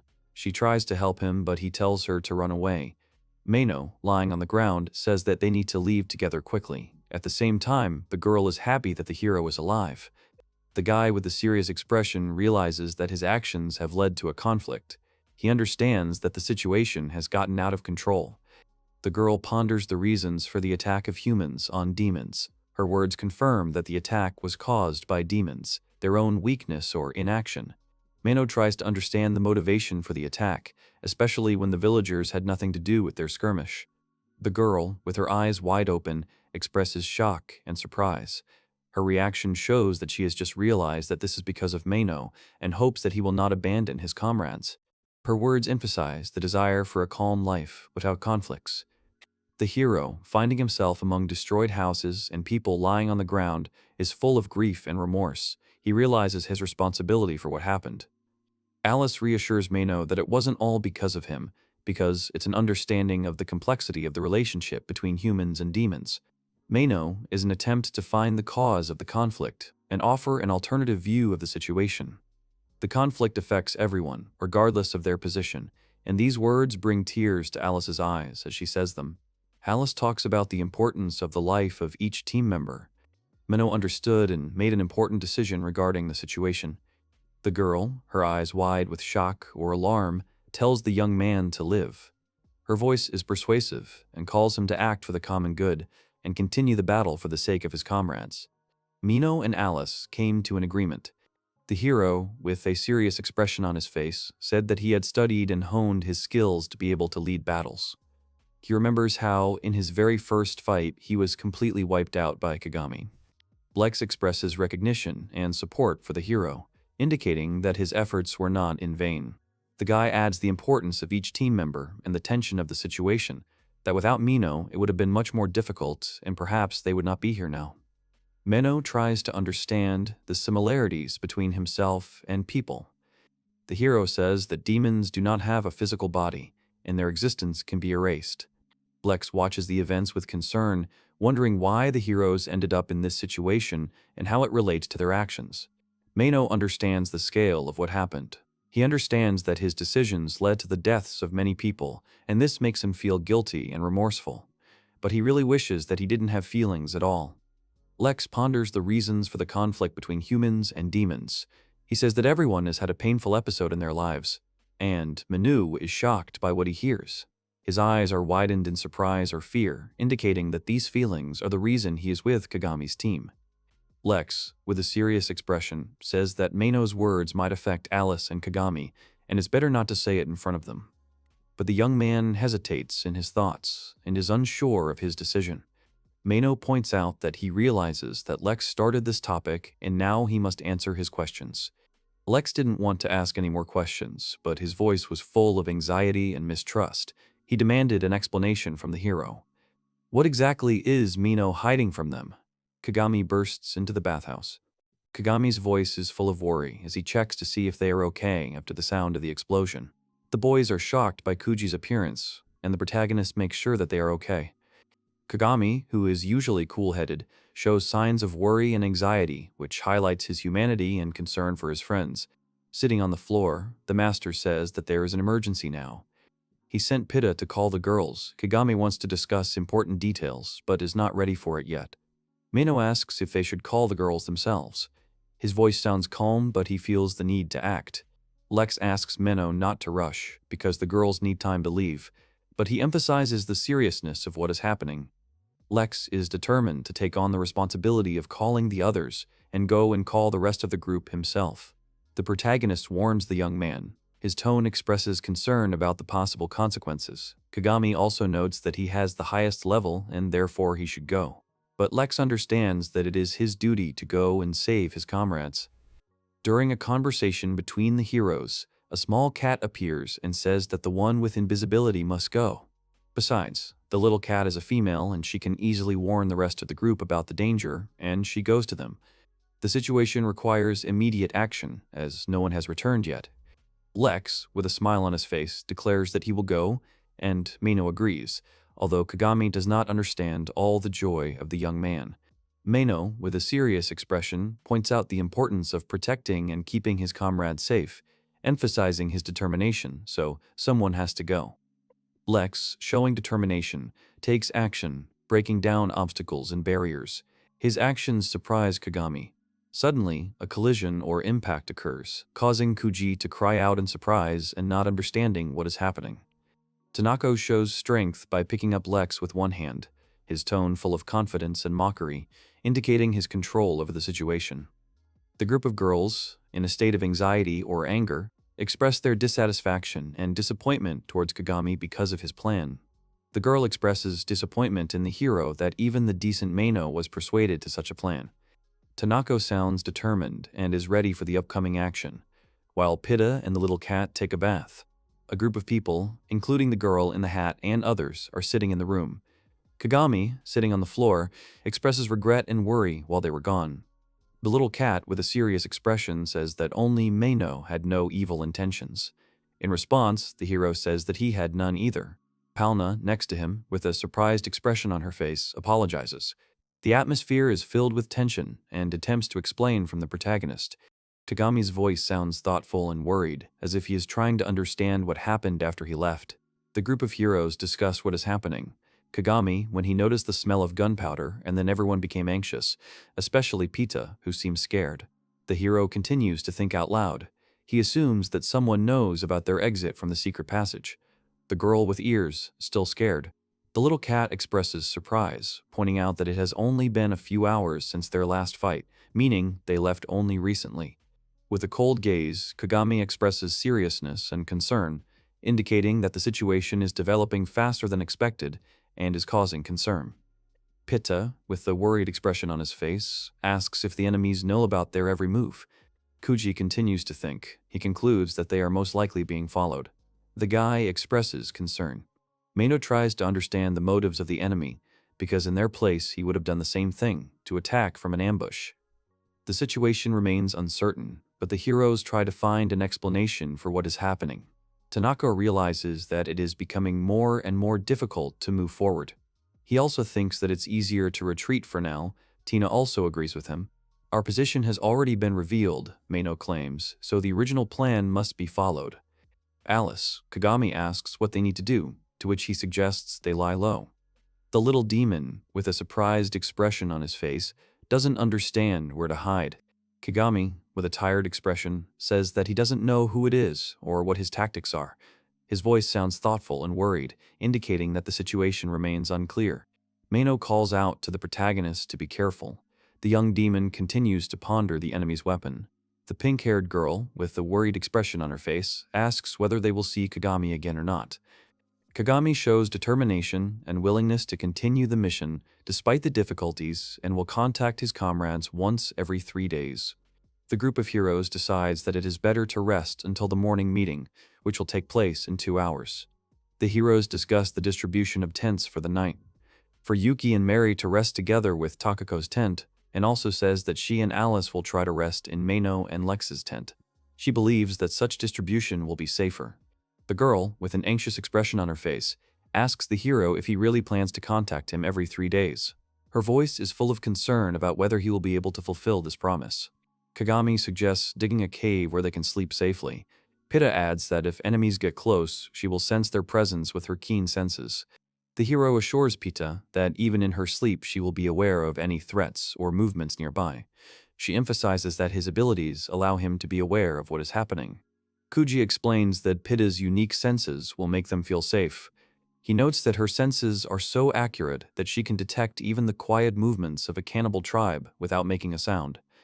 The girl with a worried expression says that the distance is too great and she is not sure of her abilities. She also asks if there were human footprints just before the explosion. Kagami suggests that if someone had caused the explosion, she should have felt it. She adds that the bomb may have been planted beforehand. Pitta notes that only Dad and the older sisters had traces. The master wonders if the enemy has a power that can bypass the Pitta senses, such as invisibility or concealment of sounds. The hero understands that any of the possible options is dangerous. He looks worried and determined. The young man comes to the conclusion that he needs to take the initiative to resolve the current situation. His voice sounds determined, although he looks a little tired. The guy thinks there is a risk that his comrades might hate him for what he does. The hero, hugging the girl, declares that he cannot retreat, even if it means taking certain risks. A group of heroes are resting and sleeping after a busy day. They look tired and relaxed, deep in sleep. A man knocks on the door and calls out to the heroes. His voice sounds like he's checking to see if they're ready for the next step. The girls, hearing the noise, begin to wake up. One of them asks if there will be a meeting now, and the other, still half asleep, answers that the commander is already getting up. The commander decides to go and wake up the others so they can continue their business. He says they can get a good night's sleep. Mino notices that someone is already awake and making noise. And Palna notes that this is proof that she has always led a healthy lifestyle and encourages others to follow her example. Another girl, looking tired, says she still wants to sleep, even though the day has just begun. She adds that she and Mary just decided to stretch their legs before breakfast. Mino apologizes for his concern, noting that he was misunderstood. He also expresses concern that Yuki and Mary are walking alone in a crowded area and feels it is unsafe. Kako, in a state of extreme fatigue, lies on the floor, making sounds as if he is very tired from the events of the day. The other heroes notice the disorder around them and assume that there was a storm or something similar. They decide to start waking up Tina and the others to discuss the situation. Tana asks what happened to Kururu-san. Mino expresses surprise, asking what this all means. Mary replies that she hopes the situation is safe, but adds that Kururu-san might have gone to the toilet. Mino hopes that it's just a concern. Mary suggests that Kururu-san may have left the tent after waking up while Mary was changing before going to bed. Mino also points out that if Kururu did not warn either Mary or Tina, the situation could be dangerous since she is acting alone. The hero suggests finding Kururu-san, emphasizing that it could be dangerous for her. Mino confirmed that Lex was right and announced that Paluna Dono, Tina Dono, Takako Dono, and Lex Dono would be going with him. The group of heroes reported that they were unable to find Kururu-san. Tina admitted that she was sleeping across from them and that it was just a momentary distraction. She expressed remorse for what happened. Palna speculated that Kururu-san might have been kidnapped by an enemy with special skills. Her voice sounds worried, indicating the seriousness of the situation. Mino suggested that the enemy might have blown up the passage and watched them for a while they were on guard. The demon wondered why the enemy was targeting Kururu-san, especially when Takako Dono, who posed the greatest threat to the enemy, was sleeping alone. His words expressed confusion and concern about the enemy's strategy. The commander, being in the central square of resistance, apologized for his sudden appearance and reported an emergency situation. He said that he had recently received a message from the canteen duty officer that food had started disappearing from the food warehouse since yesterday. This had surprised those around him. The older man explained that the situation was more serious than expected, as something like this had never happened before. He added that this could significantly weaken the resistance. He also noticed that the lock was broken, but there were no signs of tools being used. He assumed that the lock had been broken by force.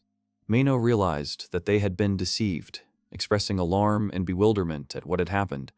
The commander, with a serious expression on his face, explained that the keys to the warehouse were under the general control of the resistance. Mino guessed that the enemy was most likely hiding inside the resistance. The girl next to him, with a worried expression on her face, asked what they should do. The hero added that when all the resistance members look at them with suspicion, it becomes difficult to distinguish the enemy from the rest. He also suggested that the enemy is watching them and can attract attention if they show mood or bloodlust. Mino indicated that he believed the enemy's purpose was to disguise and hostilely treat the group members. Tina, next to him, with a frightened expression, denied that they had stolen anything. The girl, with an anxious voice, asked the man to stop. He asked where Kururu had gone. Mino, with a serious expression, expressed the opinion that few would believe their story of what they had seen. He added that even if a hypothetical ally appeared, it would be impossible to distinguish him from the enemy. The demon, standing next to Mary, suggested acting as if everyone was an enemy. He pointed out the risk that someone might gain her trust and stab her in the back. Mino noted that Kururu-san had not been with them since the morning. He assumed that the destruction of the food warehouse might have been staged to arouse suspicion towards them. The older man asked why Paluna and Alice were in the men's tent this morning. The girl next to him replied that she had come to see Mino to discuss their next course of action. Palna, with a serious expression, confirmed that Mino was indeed the most sensible in thinking and making plans. Her words indicated that she trusted Mino's leadership. Mary expressed doubt that everything was too perfect to be true. She suggested that it could have been done on purpose to arouse suspicion against them. She asked if there was any concrete evidence. Mary added that once trust is lost, it is very difficult to regain it. The commander standing next to the girl pointed out that the fact that Kururu was missing did not remove their suspicions. He suggested that there was a high probability that Kururu had escaped with the stolen food. The girl next to him looked worried. Mino stressed that despite everything, suspicions remain. He added that it cannot be ruled out that Kururu fled under the pressure of harsh reality. In his mind, Minu apologized to Kururu Dono, explaining that they had to insist that they had nothing to do with this. He added that they couldn't be trapped where they couldn't move freely. The man standing on the balcony received confirmation from another character that they would immediately find Kururu Dono and bring her to them. Palna, with a worried expression, asked what they should do next, since Kururu Dono was still missing. She added that the situation seemed hopeless. The hero suggested that if the enemy was someone from the resistance, then they had a chance. Mino began by saying that everyone except them was under suspicion. Ki, with a serious expression, said that there was no point in wasting time. He suggested that they go look for Kururu Dono, despite the fact that they were given time to rest. The hero, with a serious expression on his face, emphasized that whenever they had free time, they tried to find Kururu. However, despite their efforts, her whereabouts remained unknown. Mino explains that their ties to the resistance put them at the top of the suspect list. Palna hopes that Kururu-san is okay. The other characters agree. It is said that if Kururu is attacked by an enemy, there is little time left. They cannot just sit and wait for Kagami Dono's report. They need to act, not sit idle. Mary asks about the next step and is told that the secret passage mentioned earlier has already been fully explored. It becomes clear that the situation is complicated and there are few options for a solution. Stopping the resistance will arouse suspicion. There is a limit to what can be done secretly. The situation seems hopeless, but we must continue to act with caution. Mino expresses concern for Kururu and says that they will continue to investigate at any opportunity, emphasizing that their actions are limited, but they cannot just sit still. Tina wonders why only Kururu-san was attacked. She looks worried and tries to understand the reason for such an incident. The young man explains that if the attack was intended to harm the resistance by using Kururu, then they would most likely try to get rid of her after that. He thinks that this is logical, and there is nothing strange about it.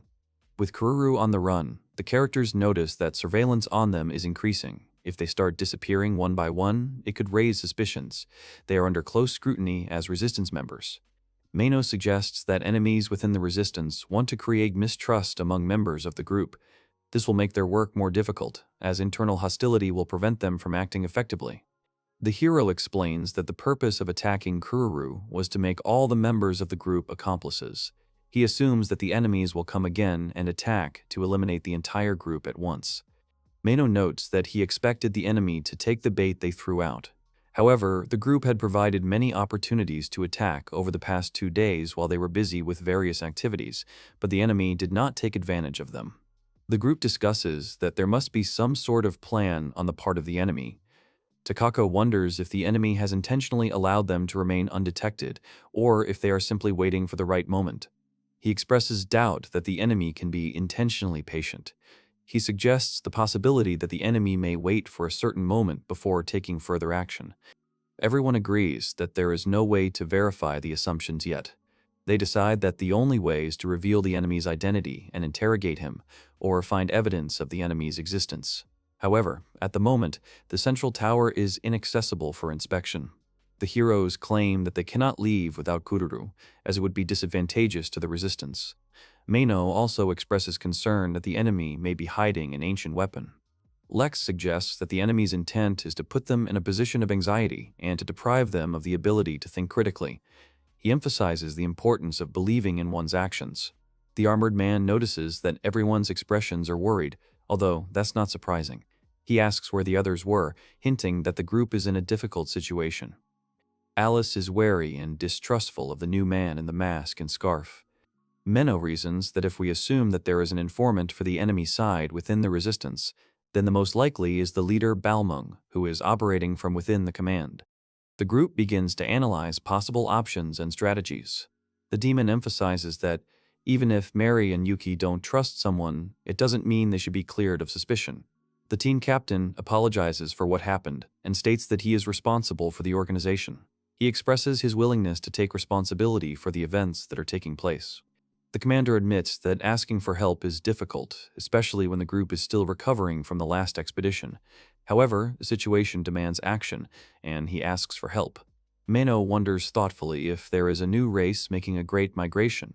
This could lead to further problems. However, the commander states that he wants the group to get out again. The commander points out the need to replenish the food warehouse, as the food stocks in the warehouse are not enough to provide the residents for a week. He explains that this is not an accusation, but simply a fact that must be taken into account. Mino points out that if they are neutralized individually inside Noah, it will create confusion in the resistance.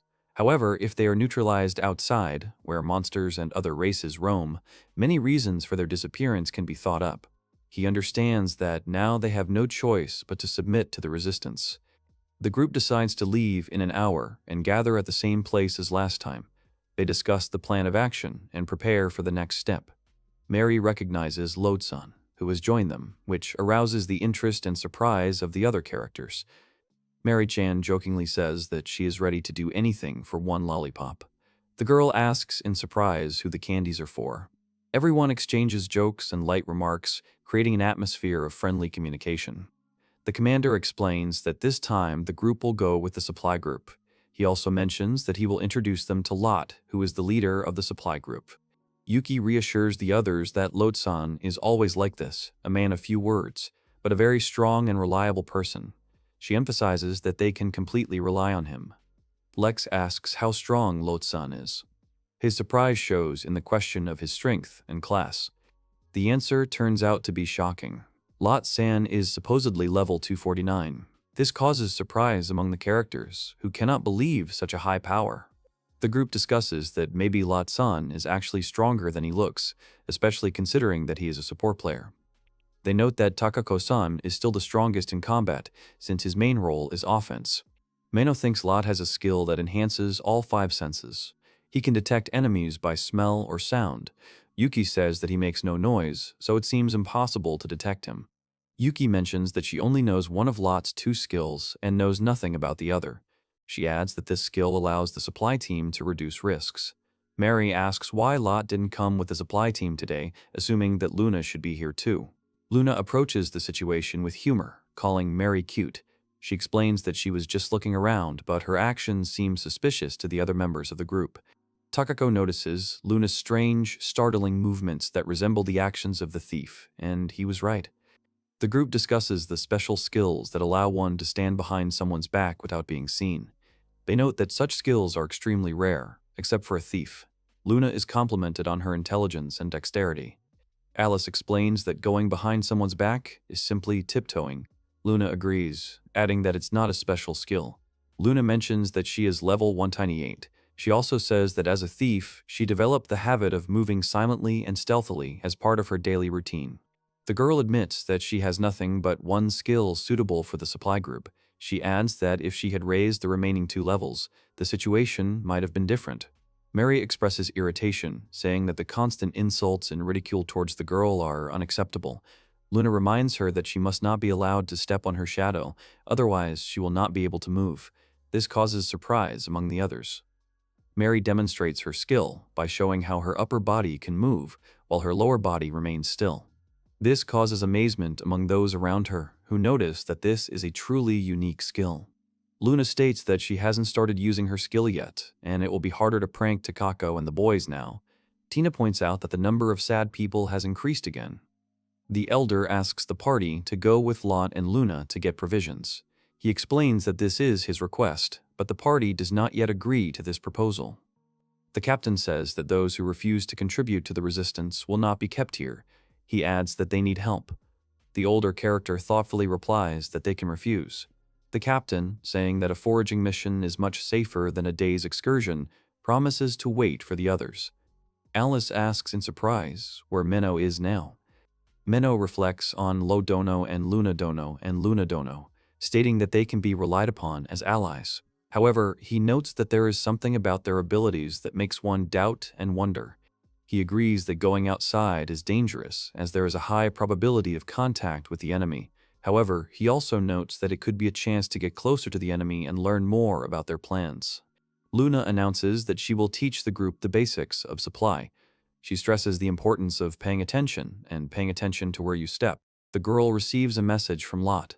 She is surprised and exclaims, indicating the unexpectedness or importance of the information. The group discusses the information they have received. Mino notes that Lot and his team are very well informed about the situation. Luna warns that the enemy is on the way and urges them to be vigilant. Luna-san continues to work despite the increased danger. Her actions show determination and focus on the task at hand. Mary-chan jokingly remarks that Lex-san can tell if mushrooms are poisonous if he tries them. This makes the other characters smile, adding a little humor to the tense situation. Luna suggests splitting into groups of 4 to spread out and quietly explore the surrounding area. The other characters agree with this plan. Mino thinks that if the enemy decides to attack, it will be easier to act when they are divided into groups. Luna warns that she will immediately report any danger. The group agrees not to stray too far from each other. The demon notes that, as Balmung said, monsters and other races have ravaged this world. He suggests that perhaps there are those within the resistance who continue to create similar monsters and tribes, fighting to reclaim the world. Alice thoughtfully asks if it is Kurusu-san. However, the young man replies that the problem is most likely not in someone else, but in something internal. Mino concludes that the problem is most likely human rather than external. This causes serious reflection among the other participants. Alice wonders if the world really is like this because of humans. Mino thinks that as a demon, he is doing something for humanity despite this. The demon and the girl discuss the contradictory nature of humans. The demon claims that humans are contradictory creatures, citing history. Mino reflects on how humans seem to have abandoned everything and run away from something. He finds it hard to imagine that it could be other species or monsters, since humans themselves would not create such a threat. He feels like he's missing something important. Lex suggests using the radio to contact other people. Yuki agrees, and they decide to end the conversation to begin searching for help. The demon remembers that he stole a radio and is surprised that it can be used to communicate with other people at a distance, something he had never imagined before. Mino says the 4 will keep a close eye on the situation until they find the enemy. They will gather the necessary resources and join in later.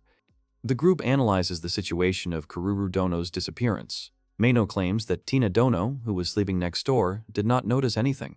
He is sure that Kururu Dono, being a high-class sage, would definitely have made a noise if she had met an enemy. Mino muses that the only conclusion is that they are dealing with an enemy that can move as stealthily as the cannibals. A group of people discuss the reason for the disappearance of Kururu Dono and the others. They speculate that the enemy may have been the only person who was able to move undetected, as the other people showed no signs of an attack. Mino says there are few people in the world who can move so unnoticed. He stresses that if they watch each other and stick together, they can avoid the worst. Alice asks Mino if he is okay. He reassures her that he is not hurt. The demon muses that it is just an enemy.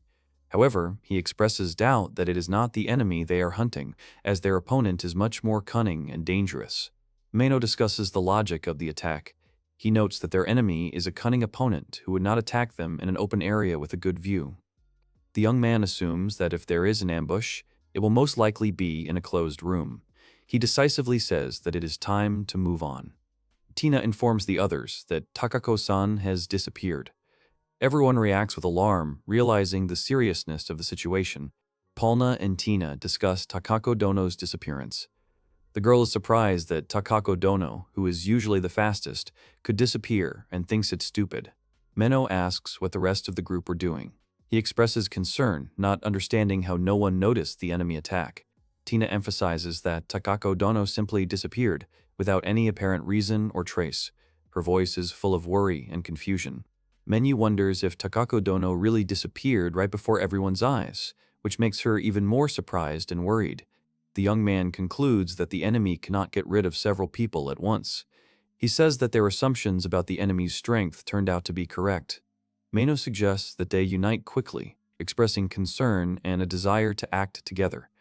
The demon wonders if there are any countermeasures against a possible attack or threat. Lex asks Mino if he realized something important. He reassures him that everything is under control. The group discusses the enemy's likely abilities. They speculate that the enemy may be invisible, able to hide tracks and sounds, but the exact details are unclear.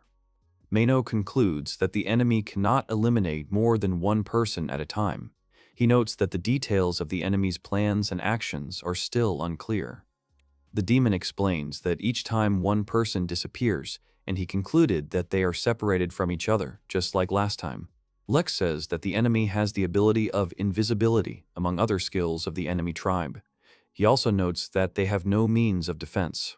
The group realizes that they are unaware of many of the technologies of this world, such as drugs that prevent movement and many other things. Mino expresses hope that it would be useful to defend with Tina Dono's skills, but admits that it is impossible. They note that in addition to the specialist, they themselves deserve to be attacked. The group discusses how the enemy seems to be specifically neutralizing strong people. However, they are surprised by the disappearance of Kururu Dono, who was one of the strongest members of the group. Menu muses that there is logic to the disappearance of strong people, considering that enemies are specifically targeting the strongest within a group.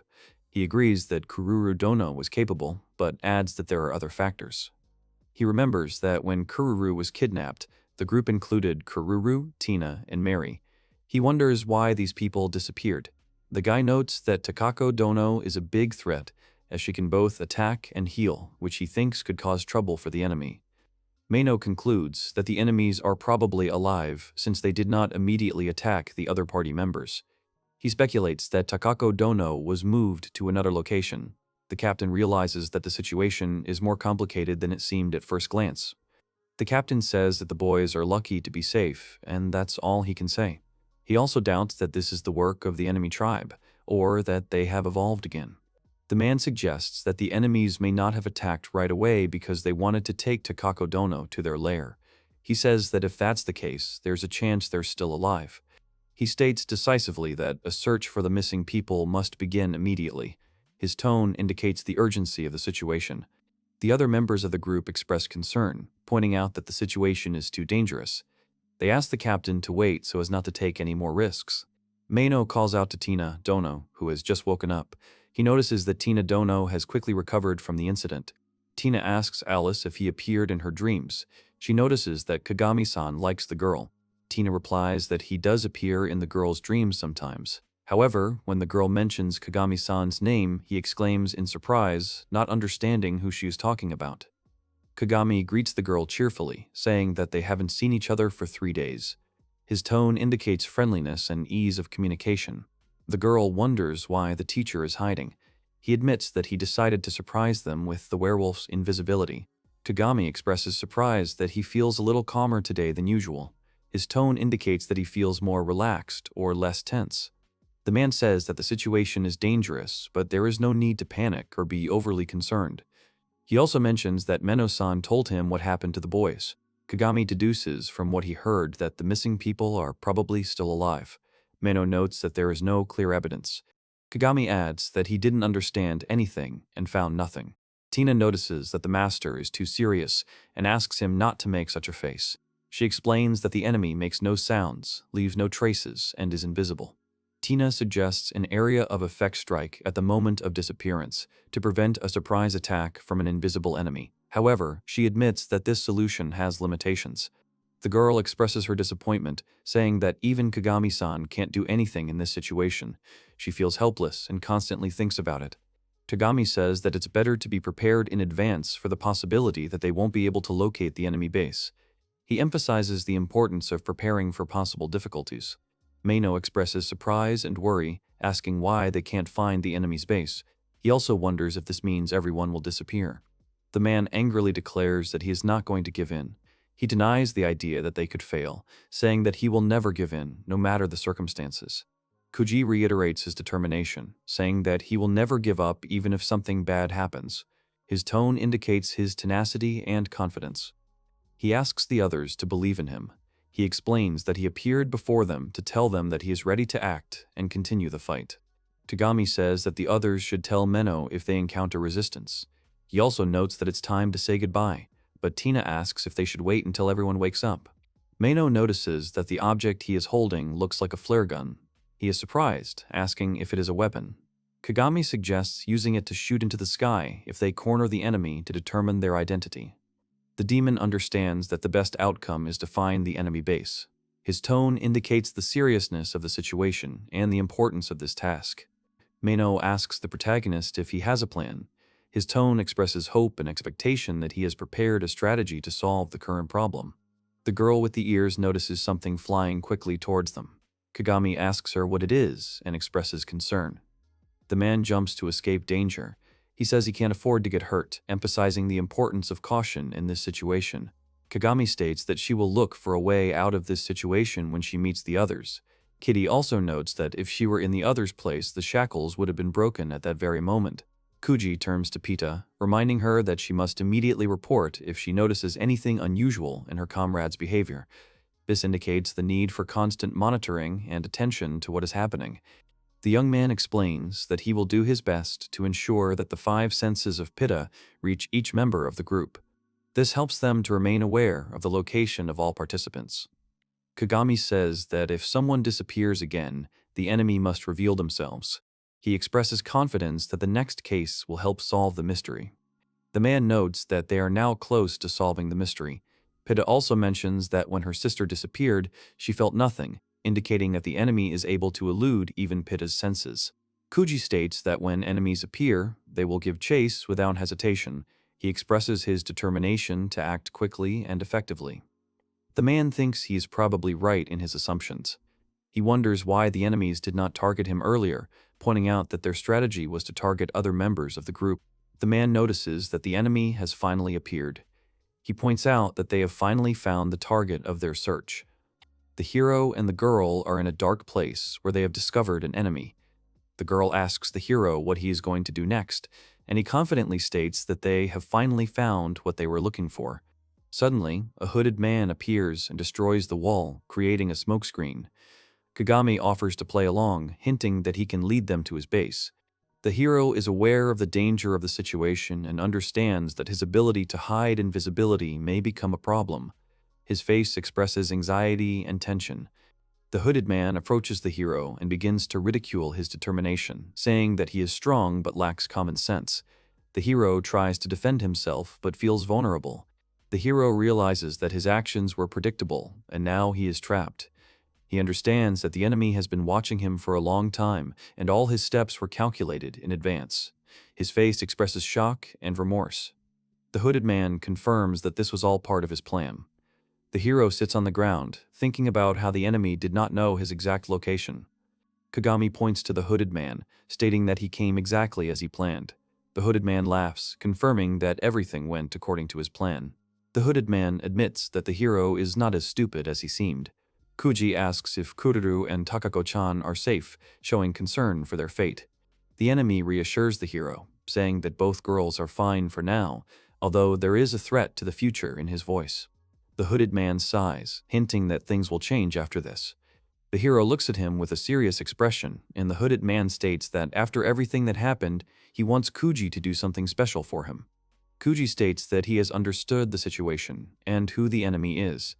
The hero expresses concern for his friends, pointing out that the hooded man is very concerned about them, but Kagami adds that he wishes he was wrong in his assumptions.